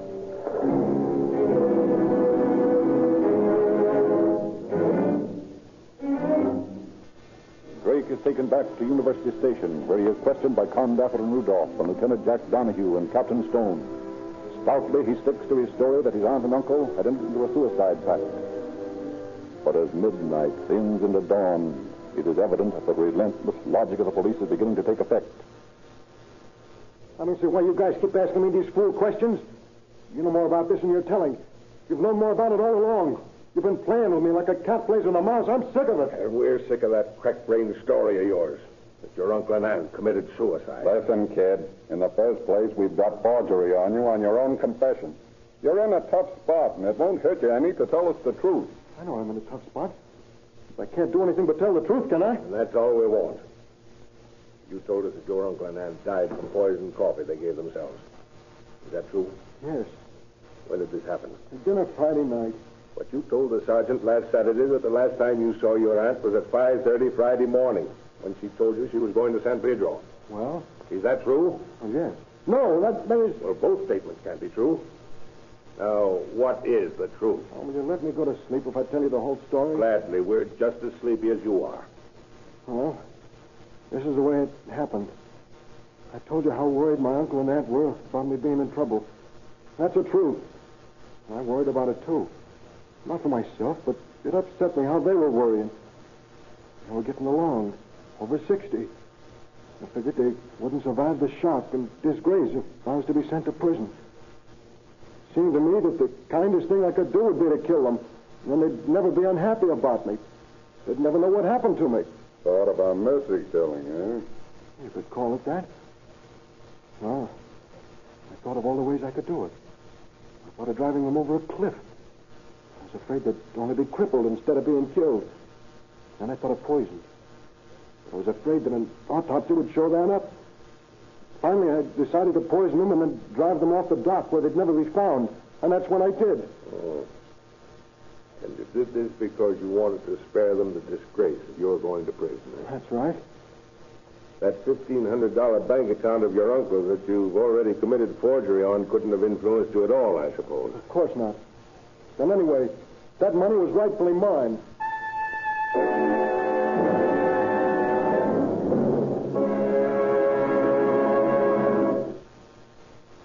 Further investigations by the officers proved that this third story of Leroy Drake's was indeed true.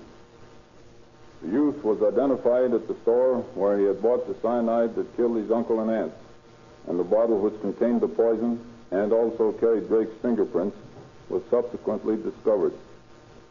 Drake was quickly brought to trial and pleaded not guilty, and not guilty by reason of insanity. But when the defense counsel realized the magnitude of the case we had built against his client, he threw him on the mercy of the court.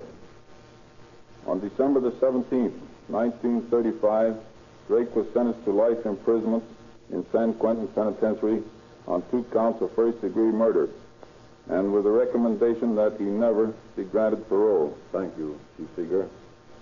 Ladies and gentlemen, for complete stories and descriptions of the true crime cases to be broadcast on this program, get the new June edition of the Calling All Cars News, given away free wherever Rio Grande cracked gasoline is sold.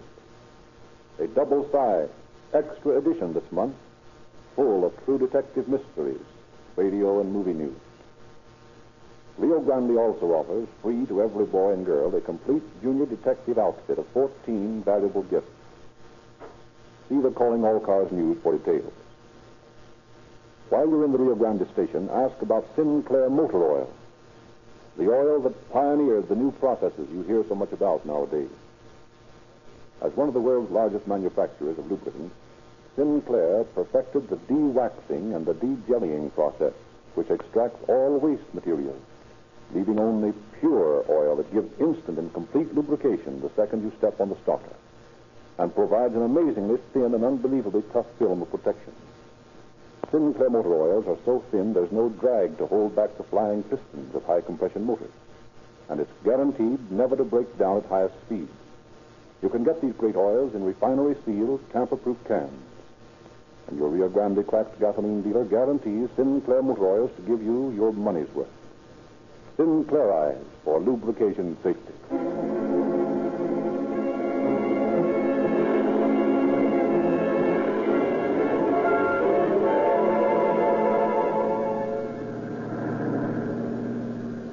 Los Angeles Police calling all cars, attention all cars, a cancellation broadcast 132 regarding 2 missing persons. These missing persons have been found, murdered. And that's all. Roll in the place.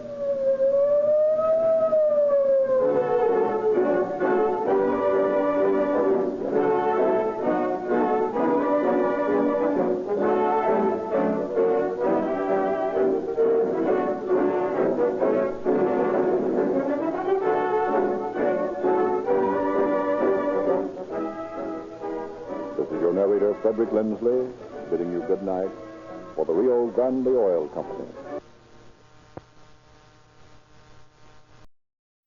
Enjoying the timeless classics on Golden Age Radio? If you're loving the nostalgia and captivating stories, consider supporting our channel with a tip. Your generosity helps us continue bringing you the best of vintage radio entertainment. Simply click on the link in the description.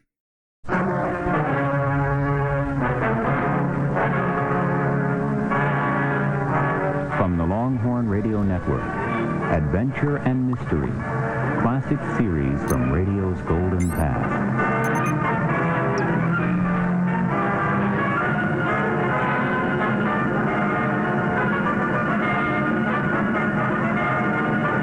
Presenting Clive Brooke in The Secrets of Scotland Yard. How do you do? This is Clive Brooke. I was going to call this week's casebook history The Case of the Lucky Murderer, but that would be wrong.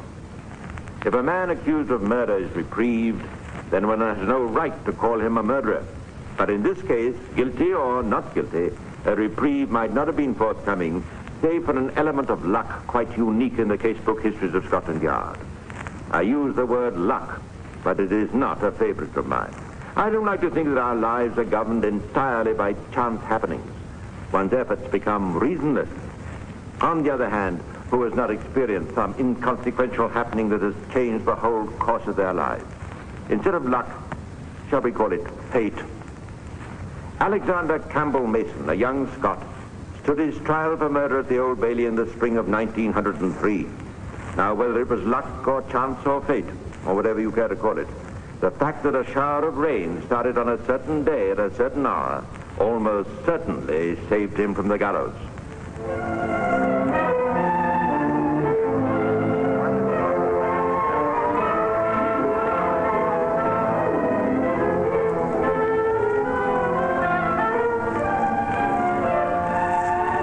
It all began on the night of March the 9th, 1903. It was a quiet evening at Scotland Yard, and in the duty room, attention was being concentrated on matters of far greater import than the mere solving of crime. 2, 15, 4, affairs 6, and 1 for his knob makes 7. Now, God, let me see now. 15, 2, 15, 4, 15, 6, a run of 3. Ah, drat.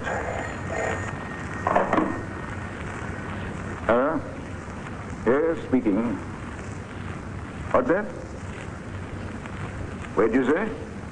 Yes. Yes. Yes, I got that. All right. I'll come straight over. And I thought we were going to have an eating night. Well, what's happened, sir? Murder. That means an all-night session, I suppose. Whereabouts? Brixton, a taxi driver. Another bash and rob case? No, this one was shot. Have they got the man who did it? Not yet. Oh, I knew it. We'll be lucky if we're through by breakfast time. Well, there's no use chewing the rag. Come on, let's get to work.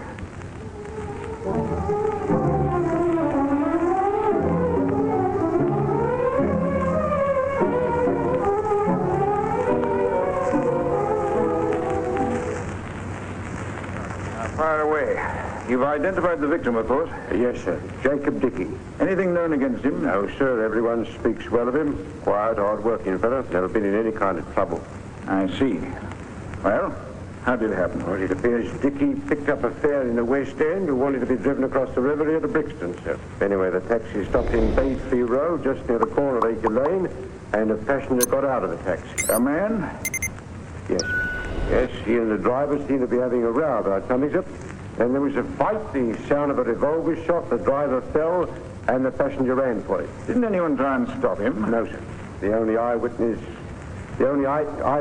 were some distance away, and anyway, I suppose they were scared of the revolver, sir. So he got away, eh? Yes, sir. He scuttled over a wall, and then a couple of minutes later, he forced his way through a house fronting onto Acre Lane, and from there, I suppose he made his way to Clapham and back to town, sir. Were any of these eyewitnesses able to give a description of him? No, sir. It was pretty dark. He was just a sort of shadowy figure as far as I was concerned. The only person who got anything like a decent look at him was the woman whose house he went through. And what'd she say? She's in the next room now, sir, if you'd like to speak with her. All right, bring her in. Very good, sir. Can you come in here a minute, please? Thank you. This is an inspector from Scotland Yard. He wants to ask you a few questions. I don't know any more than what I've told you. Do I have to go all over it again? If you wouldn't mind, please. Now, first of all, did you see anything of the actual struggle or the shooting of the taxi driver? Yes, I happened to be looking out of the window of the back upstairs bedroom. That overlooks Baytree Road, does it? Well, sort of. There's a couple of backyards and a vacant allotment between, if you know what I mean. I see. So you were some distance away? Yes. Too far to get more than a rough idea of what was going on, but I knew it was something pretty serious when I heard the shot. You saw one man fall and the other run away? Yes. And did you see this other man scale a fence? No, I didn't know. No, I was on the way downstairs by then. Well, what happened next? I just got to the back door, and as I opened it, a man came rushing in. Got quite a start, don't mind telling you. Did you speak to him at all? Yes, I said, here, what's the big idea? But he never answered. He just pushed past me and ran through the passageway and out of the front door into 8th Lane. You get a good look at him? Well, not really. It was all over in a second, as you might say. Still, you must have some idea of what he looked like. Oh, yes, he was sort of small, with a white, pasty face, clean-shaven. I never took much notice of how he was dressed, I'm afraid. Youngish man? Well, I'd say about 25, or thereabouts. Would you recognize him if you saw him again, do you think? I think so. Splendid. Now, just one other question. Did you recognize this man who went through your house as the same one who would be in the fight with the taxi driver? Well, he must have been, mustn't he? Oh, no. Let's not do any assuming. I'll put it this way. From what you saw of the fight and later of the man who went through your house, would you be prepared to say positively he was the same one? Well, not positively. After all, as I said, I only saw the fight at the distance. It was dark. But they're about the same build, and they both wore caps. And that's as far as you're prepared to go? Yes. I see. Well, thank you very much anyhow. Oh, it's all right. Always willing to oblige. Can I go now? Yes, of course. Out this way,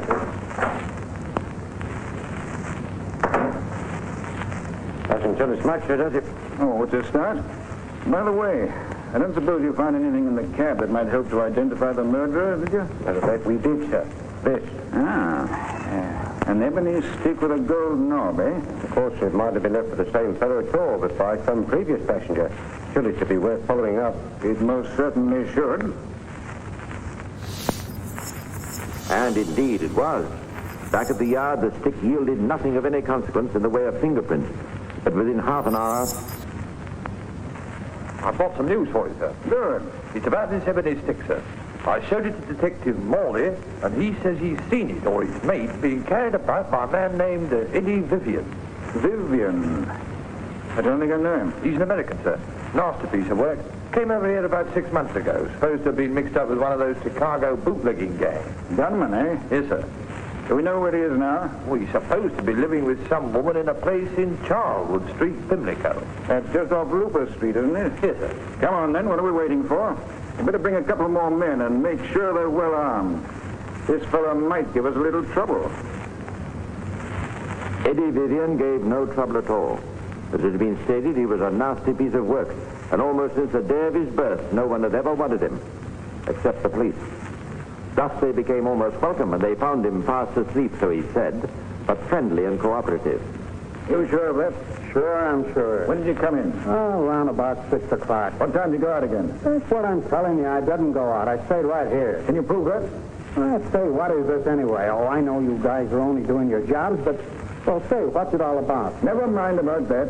I'm asking you, can you prove you've been home all the evening? Oh, I guess so. Hey, Flossie. What do you want? How to go there? There's a place around here? These guys want to know where I've been tonight. Well, why don't you tell them and let's get back to bed? They want you to tell them. I'll let them want. Come on, Eddie, for Pete's sake. It's after midnight. I'm missing all my beauty sleep.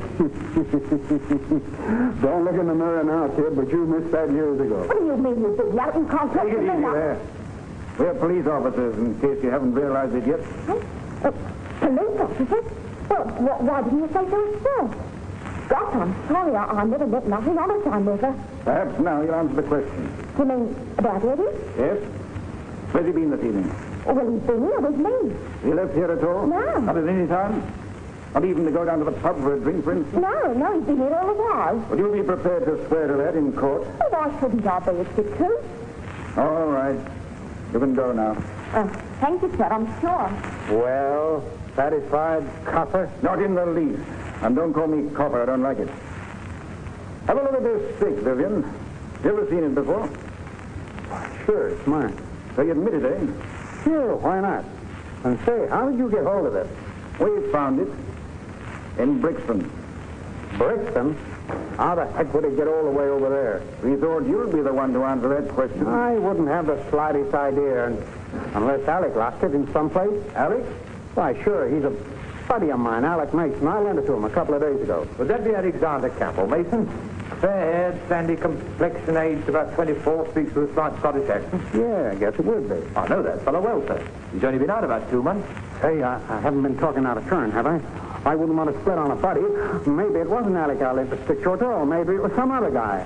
Well, say, you know how a fella gets kind of all mixed up. Well, you'd better straighten yourself out pretty quickly.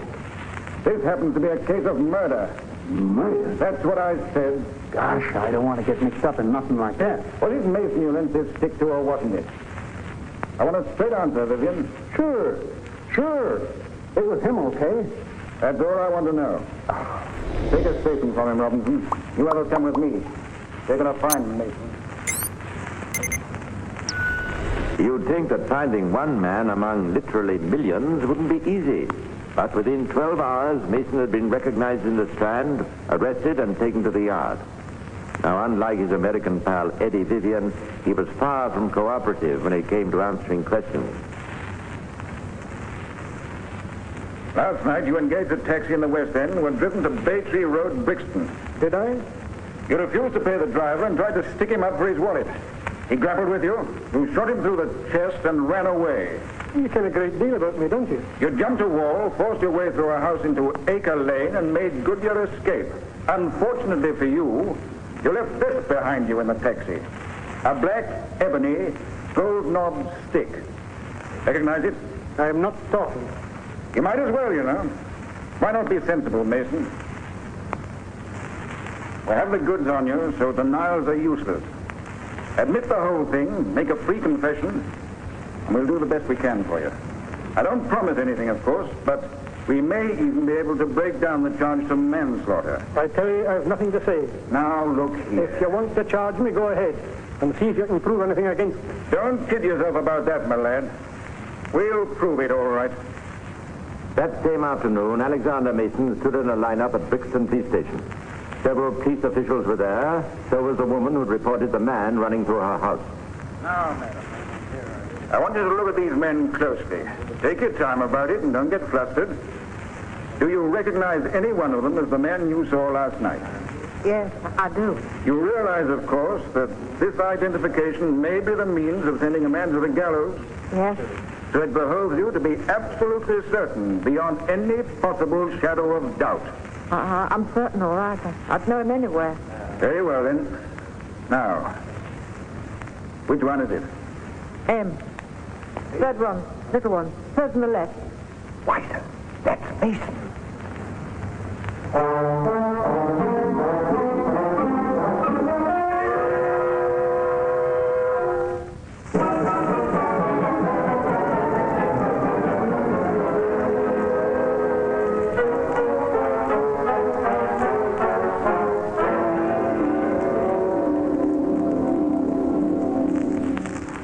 In this series has vital evidence emerged in a case through the accused talking too much.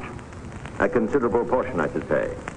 One case I remember calling 3 words too many, but those 3 words were enough to send a murderer to the gallows. The accumulated evidence of these casebook histories is a convincing proof that the ability to keep your mouth shut is the greatest asset for the criminal and the greatest hindrance for the law. Fortunately for Scotland Yard, few criminals can keep that trap shut. Alexander Campbell Mason happened to be one who could. In spite of all blandishments, punishments, and threats, he remained stubbornly and unyieldingly dumb, even at the preliminary police court hearing. You've heard all the evidence on which this charge of murder against you is based. It's my duty now to advise you that either of 2 courses is open to you. You may make a statement from the dock, or you may reserve your defense.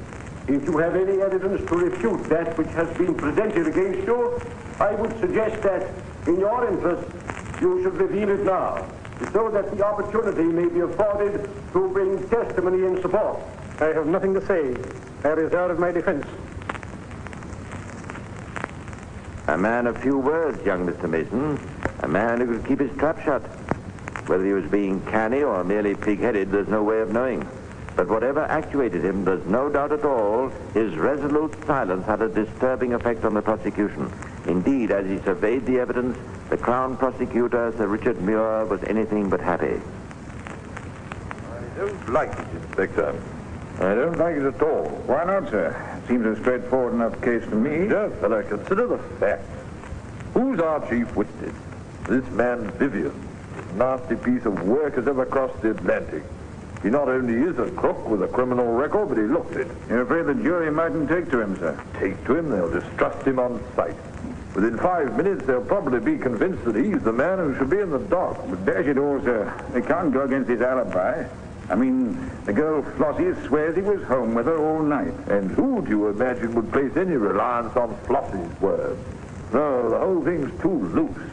I like my cases neatly bundled and tied up. Even so, sir, there's still the evidence of the woman who identified Mason. The jury is not likely to go against that. My dear fellow, the important point you seem to miss is that this woman doesn't identify Mason as the man who fought with and shot Dickie, but merely as the man who passed through her house. I quite realize that, sir. All the same... It's no use talking, Inspector.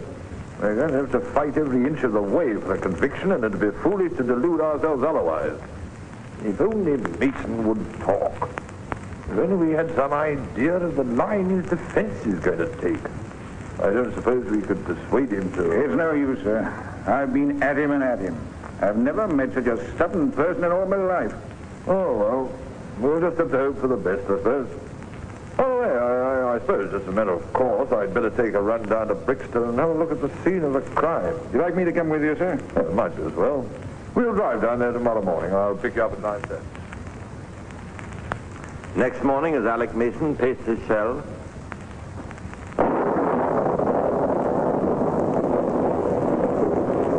raining again. What a climate. And the Summers has the nerve to talk of Scotland. if he'd realized just what that rain meant, if he'd realized what the chance circumstance of it happening to fall at this particular time was to mean to him, the very difference between death and life, I wonder what he'd have said. For at the precise moment it began to fall in real earnest, a car pulled up in Bay Tree Road, Brixton.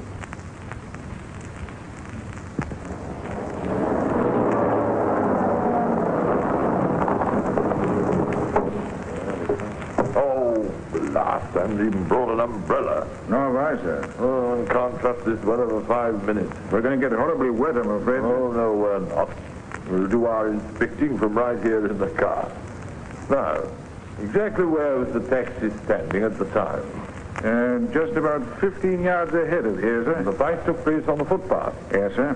I presume that wall is the one Mason scaled after the shooting. That's right, sir. And which is the house he went through? The third one on the left, sir. You can just see the upper windows from here.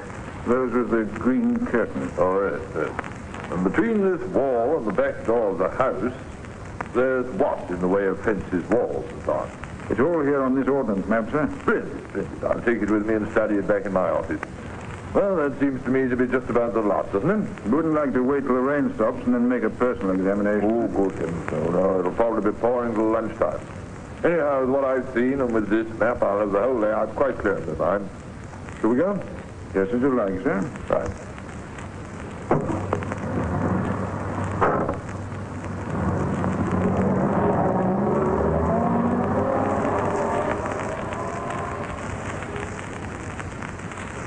Lucky Alec Mason. If you only knew on how narrow a thread your life hung that morning when Sir Richard Muir visited Brixton. Suppose, for instance, it hadn't been raining. Suppose the sun had been shining brightly, as it does sometimes in London. But let's stick to the facts, shall we? The facts are these.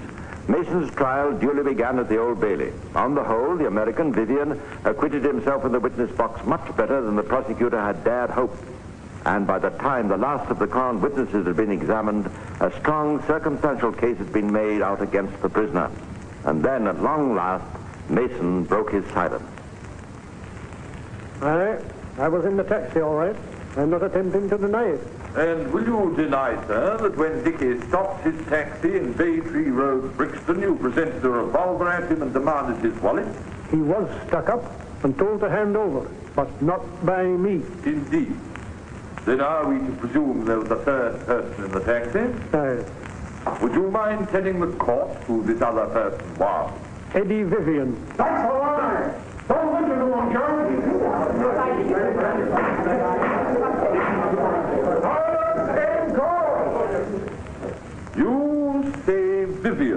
with you. Do you propose to call any evidence in support of that? Why should I? It's not his word against mine. So you say it was Vivian and not you who held up the accident? Yes. But it was you who became embroiled in the fight and who fired the shot, wasn't it? No, I had naught to do with it. It was Eddie Vivian. You've heard the evidence of previous witnesses, Mason. Several people saw the fight and saw Dickie fall. Yet not one of them has mentioned the presence of a third person. How do you account for that? I was in the cab. What was going on? I hadn't been seen. In the cab, eh? And at what stage of the proceedings did you leave the cab? Straight after the shooting. Vivian bolted for it, and so did I. But surely, if you had had nothing to do with it, if your hands were free, as the saying goes, there was no need to run, was there? Wouldn't you have done better to have stopped and gone to right assistance? I was scared. Scared of what? Of being blamed for the whole thing. It's only natural. A fellow must record. You mean you didn't think the police would believe your protestations of innocence? That's right. And yet you expect this court to believe them now? Well, now let's proceed. You ran from the scene. Then you did what? I jumped the wall. And then? Climbed a couple of backyard fences, then pushed past a woman and ran through the passageway of a house out into Acre Lane. I want you to look at this ordnance map. Now, you see this dotted line? Would you say that followed the route you took? Over this wall, over these fences, and through the house? Aye, more or less. And what was Vivian doing while all this was going on? He was about 20 feet ahead of me. Are we to understand that he, as well as you, made his escape through the passageway of this house? No. Through some other house, further along then? No. Look at this map again, please. You observe all these houses fronting Acre Lane are terrace houses.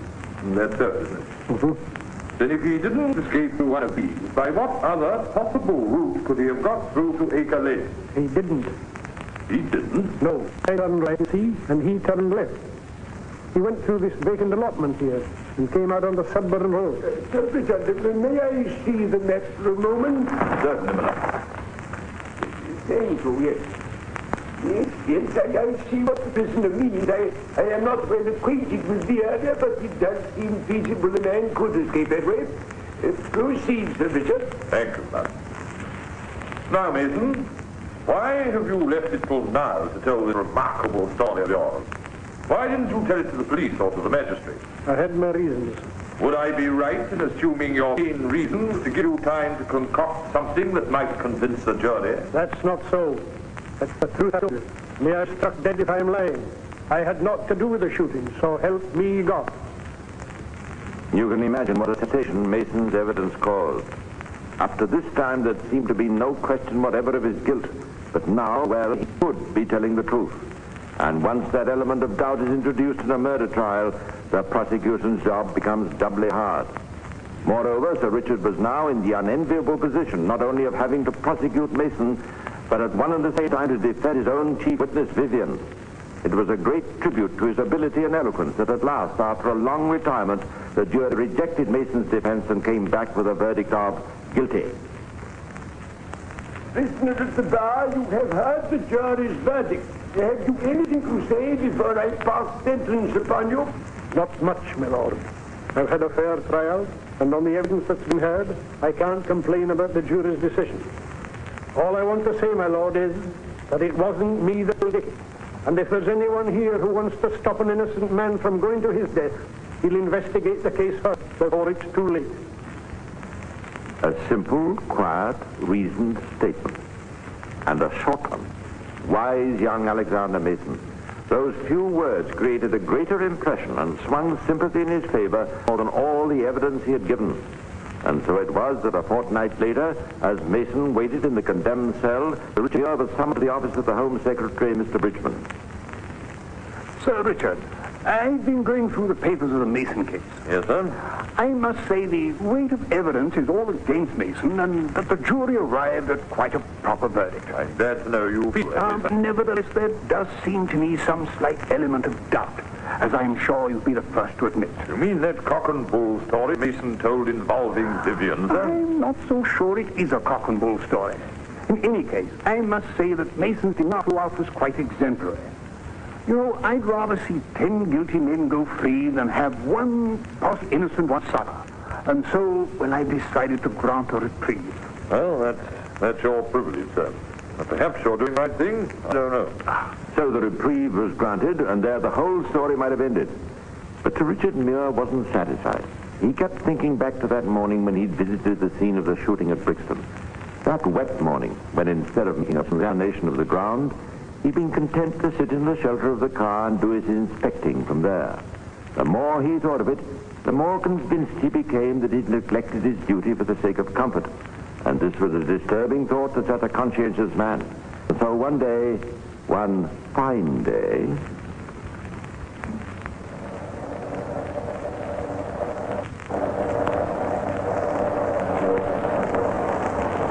Here we are, sir.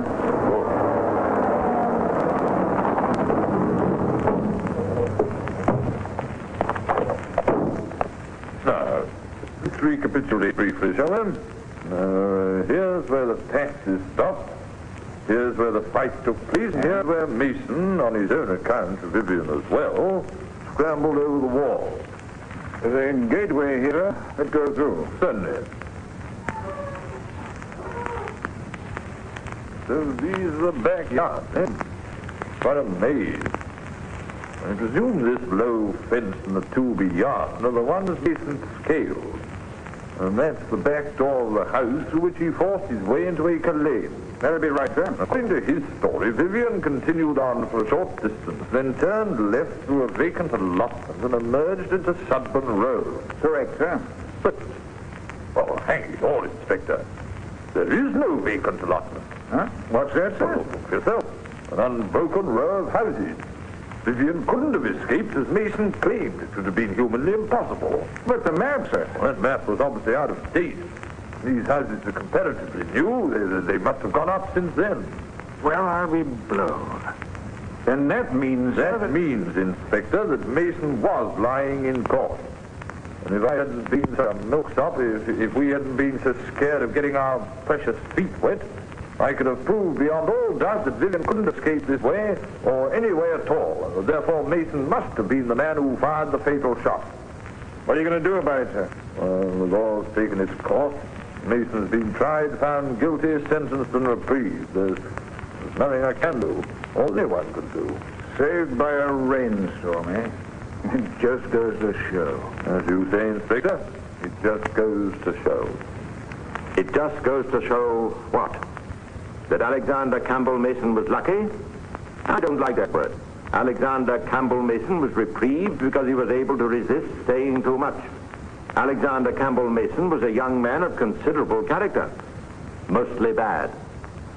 Well, that's all for now. I'll be back again soon to tell you some more of the secrets of Scotland Yard. Meanwhile, this is Clive Brooks saying goodbye and pleasant dreams.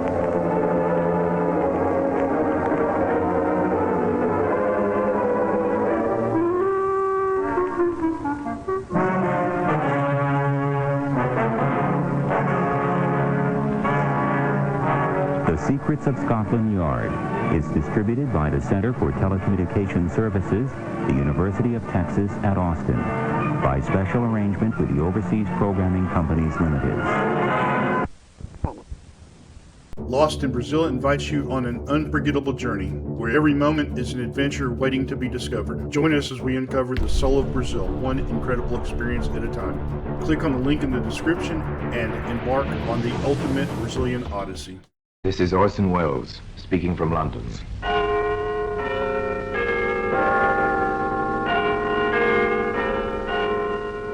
From the Black Museum, a repository of death. Here in the grim stone structure on the Thames which houses Scotland Yard is a warehouse of homicide, where everyday objects, a piece of carbon paper, a tin ashtray, a broken teacup, all are touched by murder.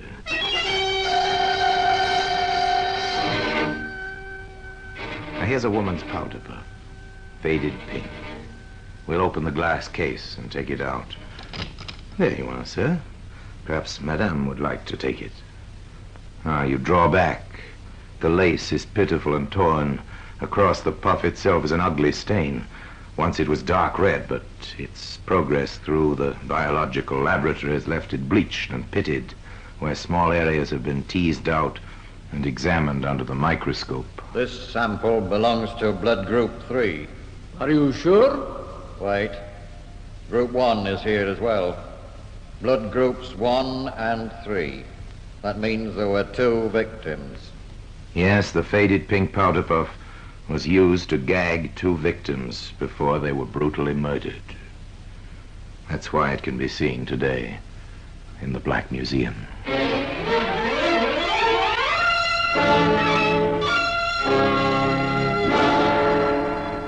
From the annals of the Criminal Investigation Department of the London Police, we bring you the dramatic stories of the crimes recorded by the objects in Scotland Yard's Gallery of Death, the Black Museum.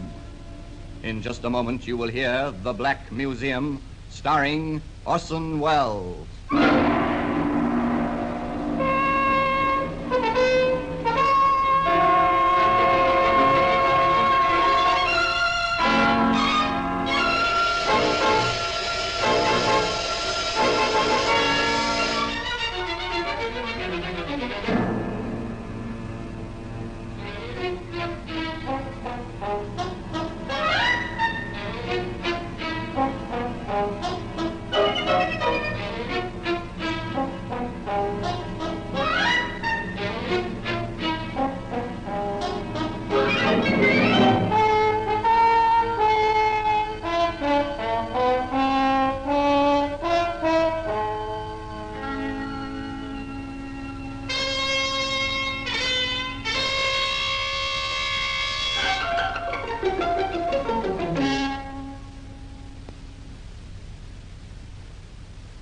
Now, The Black Museum, starring Orson Welles.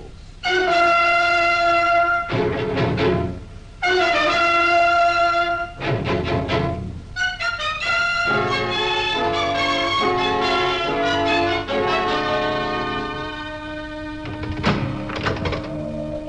here we are in the Black Museum. Yes, beyond these stone walls, London throbs and is alive, but within these rooms, there's silence and death. It's very quiet. Come with me. Under the frieze of death masks, the masks of criminals of bygone days, suspended grimly under the ceiling, we pass slowly along the rows of murder exhibits, not always frightening in themselves, but terrifying when considered in relation to their history. There, matchbox. Here's a nail file. Each exhibit marked with the names of the killer and the victim. But our objective now is the powder puff. As it lies on the palm of my hand, let's turn back the clock and meet the man who used it for a grim purpose. His name, Richard William Hyson. The time, dawn on the morning of Friday, October the 18th, 1946. The place, Pentonville Prison. This is it, is it, boys? Take it easy, Hyson. You've got about a couple of hours. Give me a cigarette. Hey, thanks. You're too kind. This is 20 days we've had in here, isn't it? Yes, 20 days. You won't forget me, will you? No, we won't forget you. Before I go, you must remind me to compliment the management. The food's been excellent. I can thoroughly recommend it to future guests. I've only one complaint. What's that, Hyson? The execution shed is too close. I'm sure I could hear the hangman practicing with a sandbag last night. Nonsense.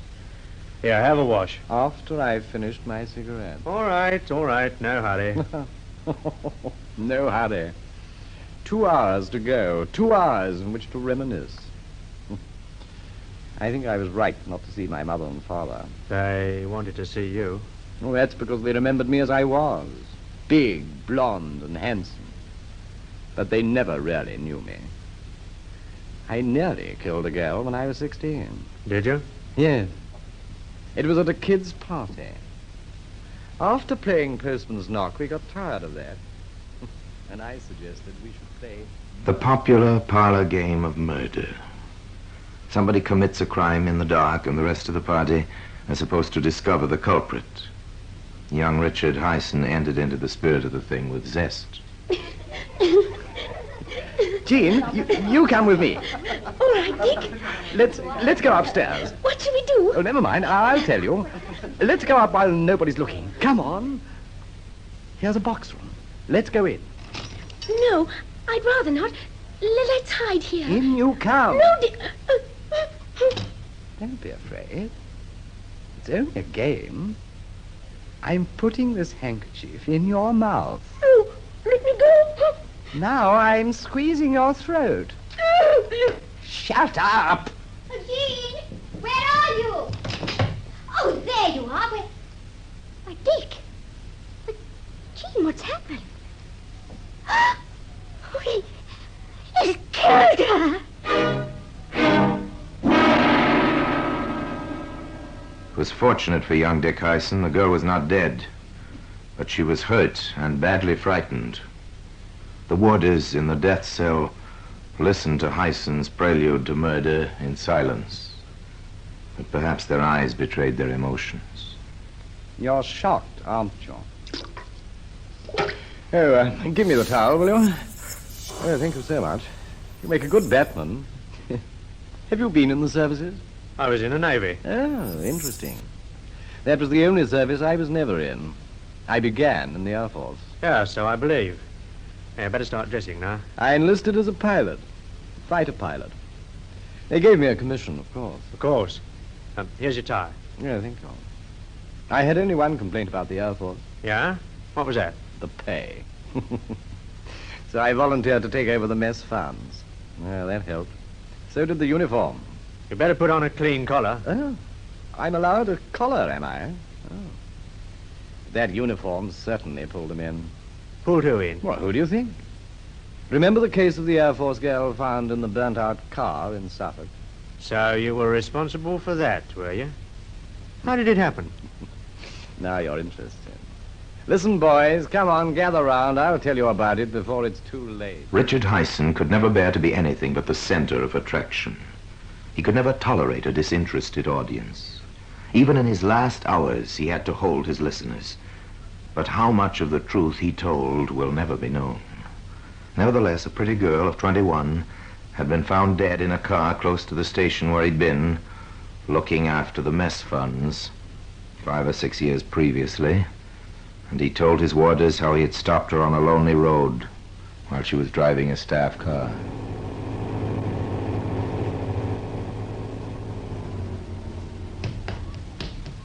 Hello there. Want a lift? Oh, that's very nice of you. I'm going into Ipswich. Oh, so am I. Jump in.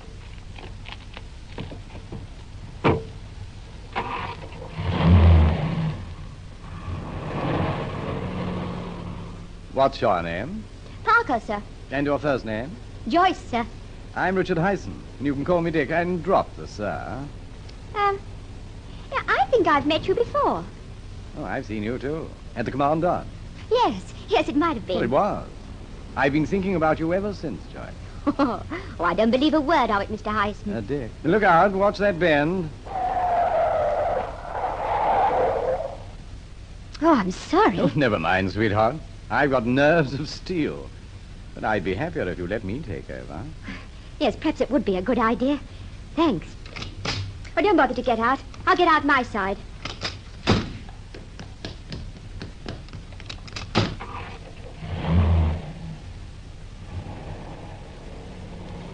Well, I must say it is nice to be driven for a change. Good. What are your plans after you drop the car into workshops? As a matter of fact, I'm feeling rather good today. You see, it's my birthday, and my mum sent me a very nice present this morning. Well, many happy returns. And how old are you? 21. Congratulations. She's 21 today. 21. What did they send you? Money. Oh, that's always the most sensible gift. Yes, it is, isn't it? I say, are we on the right road? Yeah, I think so. We're not, you know. We're right off the road now. Hey, stop. Hey, I thought you were supposed to be a good driver. So I am. Come here. No, you've made a mistake. I'm not that sort of a girl. Let me go. Yeah, you would you? You're mad. Where's the money? Well, here, take it. Now let me go, please. Oh, no. Please let me go. I promise I won't turn.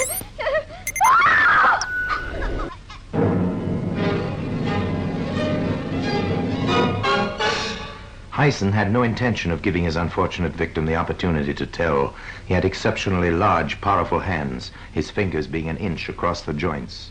There is no doubt that poor Joyce Parker was helpless in his grip. And when it was all over, he put her behind the steering wheel, started the car, and set fire to it. When the flames had a hold, he jumped off the running board from where he'd been steering, and the blazing car, together with its pathetic little passenger, plunged on until it crashed over the edge of a gravel pit.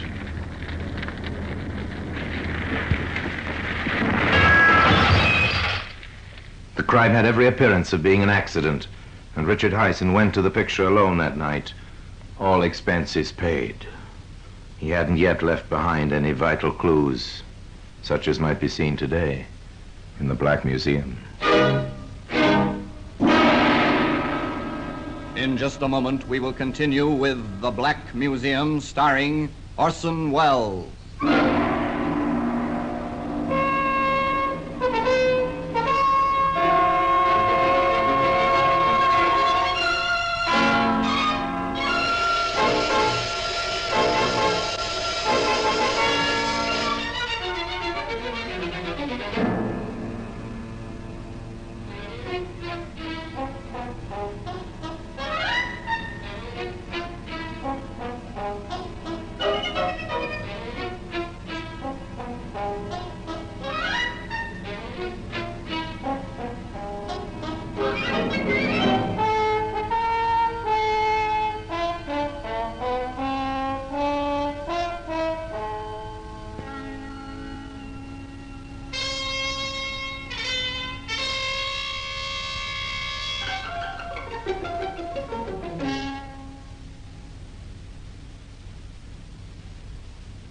And now we continue with The Black Museum, starring Orson Welles.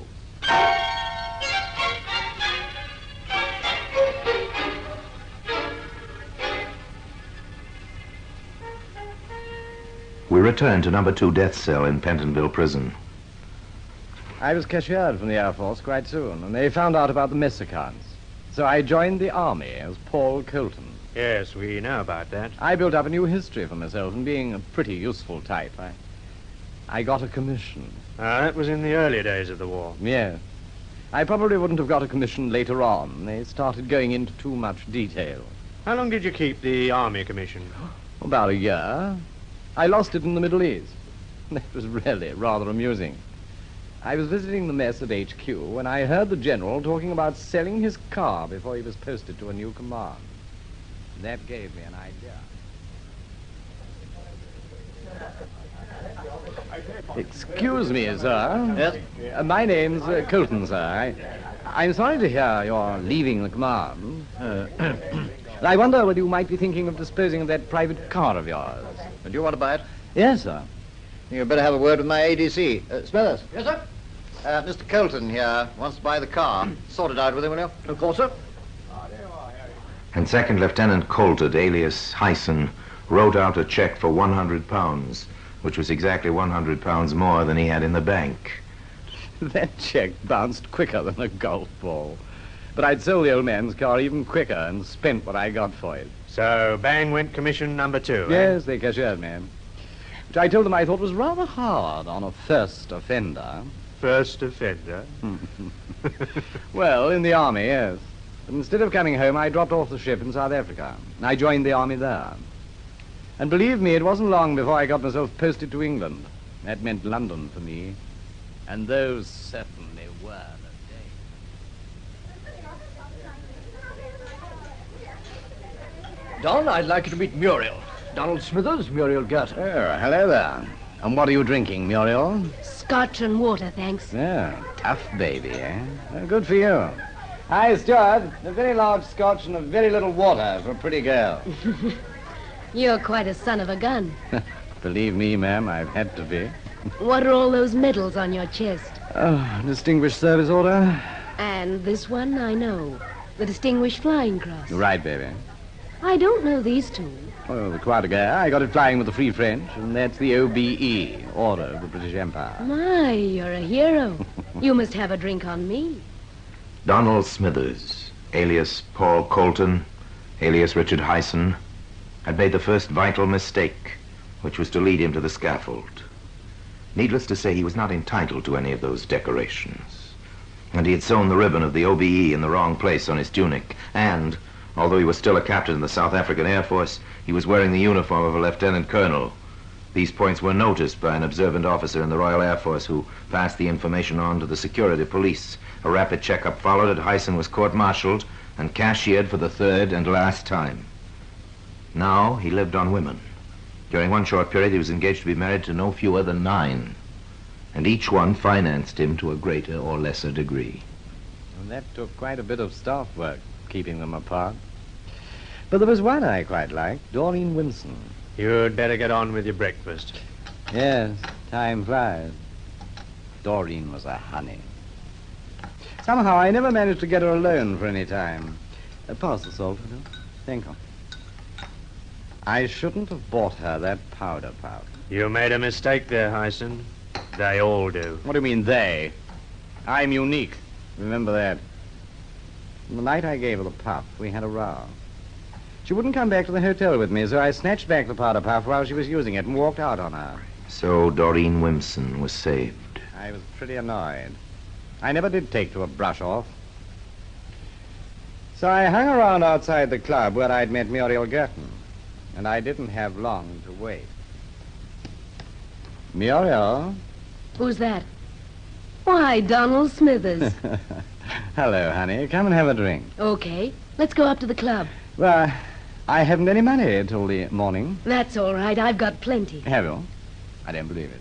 Then look at this. A handbag opens, stuffed with notes.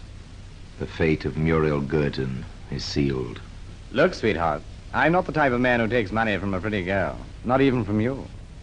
If you'll come back to my hotel, we can get all we want on my bill. So back to the hotel in South Kensington.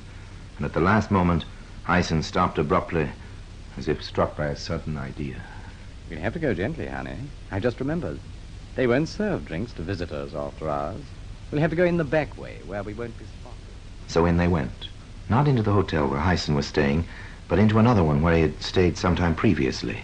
Hyson knew the geography of the place perfectly. He took his unsuspecting victim through the deserted trade entrance and up the servants' staircase to the first floor, where he found an unoccupied bedroom. Okay, in you come. Thanks. Donald, are you sure this is your room? Of course, why? It looks so empty. No clothes, nothing on the dressing table. Well, I'm naturally a tidy person. Come and sit down. This was an invitation to a drink. No, there are better things to do than drink. Come on, sit down. Now, look here. I may be tough, but I'm not... Sit down. Why, you beast! I'll scream. Well, there's a present for you. Powder puff in your mouth. That'll keep it quiet. Now, my beauty, I've got you exactly where I want you.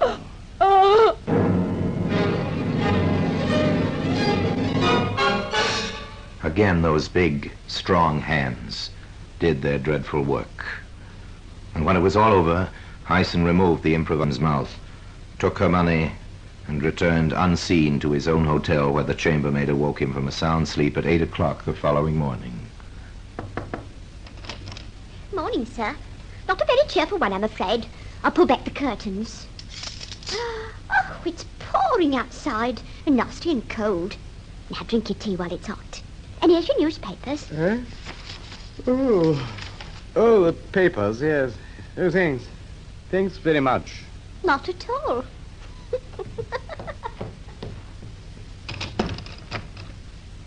Papers. Now, let me see. Woman found strangled in small hotel. Murder in South Kensington. Police are making widespread inquiries amongst the deceased friends and acquaintances in the hope of tracking down the murderer. The staff and members of a well-known Kensington club are being questioned this morning. They are they? Then the chances are that the swine who split on me to the South African War Department is going to open his mouth again. He'll remember I was with her. I must get out of London quick. It so happened that Hyson's panic was needless. The RAF officer was posted now, and he didn't come forward. Neither did the man who had introduced Hyson to his victim. But the scientists at Scotland Yard were becoming interested in traces of pink wool, which they found in the dead woman's mouth. There's no doubt we've got particles of face powder on this fragment. So the murderer must have gagged her with a powder puff of all things. But her own powder puff, which is white, was still in her handbag. That means the puff which was used by the murderer was taken away by him. The fibers are quite new. There's no dust on them, and the powder hasn't had time to get into the material.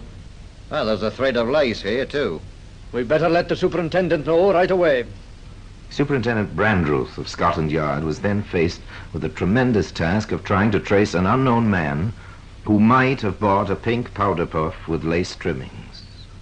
The information and the request for assistance was published in newspapers throughout the country, and Hyson read about it in the seaside town of Eastbourne. For the first time in his life, Richard Hyson panicked. In a split second, he saw the net closing in. He reasoned that Doreen Wimson, the girl he'd brought the powder puff for, would very soon tell the police. If he was caught, he must plead insanity. To establish insanity, he must commit another murder. And this time, there must be no motive.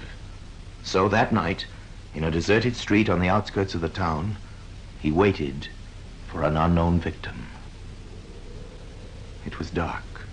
The few houses were scattered well back from the road. For nearly an hour, nothing stirred, while murder waited to strike in the shadows. Go back, little girl, go back, go back. No, she must come on. He's waiting with those big, strong hands, tense and ready.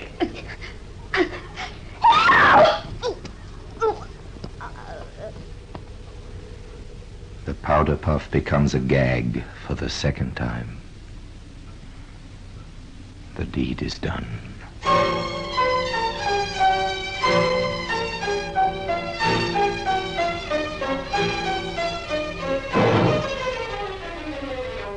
I might have got away with a lot if Doreen Wimson hadn't remembered the powder puff. She identified it, didn't she? Yes.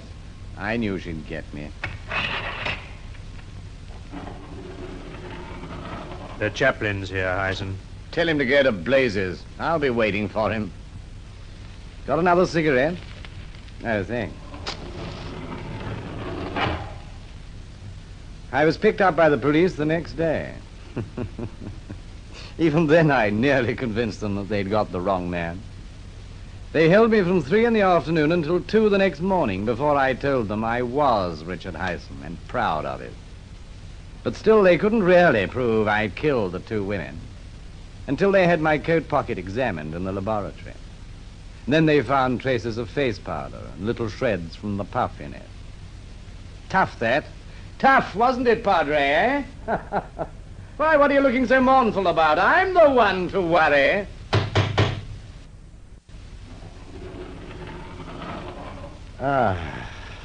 So the hangman's here at last. Yes, Hyson. It's nearly over.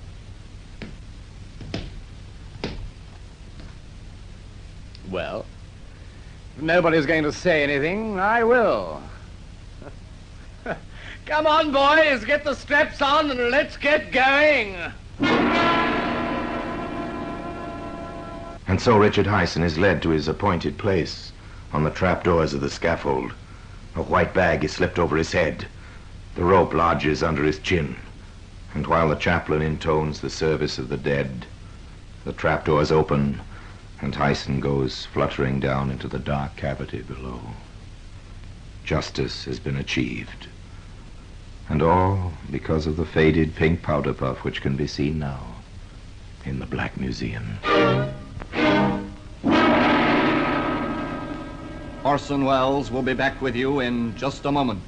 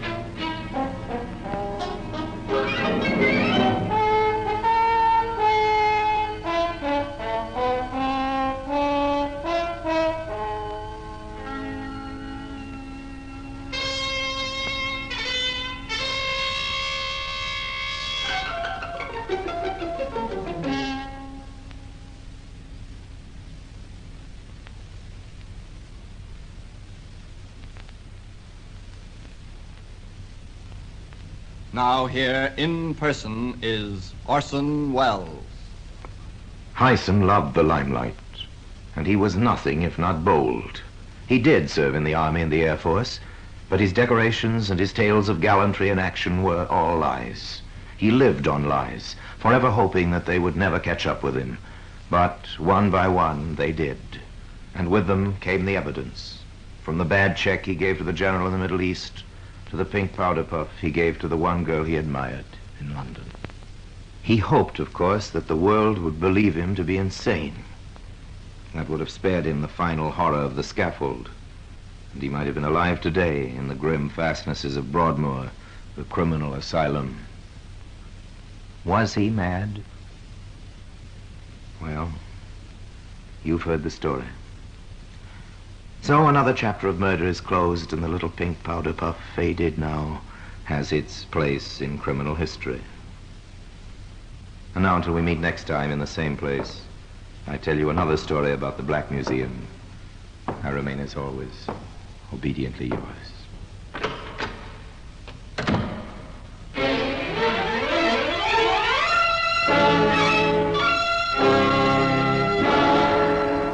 The Black Museum, starring Orson Welles, is presented by arrangement with Metro-Goldwyn-Mayer Radio Attractions, with original music composed and conducted by Sidney Torch, produced by Harry Allen Towers.